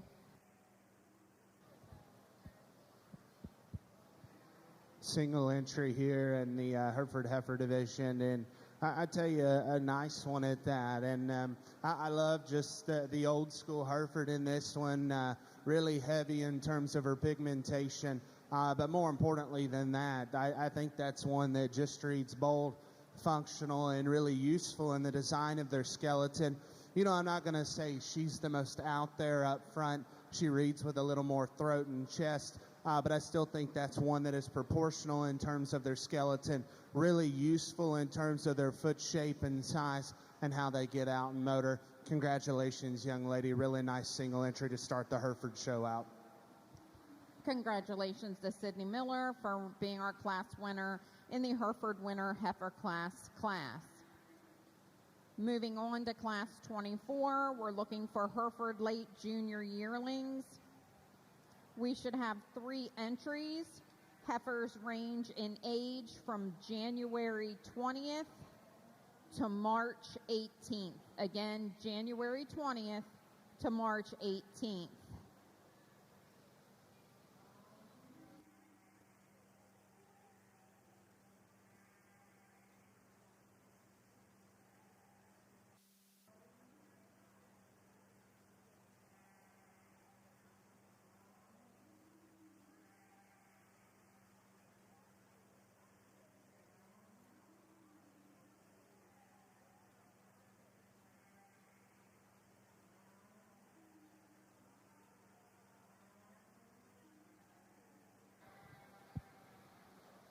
Another single entry on the Hereford side of things, and I think initially it's hard not to like just the grow and the length and performance built into this heifer, but I still think more importantly than that, that's one that's really comfortable when you get the cattle out in motion. I think she handles her joint work and her comfort down low pretty well, and I think maybe in relation to the one that we just saw, maybe is a little cleaner up front. For me, if we're going to modify this one, I think it has everything to do with just making her a little bolder, a little stouter coming and going. But I think that's one that's got a lot of long-term use as a cow. Really nice single entry. Congratulations, young lady. Congratulations to our Hereford late junior yearling heifer, Riley Miller, with a single entry, birth date of March 18th. Reading down your program, it's scratch, scratch, 1. Now we have Hannah Staub and Layla Metz entering the ring with early junior yearling heifers. Birth dates range between January 20th and February 10th.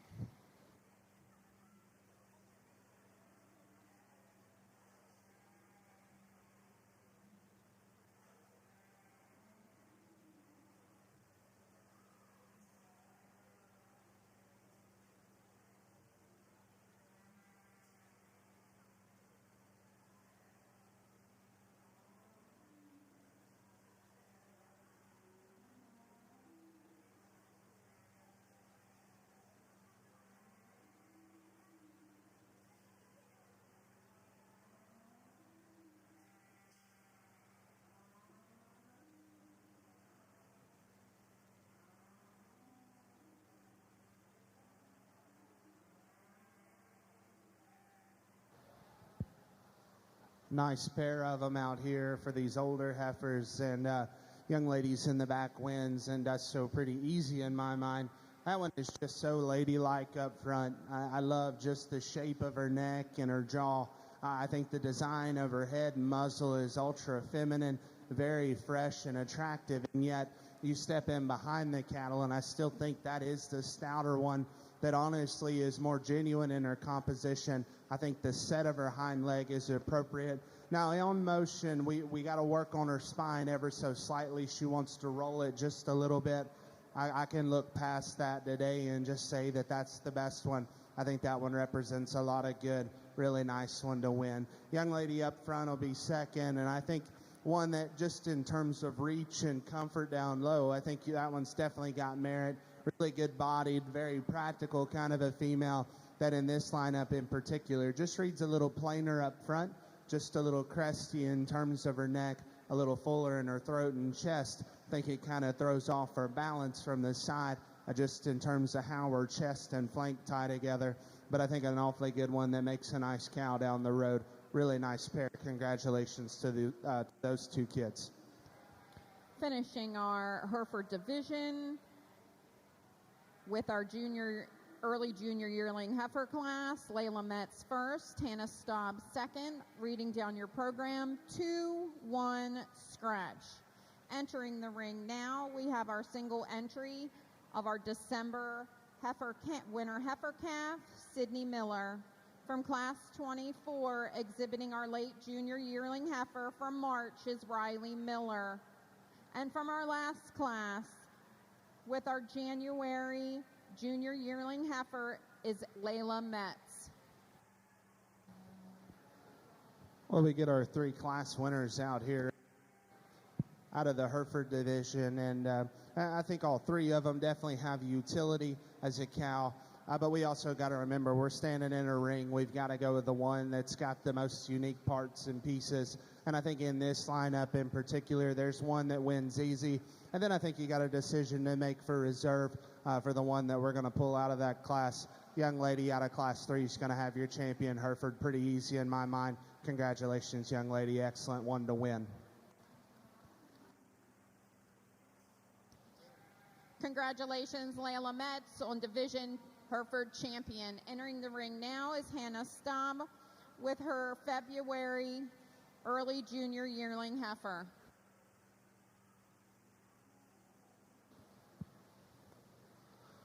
We pull that second back in, and I know we just talked to her just a few minutes ago, but I think one that's cowy and very functional.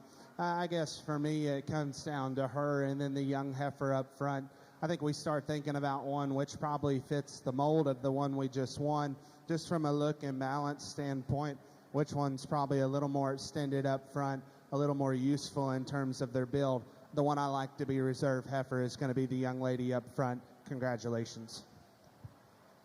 Congratulations to Sydney Miller for exhibiting the reserve champion Hereford heifer. And if we can have Sydney and Riley Miller stay in the ring for the selection of our bred and owned Hereford heifer.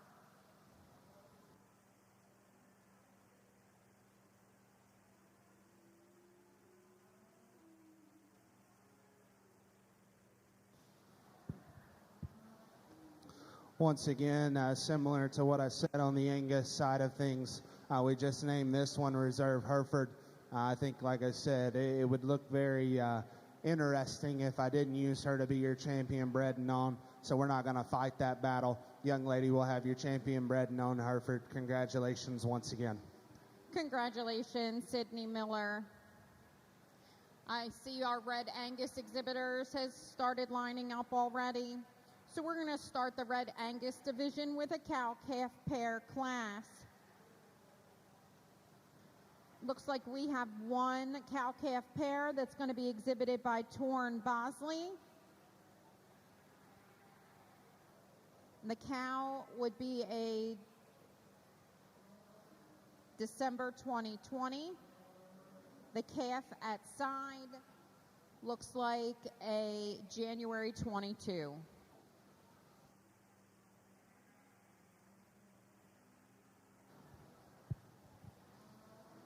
kind of a fun way to start out the Red Angus side of things with a cow-calf pair. And, obviously, it's to be expected that the cow's probably not just at her maximum performance just because she's got an awfully good bull calf on her side.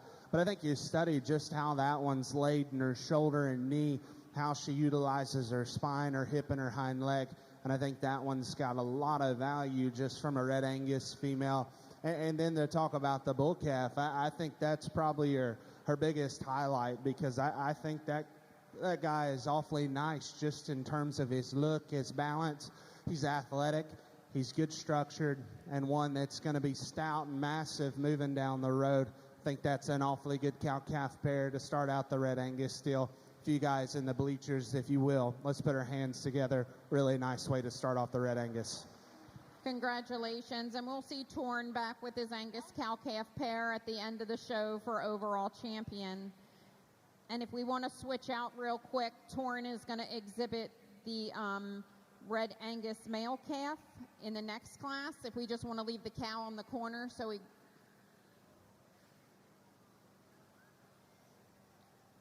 There we go. We'll just leave Mama right there. So this is a Red Angus male calf. Birth date is January 20th, 2022. This is a single entry.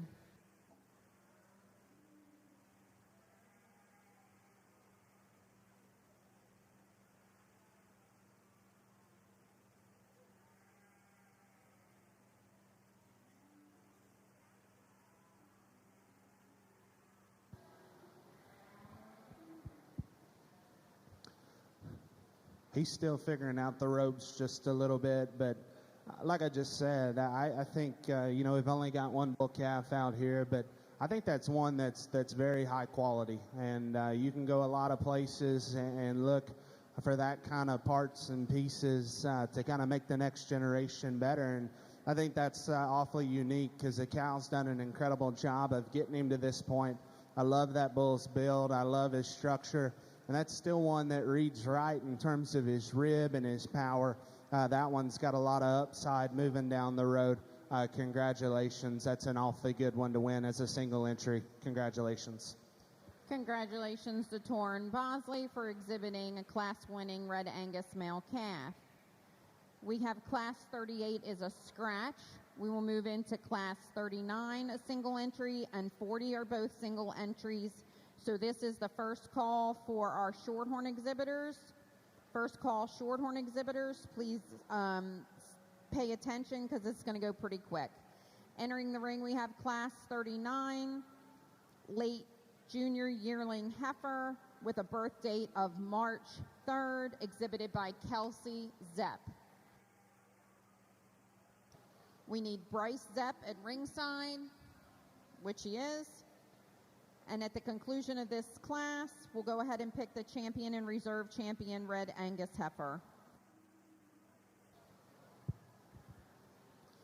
Young lady brings us another nice one out here. And I think, standing ringside, this is the look you should like of this one, because she is so good at the top of her shoulder blade, very, very feminine up front and jet level in terms of her spine. I like the build of her hip. At times she's just a little awkward in her ankle, wants to roll it ever so slightly, but that look right there is very captivating. I think for a Red Angus, that be that good up front and still maintain it with the right parts and pieces just from a body and power standpoint, I think that's an awfully good single entry. Congratulations, young lady. Really nice set. Congratulations to Kelsey Zepp. We also want to take this opportunity to congratulate Kelsey on being the champion bred and owned Red Angus heifer. She will be our champion bred and owned Red Angus heifer.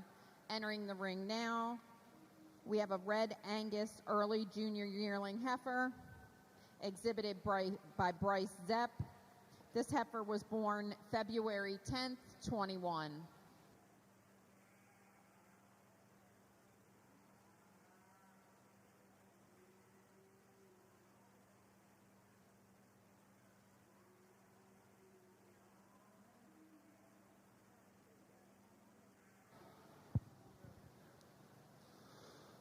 But I like this one. I think that one balances incredibly well. She's still good at the ground, and yet screams cow just in terms of her rib cage, screams cow just in terms of her flank and how massive she is. I think that one's an awfully good one as a single entry. Like I said, I wish you had more competition, but I think that's an awfully good one to win this class. Congratulations once again. Congratulations to Bryce Zepp for winning Class 40. At this time, we're going to bring Kelsey back in, and we're going to have the selection of our champion and reserve champion, Red Angus Heifer. From Class 39, we have a March Heifer, exhibited by Kelsey Zepp. From Class 40, we have a February Heifer, exhibited by Bryce Zepp.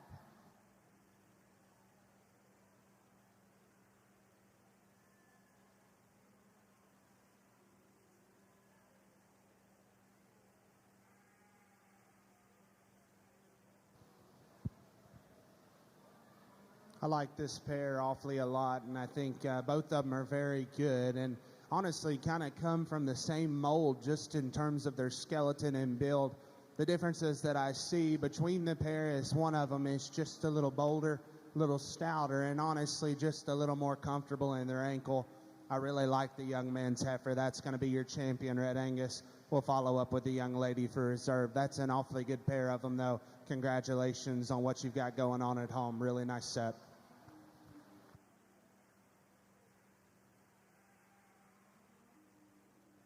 Congratulations to our champion Red Angus Heifer, exhibited by Bryce Zepp, and our reserve champion Red Angus Heifer, exhibited by Kelsey Zepp. And we'll see them back in the ring for overall grand champion. Again, Kelsey Zepp was our bred and owned Red Angus champion. We are now ready to move on to our cow-calf shorthorn class. We are starting our shorthorn division.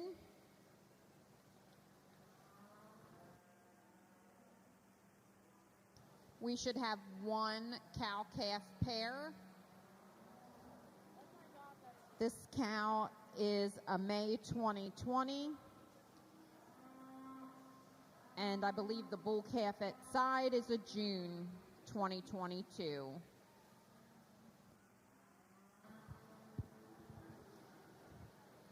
Well, I can tell by the reaction of some of you in the bleachers, y'all are a big fan of the calf, for sure. And I think Mama's done a good job, obviously fairly recent, just in terms of calving these things out. So it's to be expected that she's probably not just in her show clothes right now. She's doing her job. She's making sure that that calf is taken care of. And I think the important thing for me is, even though, you know, she's not as woofy, not as bold, study how that one gets out and goes in her comfort down low. And I think you've got some value there. I think that's a heifer that's got, or a cow that's got some extension up front, does the right things from the side. Like I said, calf is fairly new, but I think that one mimics a lot of the same things just in terms of look, balance, and structure. Obviously, kind of hard to tell what that one's going to do now, but I think the groundwork is laid for that one to keep progressing and keep getting better. Awfully nice cow-calf pair. Congratulations to those two. Congratulations to Lucas Barnett. And we're going to judge that calf. Lucas is going to show that calf real quick. We'll just keep Mama in the ring. So, Bud, you've obviously got a lot of fans in the bleachers of the calf. There's no denying that. Like I said, just based off of parts and pieces, that one's going to be interesting to see grow out because I think that one's neck, shoulder, spine, and hip are good. Like I said, we just got to let that guy grow and let him man up and stouten up. And when he does, I think there's some parts and pieces there that are very interesting. Like I said, I wish you the best of luck with him moving forward. Just keep dumping the feed to him and watch what happens. Because like I said, groundwork is laid for there to be an awfully nice one down the road. Congratulations to the gentleman with our single entry bull calf. Once again, if you guys will, put your hands together. Congratulations, Lucas Barnett, for winning both the cow-calf pair and the shorthorn male-calf class. We're now ready to start the shorthorn heifer classes. Shorthorn heifer exhibitors. We have a lot of little classes, so you can start making your way ringside. We're going to start with class 48, Shorthorn Spring Heifer Calf, born after March 1st. This is a March 22nd calf exhibited by Laura Lee Barnett. Start out on our heifers in the Shorthorn division, and I think one that just in terms of rib and just being practical, just in terms of their skeleton, I think that one fits awfully well. I think that one balances and is proportional in terms of her build. You know, from the ideal, where do we change her? I think the biggest thing for me is I just want to stouten her up at the ground and give her a shot more foot and bone. I think as she progresses and gets a little bigger, we're going to have to be careful and maintain her front skeleton so she doesn't get too much chest and throat. But there's parts and pieces there that are awfully good that kind of scream cow down the road. Young lady, take that one home, breed her, keep making them better, because like I said, there's a lot of good things laid into that heifer that we've got winning our first class of Shorthorn heifers. Congratulations once again. Excellent job. Congratulations, Lorelei Barnett. Moving on to class 52, Shorthorn late summer yearling heifers. We have one exhibitor, Addie Wagner, exhibiting a July 4th Shorthorn heifer.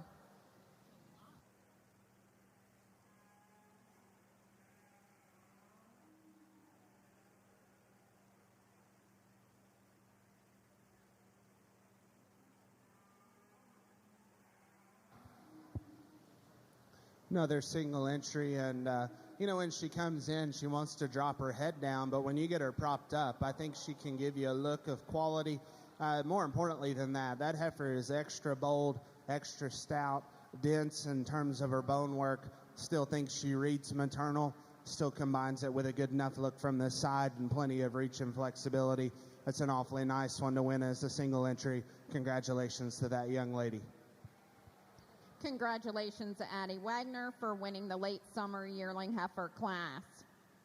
We're ready now for our late junior yearling heifer class, heifers between March 1st and April 30th. We have one entry, Lorelei Barnett, exhibiting an April 8th heifer. And on standby, we should have Addie Wagner with her February and Tristan Kaiser with his February heifer. Single entries seem to be the name of the game, but I still think there's plenty of good in the cattle that come out just one at a time. And I think this heifer kind of exemplifies that. You get in behind her, and just her upper rib cage, I think, is good. I think that one balances well just in terms of her top line. Still has some angle and use to her shoulder. Still gets out and is functional enough in her hind leg. You know, she's probably not just as out there from a look and balance standpoint. Maybe gets a little parallel in terms of her underline and her flank. But I still think that's one that's got tons of merit as a breeding piece. Really nice single entry. Once again, congratulations to that young lady on an excellent job. Congratulations, Lorelei Barnett, for winning our late junior yearling heifer class. Entering the ring now, we have two entries in class 55, Shorthorn early junior yearling heifers with birth dates between January 1st and February 28th. Both of these heifers fall in the late January age division, Addie Wagner and Tristan Kaiser.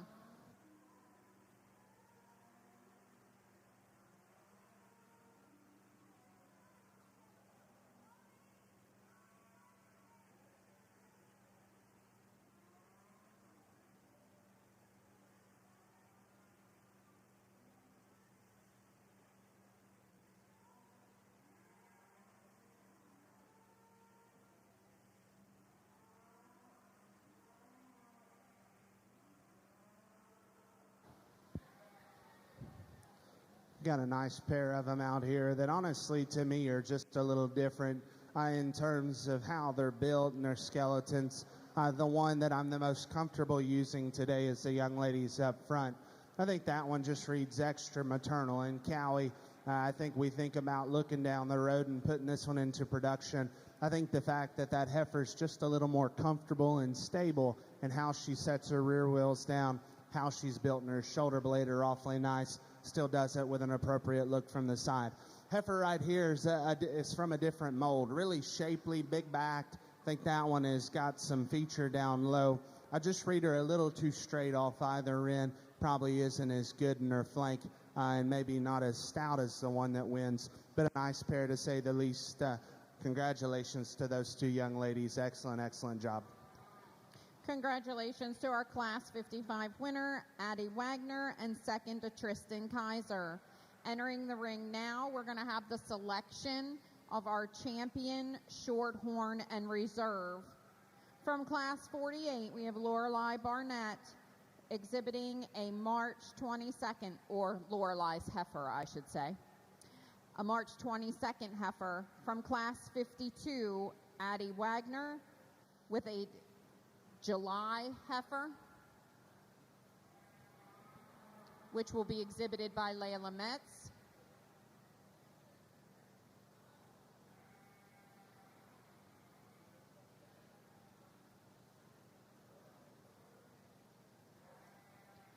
From Class 54, we have Lorelei Barnett exhibiting an April heifer.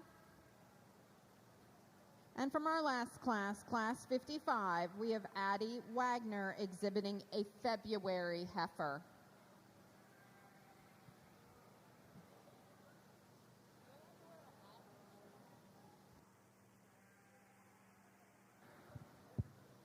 We get our class winners out here from the Shorthorn division, and I think all four of them are very polar opposite just in terms of their build. So I try to think back to what we've done throughout the duration of the day, and I think if you do that, there's one that you have to use. Then you got to make a decision for reserve. I try to pick them cowy, but still good looking and sound. The one that fits that is a young lady back here. She'll have your champion, Shorthorn. Congratulations. Congratulations, Addie Wagner. Entering the ring now in selection for reserve is going to be Tristan Kaiser.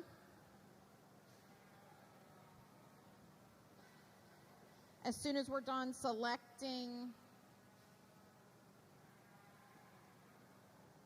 our champion, our reserve champion Shorthorn heifer, we're going to move into the all other breeds division. We also want to take this opportunity to congratulate Addie Wagner. Nope. Addie Wagner also is exhibiting the champion Shorthorn bred and own a heifer, which will come back at the end of the show.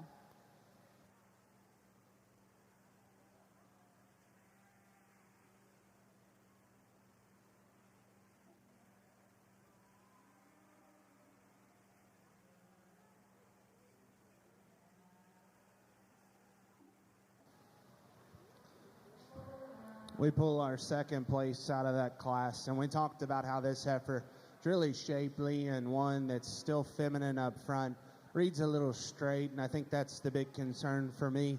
So when we start thinking about the four that are left out here, I try to go back to my guns and say, okay, which one balances the best from this side? Which one's the most comfortable in motion? I think the one that follows up second best is going to be the young lady right here again. She'll have your reserve Shorthorn.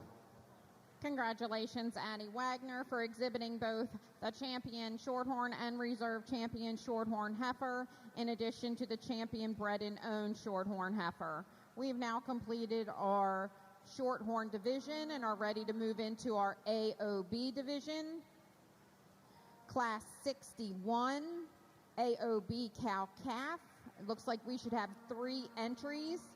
Kylie Shoebrooks, Madison Matthias, and Addie Wagner. And we're just going to give Addie just a minute here to get out of the ring and catch her breath.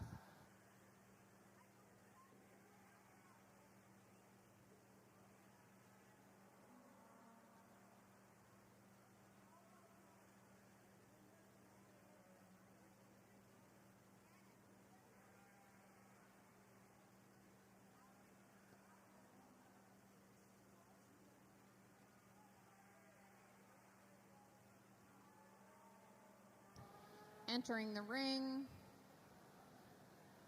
we have our AOB cow-calf class. This cow has a birth date of April 2020. The following 2 cows in the ring have a birth date of December 2019 and February 2019.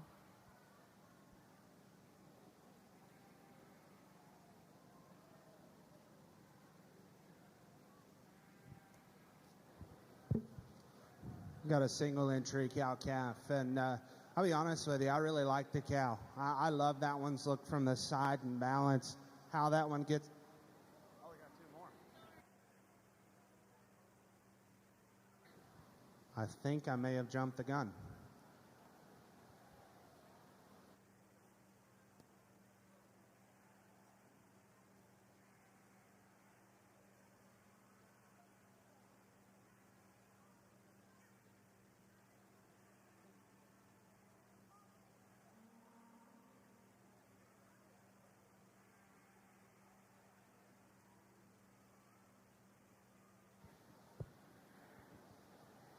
I apologize for getting a little fired up and getting a little excited, but I'm glad we let these two come back in. I know we're only picking a champion, but I'm going to give these kids their due diligence, and I'm going to talk through each of the pairs.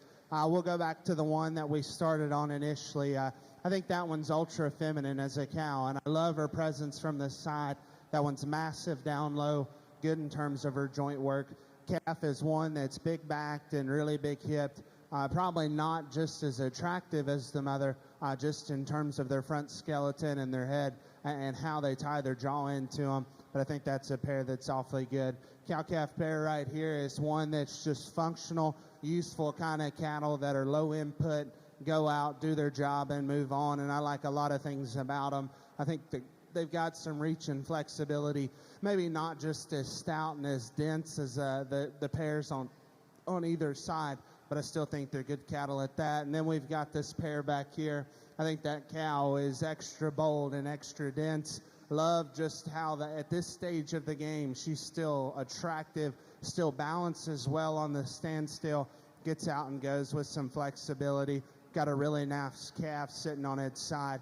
I think that pair is awfully, awfully good. That'll be your champion cow-calf pair in the AOBs. Congratulations once again. Really nice set of them from top to bottom. Congratulations. Congratulations to Addie Wagner for exhibiting the champion cow-calf pair. We're going to have Madison Matthias stay in the ring with her White Park male calf and judge that. We can leave that mama in the ring.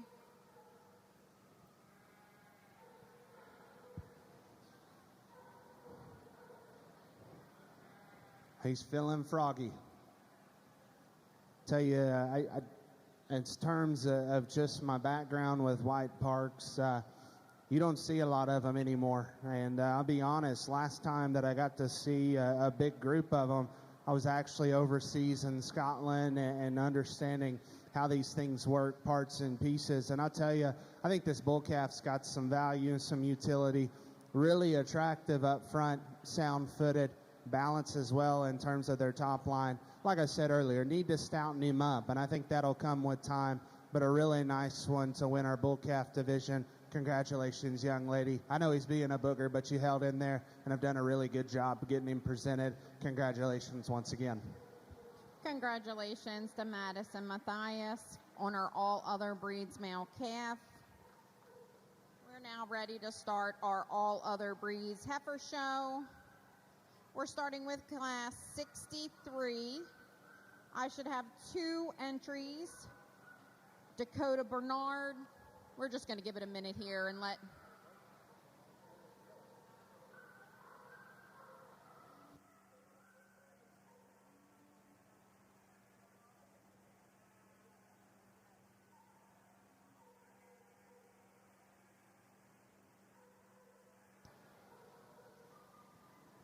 All right, now we're going to have to start our heifer show. We're going to start our heifer show with spring heifer calves born after March 1st. We have 2 entries. We have entries from Dakota Bernard exhibiting an April 6th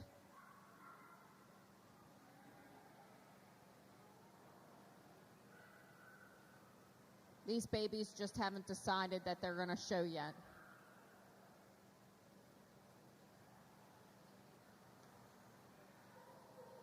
And our second entry should be from Kylie Shoebrooks.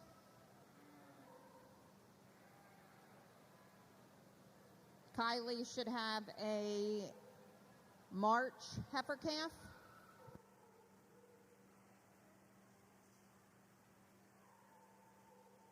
Here she comes. She had to take Mama back.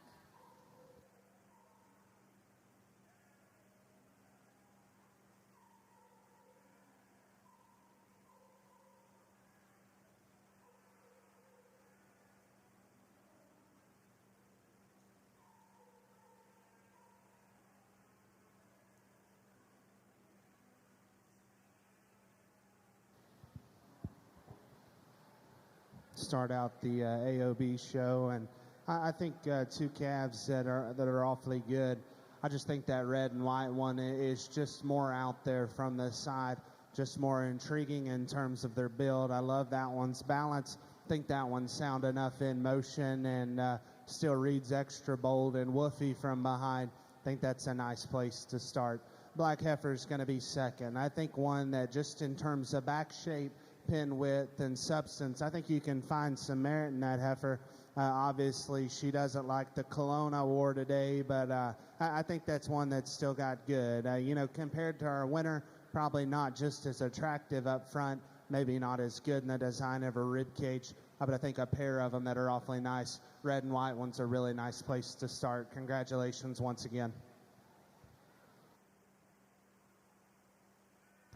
Congratulations to our class winner of the spring heifer class, Dakota Bernard first and Kylie Shoebrooks second. If you're reading down your program, 1, 2. For those spectators watching, these babies is the first time most of them have been in a show ring. So they're just feeling their oats and getting used to this. Headed into the ring next will be one of our larger AOB classes.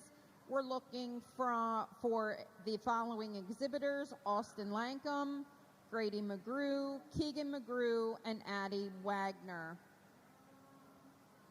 These calves were born between January 28th and March 2nd.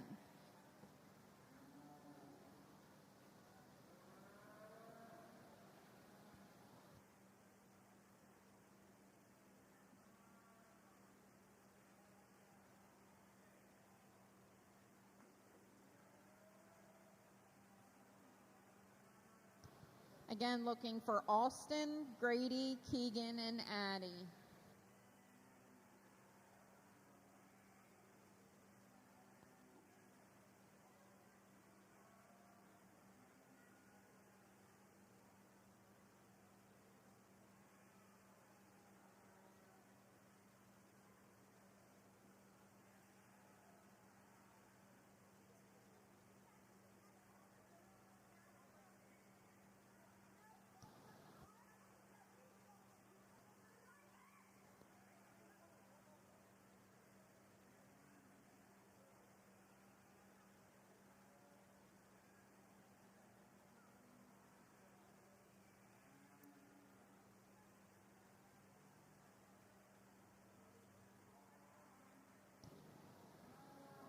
Mr. Stem, are we waiting for Austin? Austin Lankum should be, he's a scratch. Thank you all very much.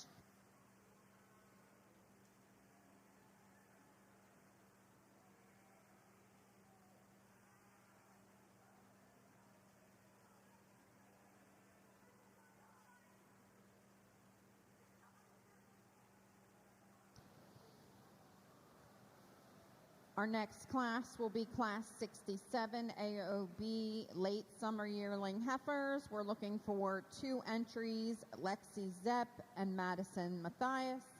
Following that, we'll be looking for Class 68 AOB Early Summer Yearling Heifers with 1 single entry from Jacob Frock.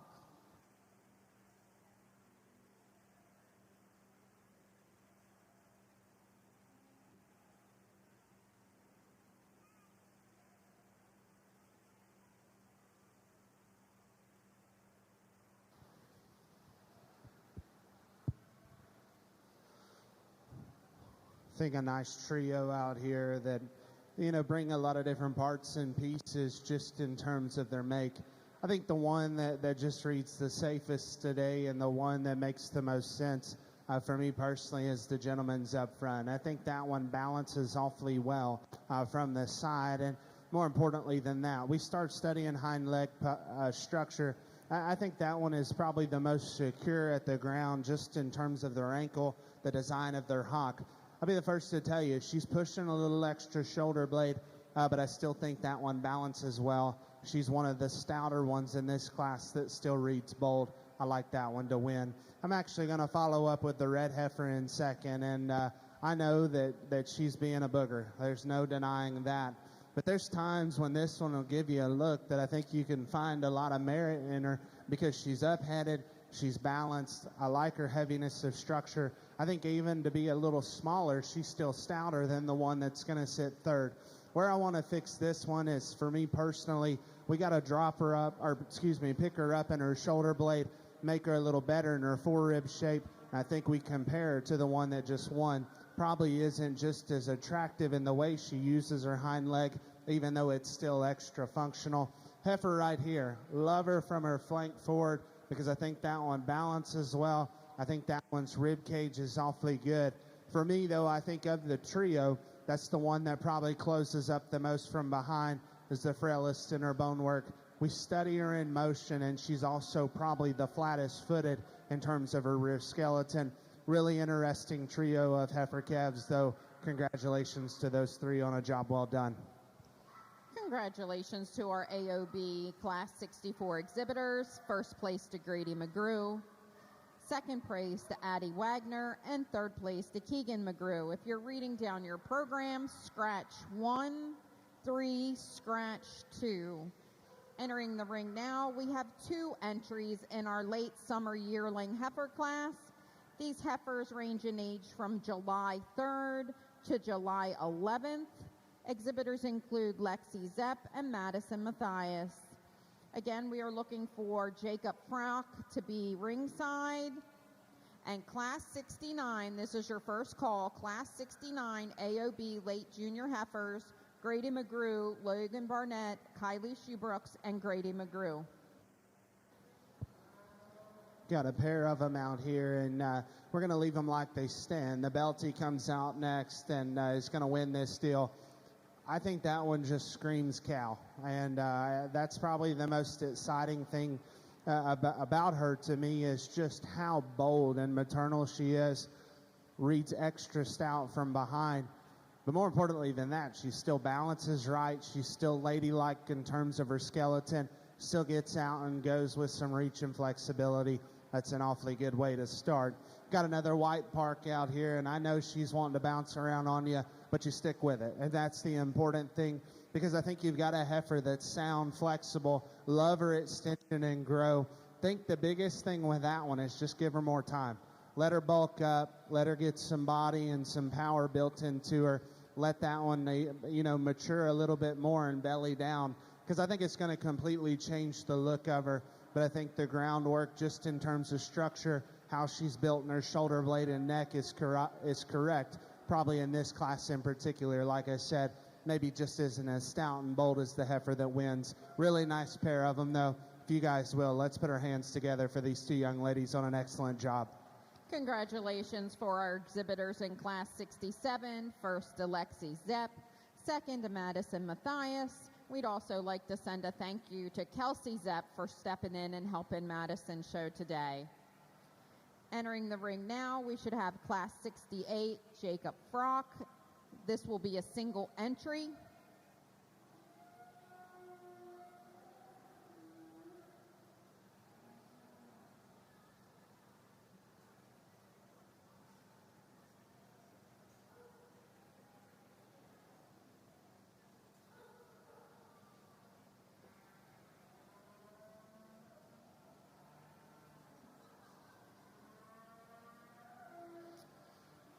And here we have Jacob Frock with his March 15th AOB heifer, and I believe he told me it was a sim, right? It's a Semitol.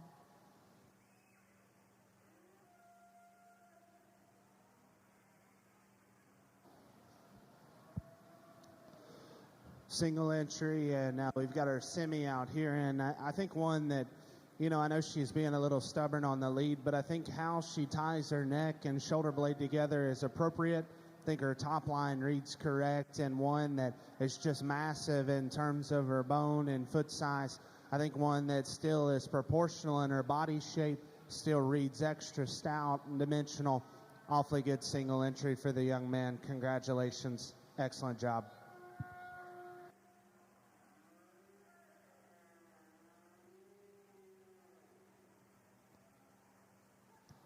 Congratulations, Jacob, for winning Class 68. We're headed into Class 69 now. Just a quick reminder to all our AOB class winners and second places, please stay close to ringside. We have four headed this way for Class 69 for our late junior yearling heifers. These heifers range in age from March 1st to April 14th. Exhibitors include Grady McGrew, Logan Barnett, Kylie Shoebrooks, and Grady McGrew.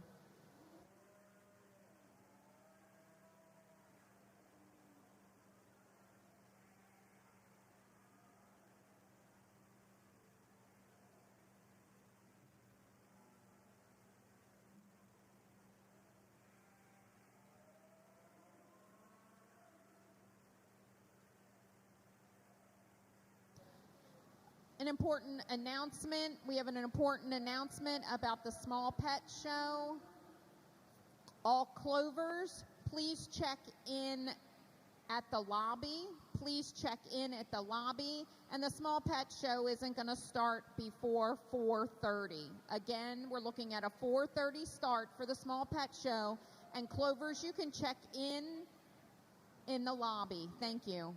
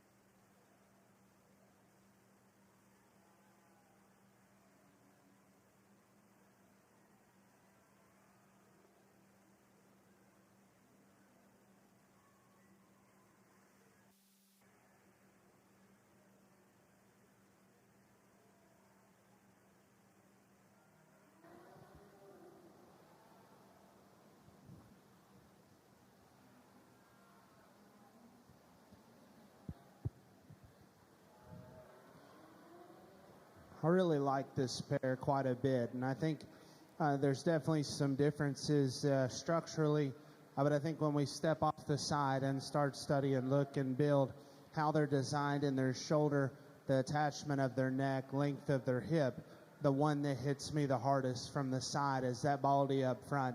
I think that one is just very intriguing in terms of her silhouette, and yet she does it while being extra, extra massive, big pin, bold-bodied.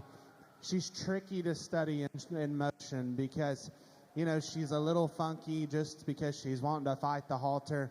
She's a little lethargic, but if you actually study where her rear leg is setting, she's getting out and meeting her front skeleton pretty easily. I think the fact that she's got more length of hip allows her to do so. But I think this look right here is where she reads the most intriguing to me, gets the win pretty easy. This heifer right here is just bold and practical. low input kind of a female that's extra good in the shape of her flank. Still think that one is correct in terms of her structure. You know, in motion, she probably handles herself better on the lead, but I still think we start breaking them down. And why she doesn't beat that one, she's obviously not just as stout and as dense. I read that heifer with a little more chest. And when we watch her come and go, she kind of wants to get a little awkward in how she uses her back leg. Even though I call it functional, it's just not as attractive as that heifer that wins. That's a really nice pair that I'll be excited to get back in just a little bit. Black heifer here comes out in third, and I think the reason she needs to be third over the red one is because she just balances better from this side. She's more extended up front. I think that one reads square off either end of her build. Now, she doesn't match the same out there pieces as we find in those two heifers up top. She's not as dense, not as bold in her forerib, but I think that one makes an incredible cow down the road because her foot shape, her joint work is awfully good. And then red heifer that comes next. Good bodied, really soft and functional kind of a female. Then in this lineup in particular, just gets a little plain from the side, a little bolder in terms of her shoulder blade. Don't read that one as good in terms of her flank. Awfully nice set of four, though. Congratulations to those kids on a job well done. Results of our March-April junior yearling heifer classes as follows. First, to Grady McGrew with a Simmental. Second, to Grady McGrew with a Sim Angus. Third, to Kylie Shoebrooks. And fourth, to Logan Barnett. Reading down your program, scratch 1, 4, 3, scratch 2. Entering the ring will be our last class before our division champion selection. We are looking for heifers from Addie Wagner, Josie Dell, and Audrey Robertson. These are early junior yearling heifers with birth dates between February 12th and February 20th.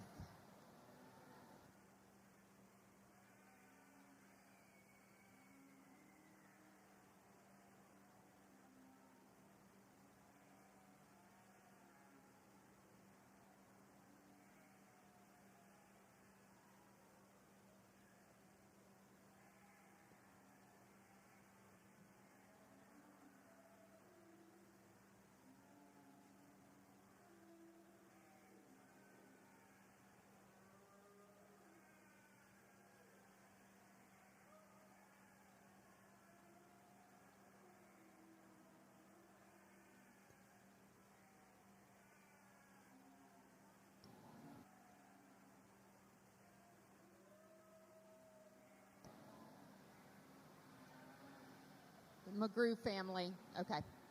So this is our class. Audrey Robertson is a scratch. So this is our class is complete. Nice pair of them out here, but that blonde one wins and does so pretty quick. Good looking, really good bodied, easily more comfortable in the design of their shoulder blade and knee. Handles their hip and hind leg with enough reach and flexibility. I just think that one wins and does so pretty quick. Red heifer's going to be second. That's the Shipley one that's got some density. I think that one's actually, her upper rib cage is plenty good. For me, it's when we step off the side. That one reads a little too rocked forward in her shoulder blade. Not as good in terms of her knee and pasture. I think we study the chest to flank, and I don't know if she necessarily runs the right direction. I think if we could soften her up, make her a little looser off both ends, that heifer would look a little better down the road. Really nice set, though. Congratulations to those two. Congratulations to our exhibitors from Class 70. First, to Josie Dell with a Red Angus Composite, and second to Addie Wagner with a Shorthorn Plus. At this time, we're going to start bringing in our class winners from our AOB classes. We're going to start with Class 63, Dakota Bernard, exhibiting an April calf.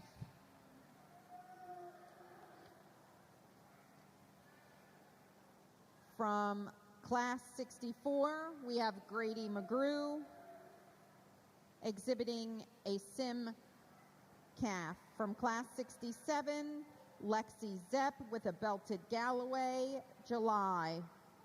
From Class 68, we have Jacob Frock exhibiting a March 15th heifer. From Class 69, we have Grady McGrew exhibiting an April Simmental heifer. And from our last class, we have Josie Dell exhibiting a Red Angus composition from February. This is your lineup for your all other breeds.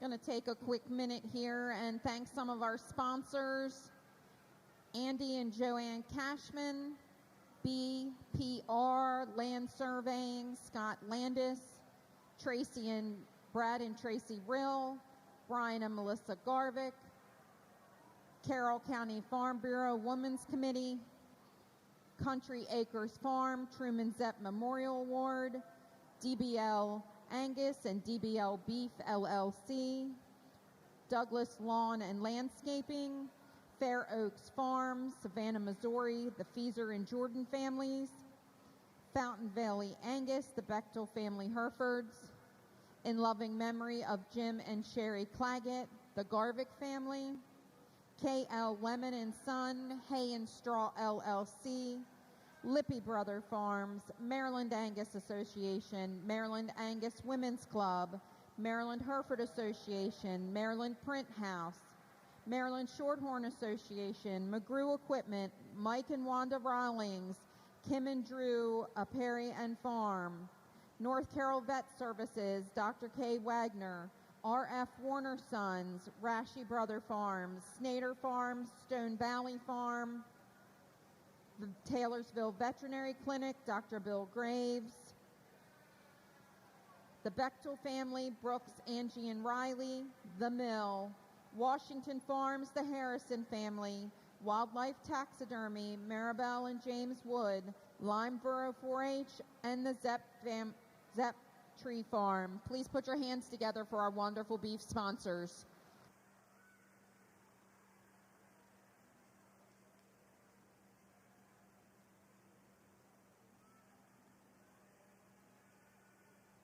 While our judge continues to evaluate our AOB division, we will be doing a bred and honed heifer at the conclusion of selection at the end of this class, and then we will move into our commercial division.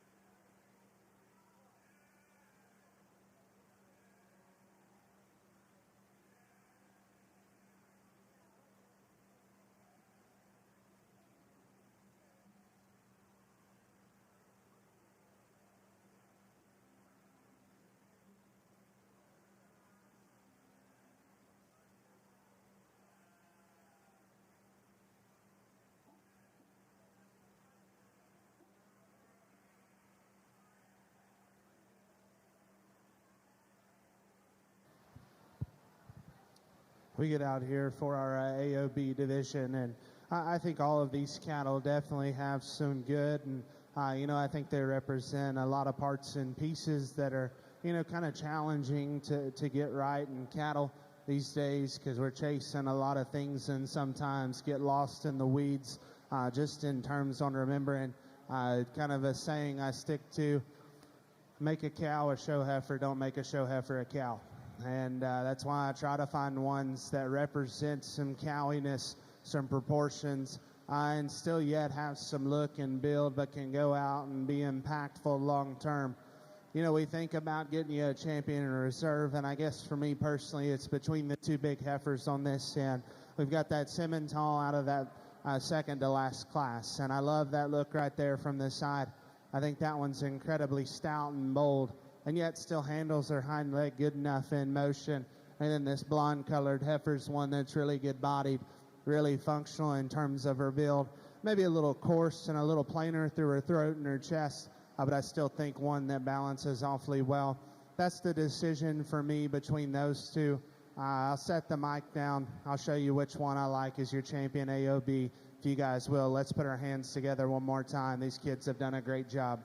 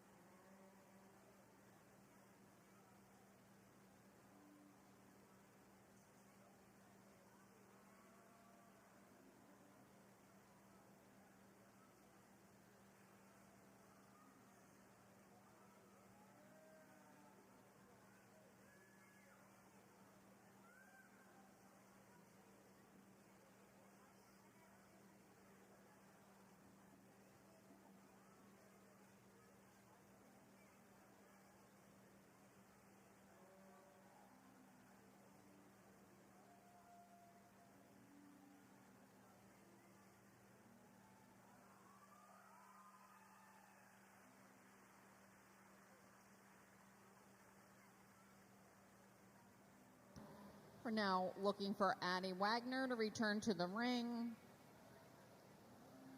with her February. Never mind, Addie's not coming back.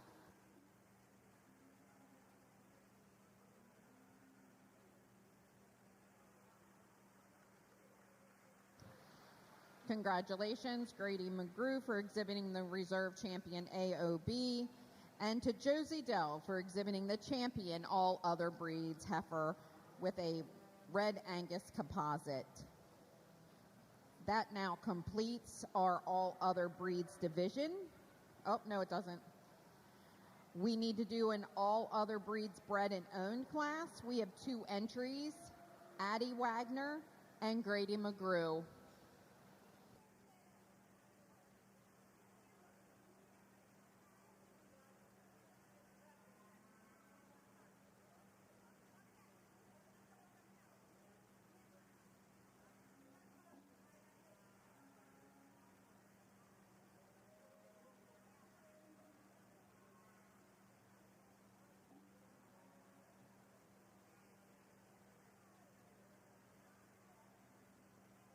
We're looking for Grady McGrew's all other breeds bred and owned heifer. Here he comes.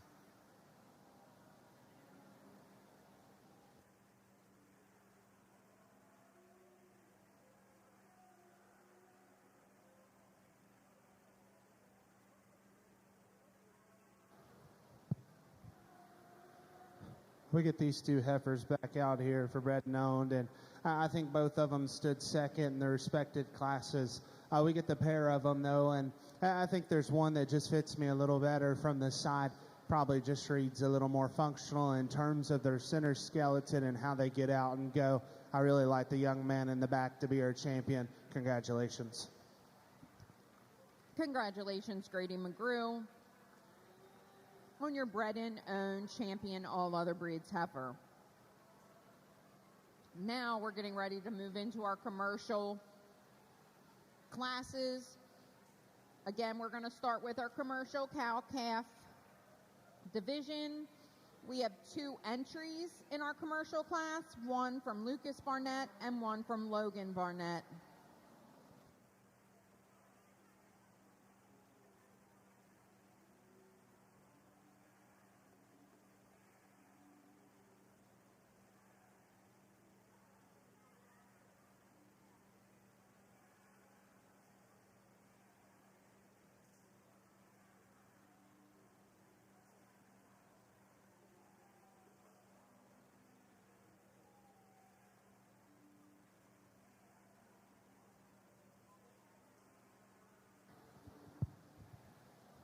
We get into our cow-calf division, and you know, I think the cows are just in a little different stage, just in terms of body condition and how those things piece together.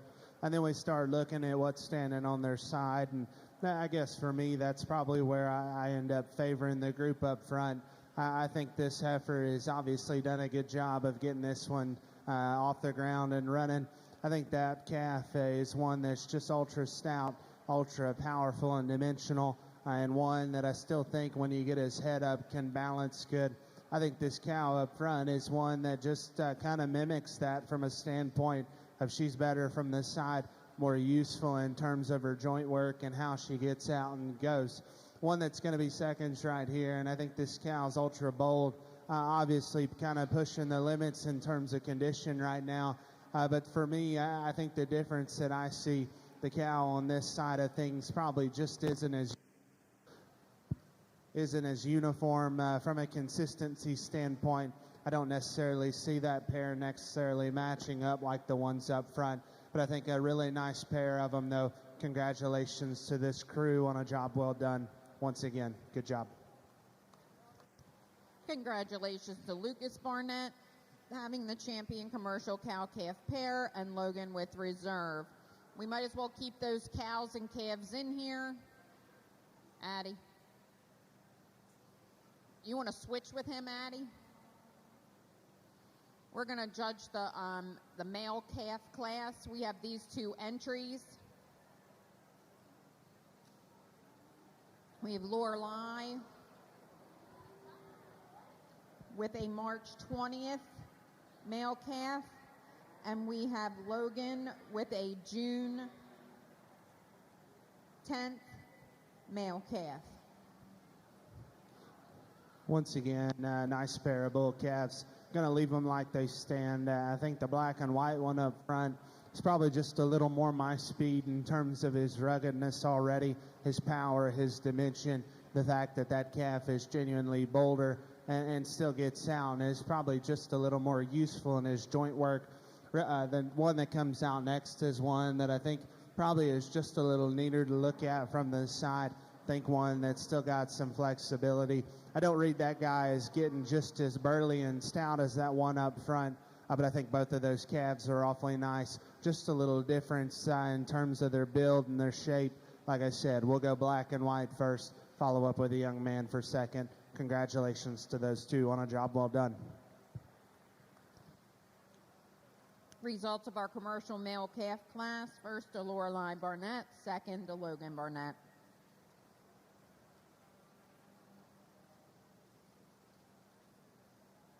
For our commercial heifer division, our heifers will be exhibited by weight instead of day of age. Again, these heifers will be exhibited by weight.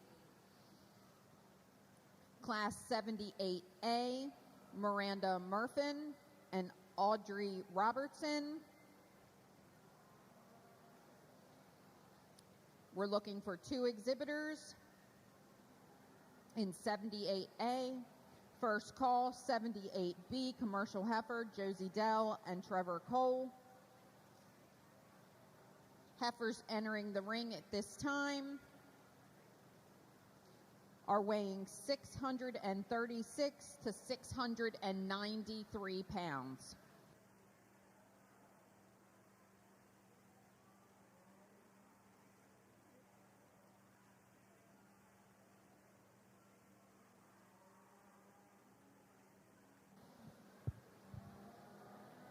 Nice pair to start out the commercial side of things.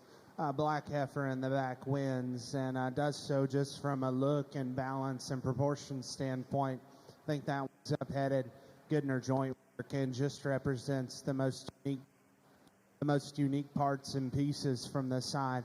Really nice one to win. Heifer up front is one that's got the advantage just from a growth and performance standpoint. One that's extra extended and still reads good in the upper part of her rib cage. I think for me personally, that one probably just doesn't balance as well from the side. A little open in her shoulder, a little plainer down through her chest. Want to level her out of her hip ever so slightly. Really nice pair to start the commercials off, though. Congratulations once again. Congratulations to our Class 78A exhibitors, Audrey Robertson first, Miranda Murfin second. Reading down your program, 2-1. Entering the ring now, Class 78B. We have 2 entries. The first is from Josie Doe. The second is from Trevor Cole. These heifers range in weight from 943 pounds to 945 pounds. This is the first call for Class 78C, Ryan Stahl and Ella Fritz.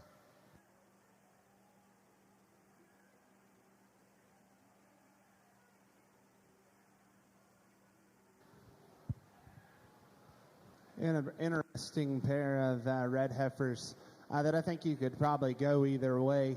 But for me, I think there's one that's more stable at the ground.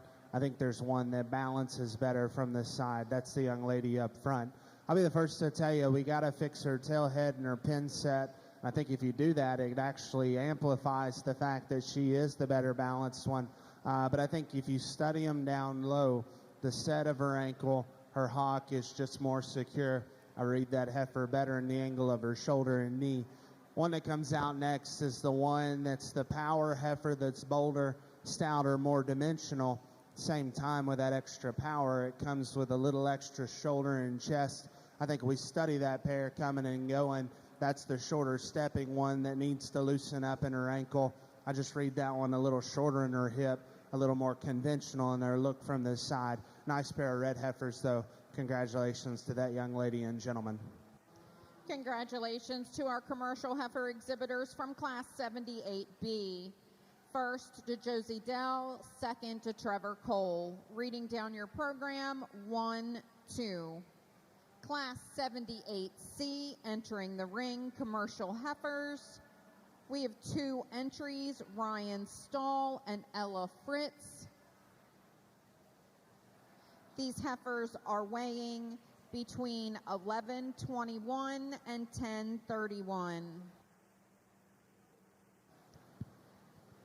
Get a pair of black ones out here, and we're going to leave them like they stand. I think the gentleman's up front is just a little sportier in terms of her front end assembly. I think her top line stays in her better. I think she's genuinely more comfortable off either end of her build. Like I said, I think that one wins pretty easy in my mind. One that comes out in second is very bold and functional. I think that one reads as low input. In this class in particular, probably just a little plainer to look at from this side, maybe pushing a little more condition, but I think an awfully nice one to go out in second. Congratulations to that gentleman and young lady. Excellent, excellent job. Congratulations to our Class 78C exhibitors, Ryan Stahl and Ella Fritz. We need all commercial heifers brought to ringside at this time. And this is the first call for our breed champions to start getting ready. Breed champions, start getting ready. Class 78D, we have 2 commercial heifers. Emily Fritz and Brendan Bosley are exhibiting heifers that weigh between 1145 and 1165. Sorry, we have 3 entries. Dustin Bernard is also exhibiting a heifer that weighs 1222. So these heifers range in weight from 1145 to 1222. We get the three heifers out here, and they're definitely different just in terms of kind. But I think the one that makes the most logical sense to start is the one right here closest to me. I think that one's just a little bolder and stouter in terms of its build. I think that one still is proportional in terms of her look from the side. Gets out and goes with some reach and flexibility, and to be in a more advanced weight, I still think maintains her skeleton. I think that's an easy place to start. We're going to come down here to the red heifer next, and if you want to tell me that one's longer up front, more extended from the side, I will not argue, because I do think that one is a little taller at the point of her shoulder, a little longer out of her hip. At the same time, I just don't read that one to match the same sheer substance and power we find in that blonde heifer. I think you step off the side, and even though her front end's longer, she still reads with a little more leather down through her neck, and reads with a little more chest. And then the black heifer here is going to come out in three. I think one that's just in terms of parts and pieces, there's some look, there's some proportionality and balance. Same time, I think this heifer gets out horsed, gets out powered, and just reads a little frailer, maybe a little more fragile in terms of her skeleton. Awfully nice trio, though. Congratulations to those kids on a job well done. Congratulations to our commercial heifers in Class 78D. First to Dustin Bernard, second to Emily Fritz, and third to Brendan Bosley. Entering the ring is our last class of commercial heifers with Austin Lankum. We need to have our first place commercial heifers to ringside. Dustin Bernard, Ryan Stahl, Josie Dell, Audrey Robertson. This is also the first call. First call for our overall grand champion cow-calf, our overall champion cow-calf pairs. First call.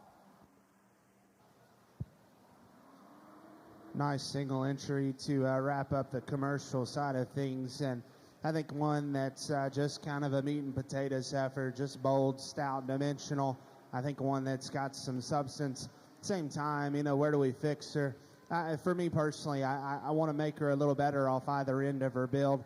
She's got a little too much shoulder and neck for me and reads a little coarser.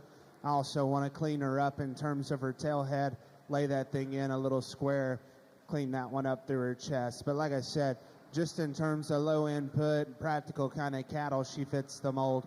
Probably just does it in a little plainer package for me personally. Really nice individual entry. Congratulations, young man. Excellent job.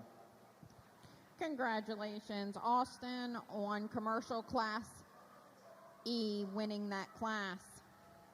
All right, we're ready for our division commercial heifer champion and reserve selection. Entering the ring with a heifer weighing 693 pounds is Audrey Robertson. Next in the ring with a heifer weighing 943 pounds, Josie Dell. Ryan Stahl exhibiting a heifer weighing 1031. Dustin Bernard exhibiting a heifer weighing 1,222 pounds. And Austin Lankum exhibiting a heifer weighing 1,388 pounds. While our judge reviews our heifers, this is an announcement to all clovers in the small pet show. Please check in the lobby. Check-in is in the lobby. Cow-calf pairs, overall grand champion cow-calf pairs, and overall grand champion heifer. Please start making your way ringside.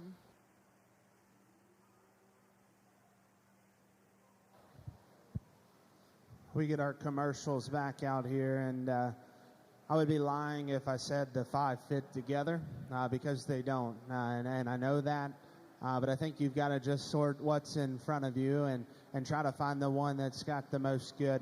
I think when you do that, there's probably one that's just a little bolder, a little stouter, still balances up good enough from the side. We still call her sound enough structurally.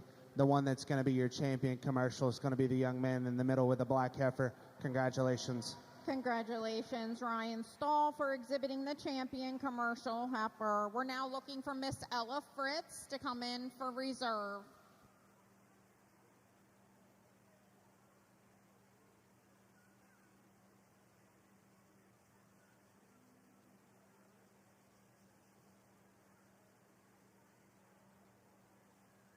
At the conclusion of our show, please, exhibitors who have won awards here today, make your way to the backdrop.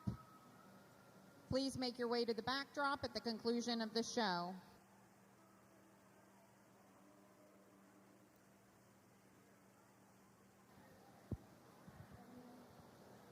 We pull that second place back in from that class, and we talked about just her body shape and how practical she is in her skeleton. I think that one reads very low input. I think from there, the one that I think fits me next best is one that I think balances well. It's probably just a little stouter from behind. Talked about how we need to clean up their tail head, maybe make them just a little looser in their ankle. The one I like second best is the red heifer. That'll be your reserve commercial. Congratulations. Congratulations, Josie Dell, for winning reserve champion commercial heifer. I believe that completes our commercial heifer division.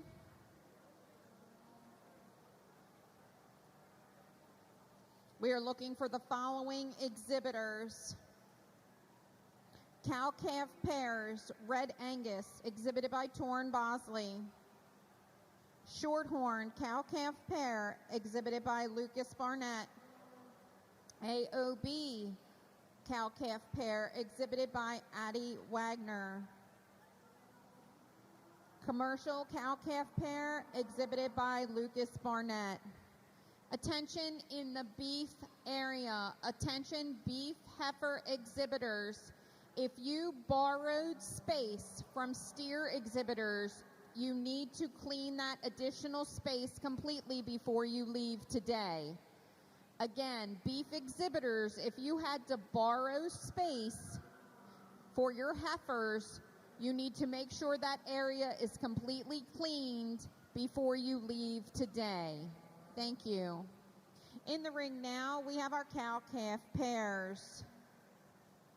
At the far end of the ring,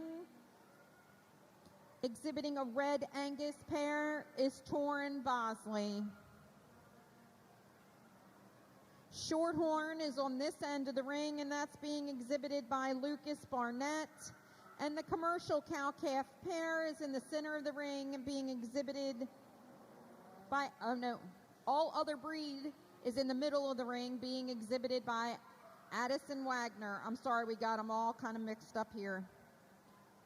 So Lucas Barnett has the Shorthorn, Addison Wagner has the AOB, and another Lucas Barnett has the commercial cow-calf pair. This is your selection. If you guys will ringside, let's go ahead and congratulate these 8 kids for making it back out here on the cow-calf side of things. I think you have to keep things kind of in perspective and just understand where these cows are in their stage of life, and just understand what they've got going for them and where these calves are in relation to how their body condition lays in them, etc. I think for me, we talked about all 4 of these earlier. I think they represent a lot of good, do a lot of things exceptionally well. I think for me personally, there's probably a pair that probably just hits a little closer to home today. And the ones that I think just read, the cow reads ultra bold and stout, functional and balanced. And I think the calf's going to mimic that quite a bit. We're going to go right here with these 2 young ladies as your champion cow-calf pair. Congratulations, Addison Wagner, for exhibiting the grand champion cow-calf pair with her All Other Breed cow and calf.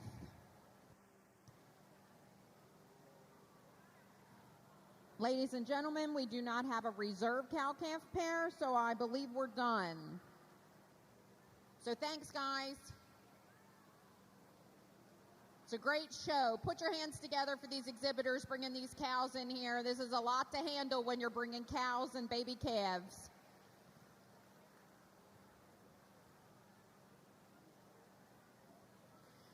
We're going to give the ring just a chance to clear out. Get some of these cows back to the main area before we announce our grand champion lineup. Again, if you are showing in the Clover Small Pet Show, please check in the lobby. Again, please check in the lobby. We're looking at a 4:30 start. Again, we're looking at a 4:30 start for the Small Pet Show.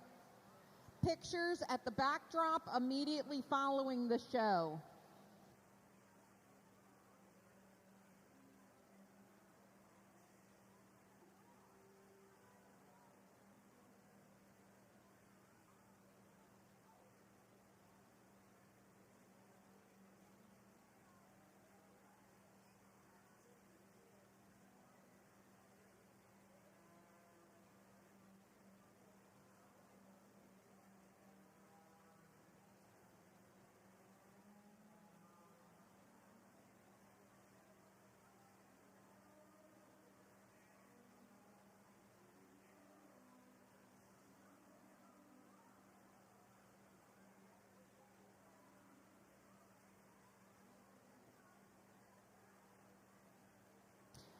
Heading in the ring now is the selection of our grand champion heifer. From the Angus division, exhibiting an April heifer is Allison Schultz. From the Hereford division, exhibiting a January heifer, Layla Metz. From our Red Angus division, exhibiting a March heifer is Bryce Zepp. Shorthorn heifer is exhibited by Addie Wagner. AOB heifer is being exhibited by Josie Dell.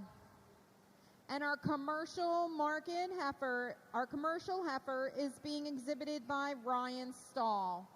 Ladies and gentlemen, please put your hands together for our champion lineup for our grand champion selection of our heifers here today.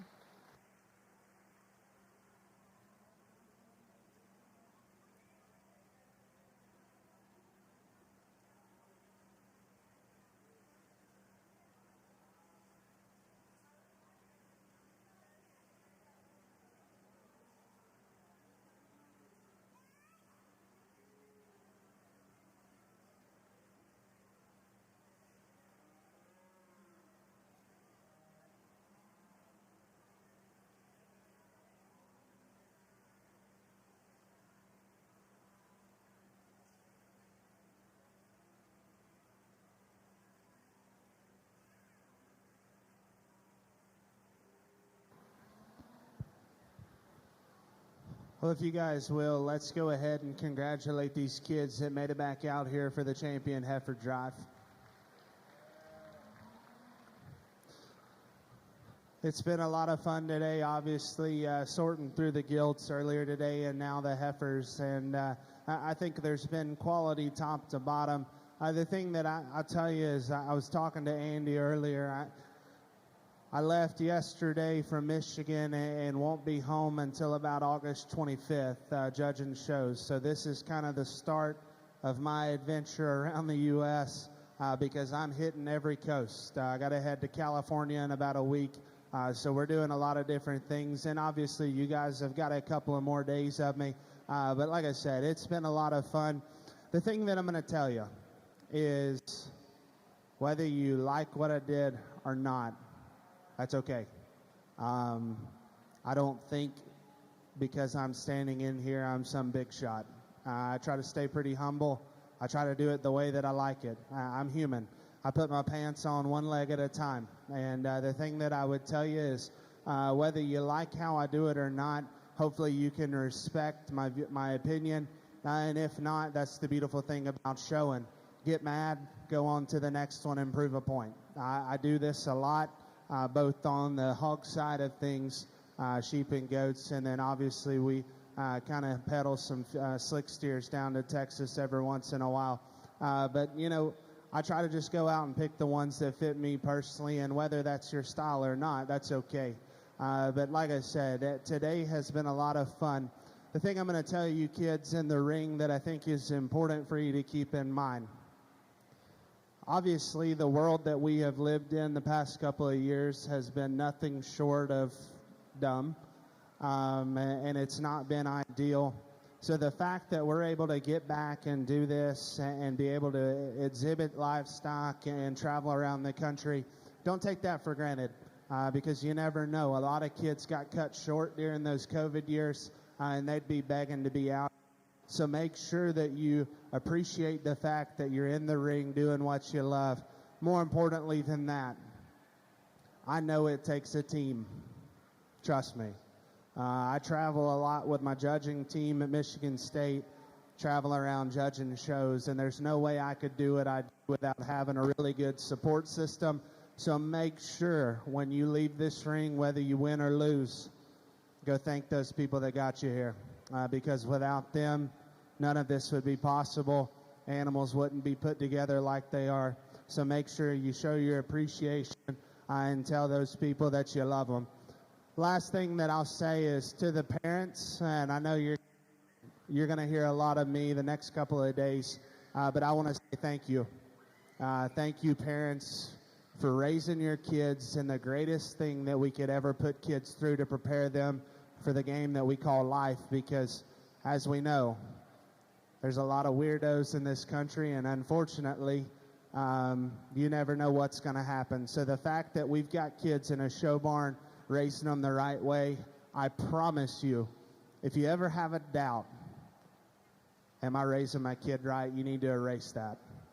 Because I promise you, you're preparing these kids for the tough decisions they got to make in life once they're done in the show ring. So thank you for coming out here, getting these kids involved. I'll get off my soapbox and I'll talk about the cattle just a little bit. You know, I think we get these breed champions out here. There's a couple of them that fit me awfully well. I think they do things that I like. Like I said, for me, though, there's probably 2 or 3 that hit home. You know, that Angus up front we saw earlier in the day. I think that one balances well. It's good-bodied and sound. Does everything that a good Angus female is supposed to. I like a lot of things about that one. Red Angus is another one I like. We talked about her earlier today. You know, obviously with these Red Angus, you're going to come with a little chest. But when they can paint a picture like that, it doesn't necessarily matter. I think the longer the days went on, her ankles got a little tight on her. But I don't read too much into that, because when we saw her today, she was moving pretty good. And then we got this blonde heifer back here that I think just embodies what a good brood cow's supposed to be. But more importantly than that, she still does it with some bells and whistles from the side. Really like her joint work and how she gets out and goes. That's the 3 that kind of it comes down to for me. That's to take nothing away from the others. But for what I like, I feel like those 3 embody that. I'll set the mic down. We'll get you a champion reserve heifer. Let's make sure we show these kids some love. Put our hands together. Excellent, excellent set of breeding heifers.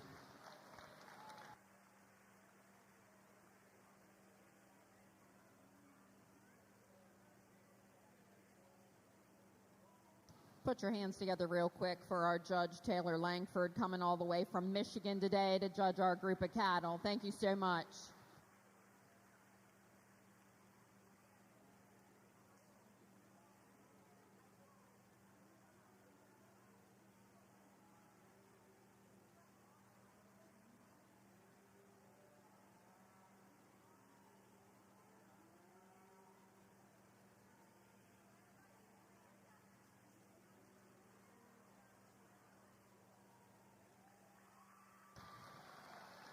Congratulations to Miss Josie Dell for exhibiting our grand champion heifer today. From the all other breed division, we are now looking for Grady McGrew to come in for reserve.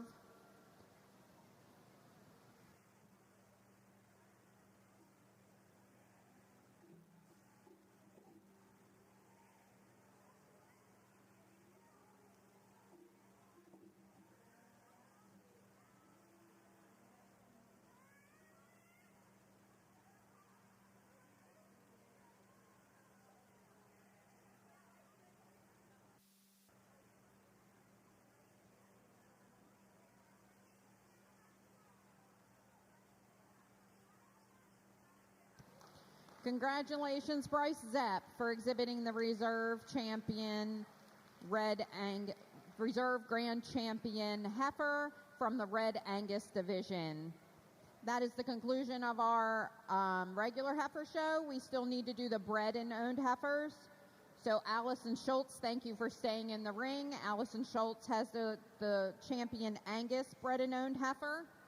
We're going to give this just a second for the ring to clear. If there's any other champion bred and owns in the ring, please stay close. We'll give everybody a chance to thin out a little bit so we can get our champion bred and owns in the ring. Again, we want to wish a big congratulations, Grand Champion Heifer, Miss Josie Dell, Reserve Grand Champion Heifer, Bryce Zepp.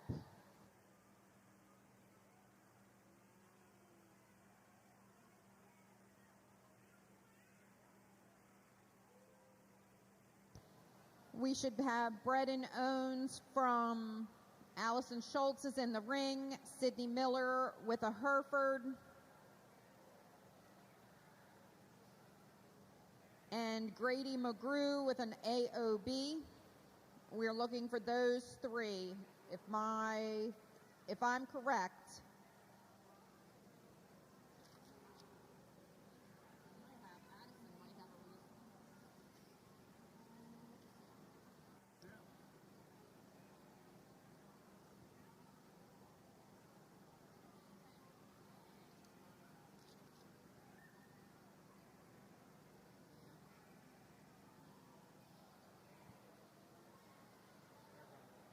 So we have Champion bred and owned, Allison Schultz with an Angus.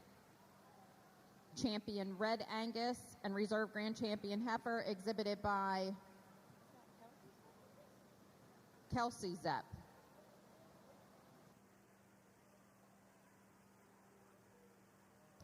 And Bryce is showing him. Bryce is just trying to confuse all of us. Grady McGrew's got the...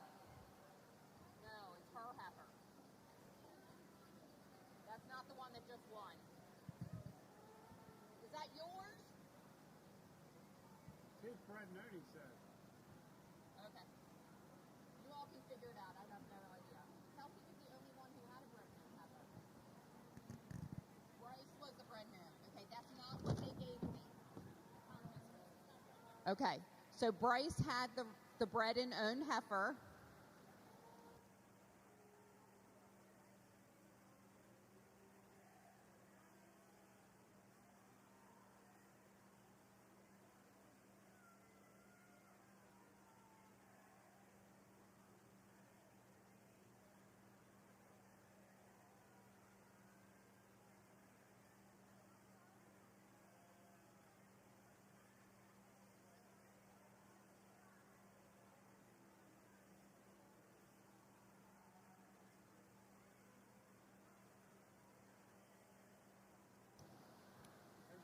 We're having a discussion on the Red Angus bred and owned heifer. As soon as they let me know what's going on, I'll fill y'all in. We know one of them's bred and owned. Were we right the first time, Bryce? We were right the first time, okay? Okay. All right, I'm going to try one more time. Black Angus heifer exhibited by Allison Schultz. Red Angus heifer exhibited by Bryce Zepp. All other breeds exhibited by Grady McGrew. Shorthorn exhibited by Addie Wagner. And the Hereford bred and owned is exhibited by Sydney Miller. And Judge, this is your bred and owned lineup. Thank you.